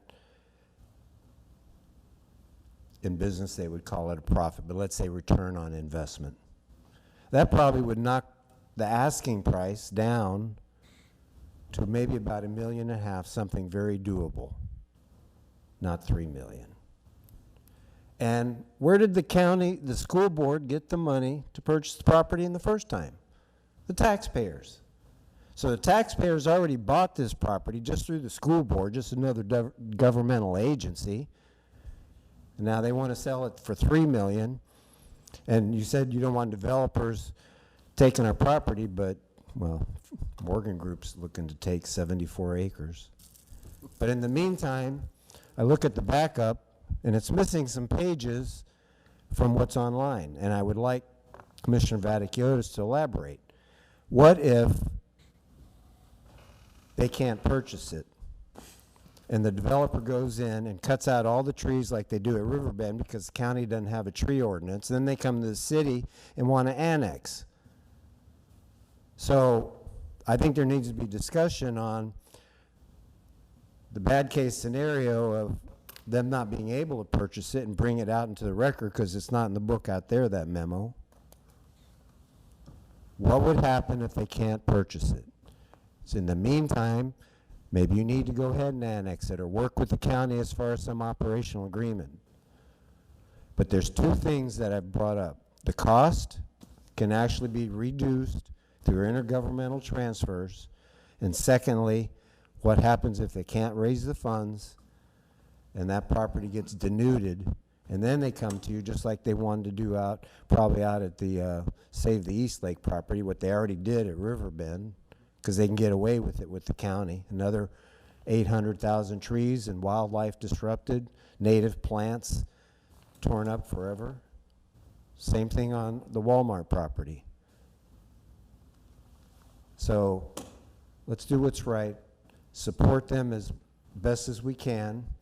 And what he's talking about grants is the same Florida Communities Trust grant I've been talking to y'all since 2011. When we had Bob Guido come down from the Public Trust for Public Lands. That's when we first started talking about it. Y'all still sitting on your hands. Thank you.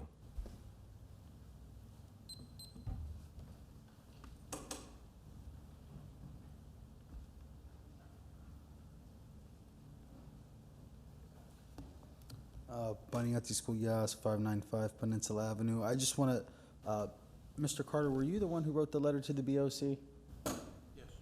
Okay, I was able to read that letter, and I just want to, they worked hard.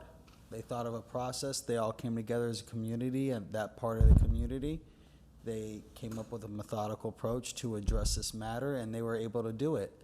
Now, I don't know what caused the initial awareness, but it was good that they were able to do all that, and they're fighting for certain areas. Down the road, we'll see what the future is of certain other properties.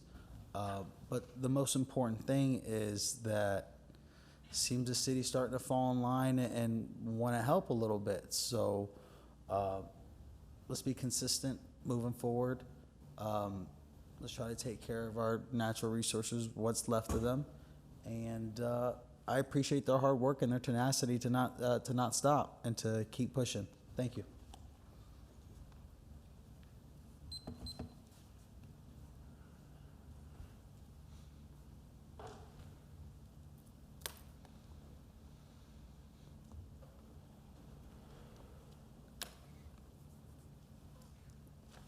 Hello, Jackie Turner, 792 Chesapeake Drive. Mr. Carter, amazing. Thank you so much. Y'all should be commended. Outstanding job with the school board to protect this from developers. I really hope that we can do whatever we can to help support them. If it's shown as a preserve in our comprehensive plan, then that's our responsibility to keep it as such. I feel like the board, you already missed an opportunity to protect the Anclote Harbor property from development, which went against the pleas of hundreds of residents. So let's not make that same mistake this time. This is an opportunity to be proactive rather than reactive, and this is a great chance to protect some of those very, very few undeveloped lands that we have, and an opportunity to work with a great group here that's grassroots, and again, commending to you. But the big thing also, that as public comment said at the beginning of the meeting today, this is yet another clear example of the need for a sustainability coordinator to help our city continue to move in this direction. So thank y'all and congrats.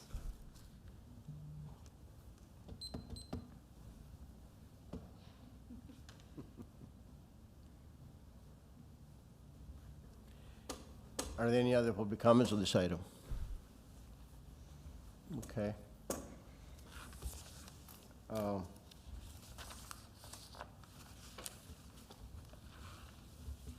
Question Vaticiores, do you have any comments on that? No, I would simply like to make a motion to, at the appropriate time, Mayor, should I go ahead and make that now? Yes, I'd like to make a motion that the City Commission write a letter to Pinellas County Commissioners and also the Pinellas County School Board supporting the purchase of the West Klosterman Preserve property by the West Klosterman Preservation Group Incorporated, and the ultimate transfer of that property to the stewardship of Pinellas County for preservation in perpetuity. And that letter would be for all 5 signatures. Is that acceptable? Yeah. Okay. Yeah. Second. This is something that Mr. Carter asked for, and I'm all for it. Thank you very much. Any other comments? I'm in complete support of this, for sure. I appreciate the community support and the push on this and what you've done overall. Although we've got a lot of bad rap, I think over the past 6 or 8 months, we do care about the environment. We do care about trees. We do care about things that are happening in Tarpon Springs.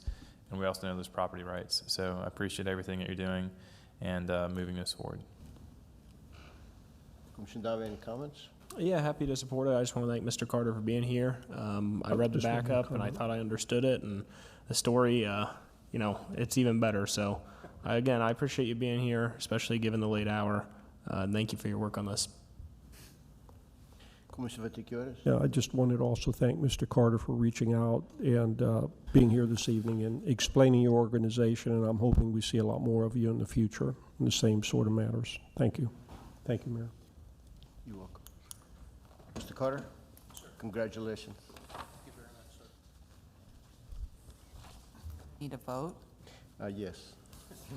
Commissioner Vaticiores? Yes. Commissioner Donovan? Yes. Vice Mayor Carr? Yes. Mayor LaHousas? Yes.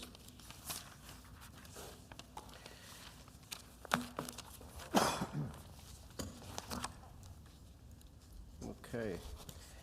The next item on the agenda is appointment for Fire Pension Board. This is straightforward. We have a vacancy on the firefighters pension board due to the resignation of Mr. Bolden. And also the term of Mr. Angelo will expire on September 30th. So we need to appoint a person. The only person available is Ms. O'Neill to an expired term, and also to reappoint Mr. Angelo on the another term.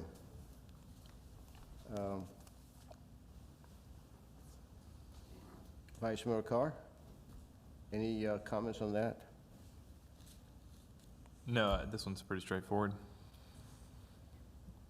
As Commissioner presented. Donovan? I'll make the motion. Motion to appoint Mary O'Neill to the Fire Pension Board, term expiring September 30th, 2023, and reappointing Chris Angelou. Commission, Second. any comments, Commissioner Vatiqueros? Any comments? No, sir. Okay. Any public comments on this item, on this appointment? Okay, no comments? All right. And roll call, please. Commissioner Vaticiotis? Yes. Commissioner Donovan? Yes. Vice Mayor Carr? Yes. Mayor LaHousas?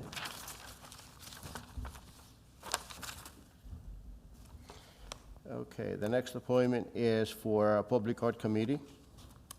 We need to select you to fill the vacancy of the alternate number 2 position.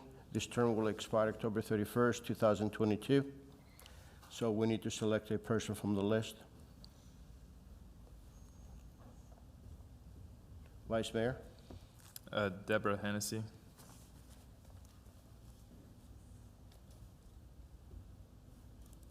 Commissioner Donovan? I'm fine with that. Deborah Hennessy. I'll second that if that's a motion. Okay. Commissioner Vatiqueros? That's a motion and a second. Yeah. Is that correct? Yes. Ms. Hennessy. I also like her as well, Ms. Hennessy. Are there any public comments on this item?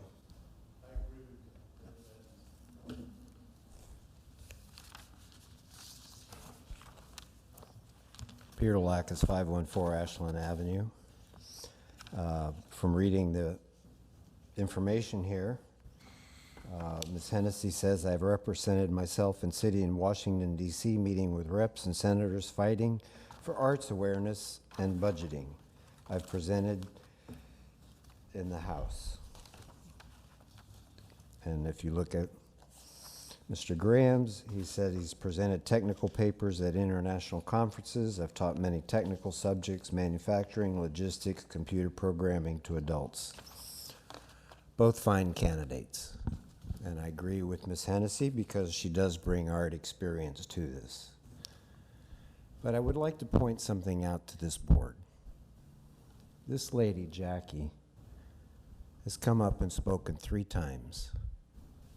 You see the condition she's come up to speak in.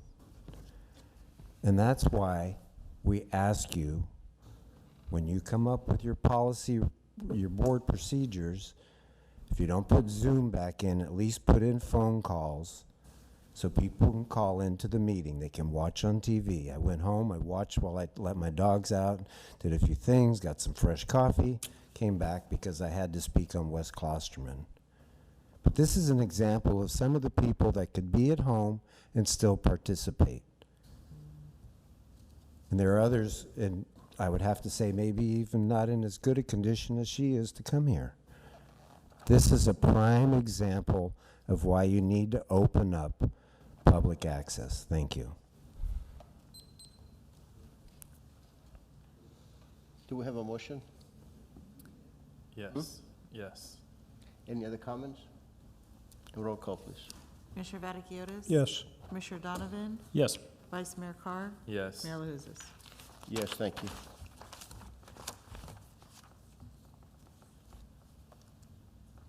Okay, item 19 is the appointment of Code Enforcement Board. We have a vacancy due to the resignation of Mr. Tim Robinson. We need to fill the unexpired term. which expires November 1st, 2021. So we have three options. One of the options is to move up the alternate 1. Option 2 is to move up the alternate number 2, or to select a person from the list. Vice Mayor? I would make a motion to move Richard Perfidio, alternate number 1, to the unexpired term of Tim Robertson, and then add Michael Rolliston as an alternate for the code board. Second. Are there any public comments on this item? Hear none. Any commission comments? Roll call, please. Commissioner Vaticiotis? Yes. Commissioner Donovan? Yes. Vice Mayor Carr? Yes. Mayor LaHousas? Yes. That concludes the regular session agenda. And we go to staff comments. Chief Young? Just hope you all saw on our Facebook page this past Saturday, we had our first shred event, and I thought it was a great success, and kudos to our action team and our crime prevention office for putting that together. Thank you. Mr. Trask? Mayor, Commissioners, as I mentioned to you in an email that I sent earlier this week, I need to have a out of the sunshine meeting on the litigation or the case of Mears Crossing LLC versus City of Tarpon Springs. This is a case that's pending in federal court in Tampa. We need the executive session to be held pursuant to State Statute 286.001, paren 8. I'm asking that the commission schedule this executive session for June 29th at 2 p.m. I believe that the meeting will take about an hour's worth of your time. June 29, 3 p.m. I am available. Vice Mayor, are you available? How long is it going to take? About an hour. And that's June 29th at 3 p.m.? 2 p.m. 2 Oh, p.m. 2 p.m. So we do have, okay. No, that's not a good day. We have a stay market dedication. That's going to be a conflict with that. Can you make that 2:30? Yes, we can make it 2:30 if that's what. I couldn't do the back-to-back events on that one, so I'd prefer to do a different day. Different day? I mean, I'm happy to do it Thursday night, this Thursday, happy to do it Friday. We could look at Monday or Wednesday. I could also do this Thursday. Commissioner Vaticiotis is going to be out of town on Thursday. That's why we're trying to schedule it for the 29th. There are 3 lawyers that need to be in attendance. They cleared for the 29th as well. We just need at least 3 of you. If we need to do it the following week, I need to come back with some other dates. You need 3 of us, and What day of the week is the 29th? the Tuesday. Tuesday. To Tuesday. I mean, can we do Monday at 2?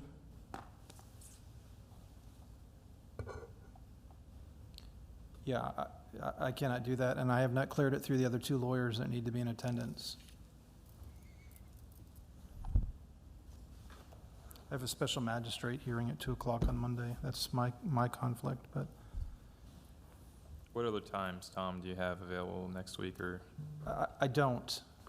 none? Yeah, I would have to clear it through Trish, through all of your calendars and the other couple of attorneys that need to be in attendance. Okay. So if the 29th at 2 p.m. doesn't work, we'll get another date, and then we'll send out the appropriate notices to make sure that you're all available for it. Okay. We were just trying to shoot for it to be completed so they can come back before the commission on July 13th for action, and because of the tentative settlement that's pending right now. So, but we will work with you and get a date that's convenient for all of you. Okay. Yeah, So it's not something that you have to have tonight? I do not have to have the date tonight. So can't I you- just need to acknowledge that I need to ask for it tonight. This is the only thing I needed to accomplish, which I've done. Okay. Yeah. There's no more discussion. Okay, so Thank you're going you. to work with Tris. Thank you. That's it, thank you. Thank you. City Manager LaCourse. Due to the time, the only thing I've had, I've left you the final schedule that I can do for the next 3 months of meetings and what, accommodating times and vacations and full boards. This was the best I could put together within the parameters of hearing the thoughts of all 5 of you. So here's the schedule I've got. We'll have to work on dates for some other things that are coming up. So I just want to give you the update of where I am now on that scheduling, including to note that date on the 15th, which of July 15th, that was an open date that we need to do for Hayes Road. So that is on here too, and that's important for us to schedule in July. So we've got 5 scheduled for July. We've got 3 in August, but there are no other available dates in August to use. It's not, there's 3 meetings because there's no other dates where we can get the boards together. In September, we've got 4 dates. So it's 5, 3, and 4 that we've already got for those months, but we still got some other meetings to schedule in. But right now, I don't see any places that we can get everybody together in this time frame. So this, we can discuss about it later or at a next meeting or so, but this is where I am so far, and this is about as far as I can get. Okay.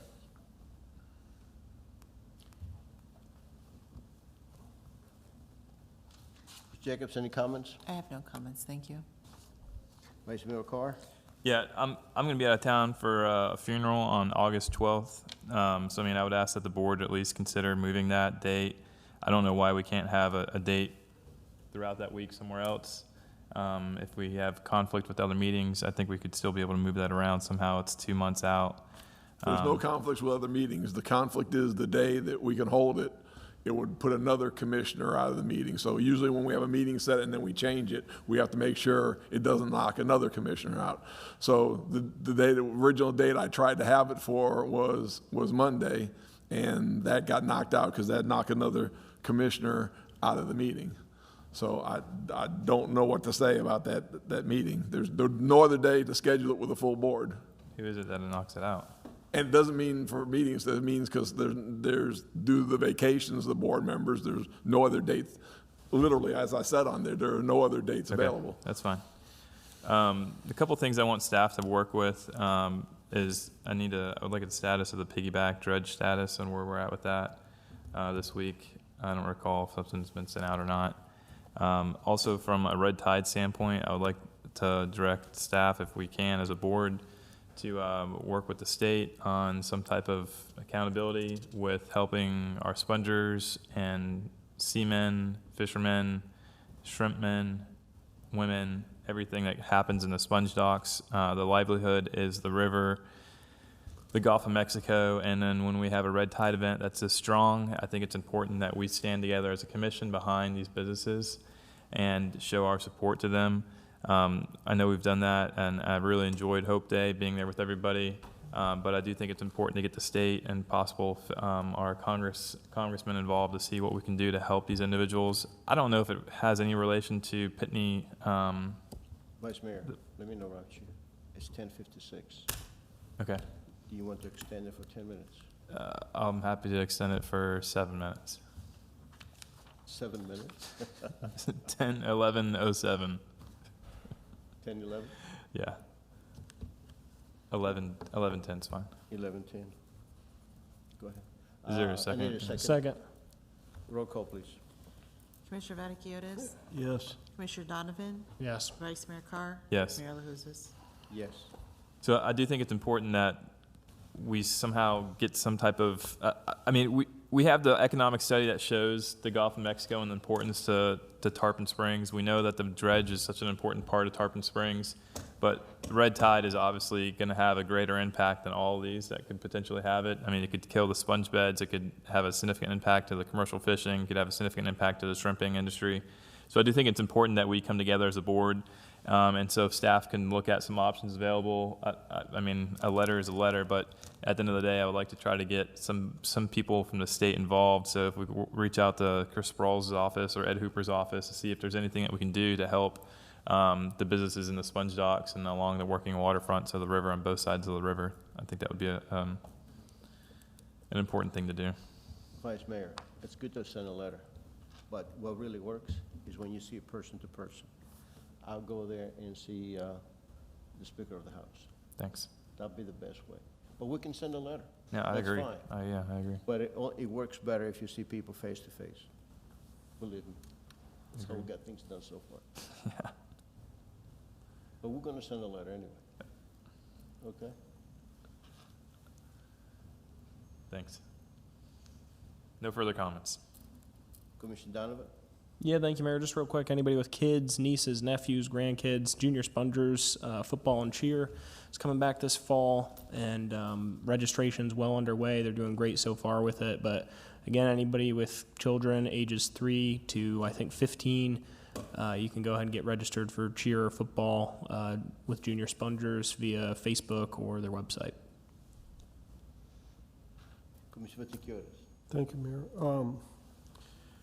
City Manager LaCourse, thank you for this schedule that you've got. And I've noticed at the bottom you've included some of the things that we've talked about, some of the workshops and town hall meetings and things like that.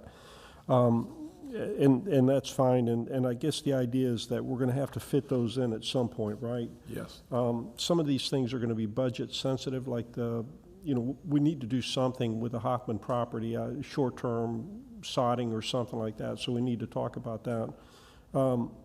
As far as the priorities that I discussed this evening, do you have any thoughts about how that would fit in somewhere in a budget meeting, or that's not on the radar right now? I think we can fit a lot of that into the budget meetings. I think, again, with the Budget Advisory Committee doing like the nuts and bolts parts of it, I think this board, in talking about things, I think those priorities and looking at what we have and what you want to try to get into the budget, I think those budget meetings, which we have schedules, are where we're almost have to talk about those. Yeah, we've got that whole list of things that were requested but not budgeted, and somewhere we need to kind of sort that through as far as what's important and what's not. And same thing with projects. I Yes. hope that will be done early on in the budget work session meetings. Okay. I think we should probably do that in the beginning ones, yes. All right. Especially if we got a problem with a third one, with not having a full board. There's a lot we need to do in the first and second meeting, because you just hate doing it without a full board. So really the focus of a lot of things needs to be in that first and second budget meeting. And we'll try to provide enough information that we can take care of those things, and maybe some cleanup items or stuff we need, and but we really emphasis on getting those done in the first two budget meetings. I think that's, in my mind, that's what the board could really take care of in those meetings, while the Budget Advisory is handling the nuts and bolts and the lines and everything else. Okay. Mayor, the only other thing, I just wanted to express my gratitude to the staff, the Tarpon Springs Merchants Association, to a couple of the residents that helped with creating Hope Day, and I'm hoping we'll make it an annual event. At least that's what the plan is right now. I'm also very grateful that the weather held, although it was hot. And I might talk to Chief Young about tropical uniform rather than what we've got, if that's appropriate. But I very much appreciate the police department doing what they did that day as far as controlling traffic, and then the ringing of the bell as well. So thank you, everybody. Yeah. I'd like to congratulate our Tarpon Springs High School band for being selected for the second time to participate in the 2022 Macy's Thanksgiving Parade. It's so great. We are so proud of them. And I also like to thank and congratulate everyone for attending the Hope Day celebration. It was a great event to honor all pioneers. I'd like to welcome back our First Friday event on July 2nd, which is one of the most popular events that we have. Begins at 6 p.m. to 10 p.m. and Last, I would like to wish to everyone a happy 4th of July. Please remember that we have the patriotic picnic at the Craig Park. That starts at 10 a.m. to 2 p.m. And at night, we got the fireworks. So happy 4th of July to everyone. And that concludes the meeting tonight. It's adjourned at 11:02 p.m.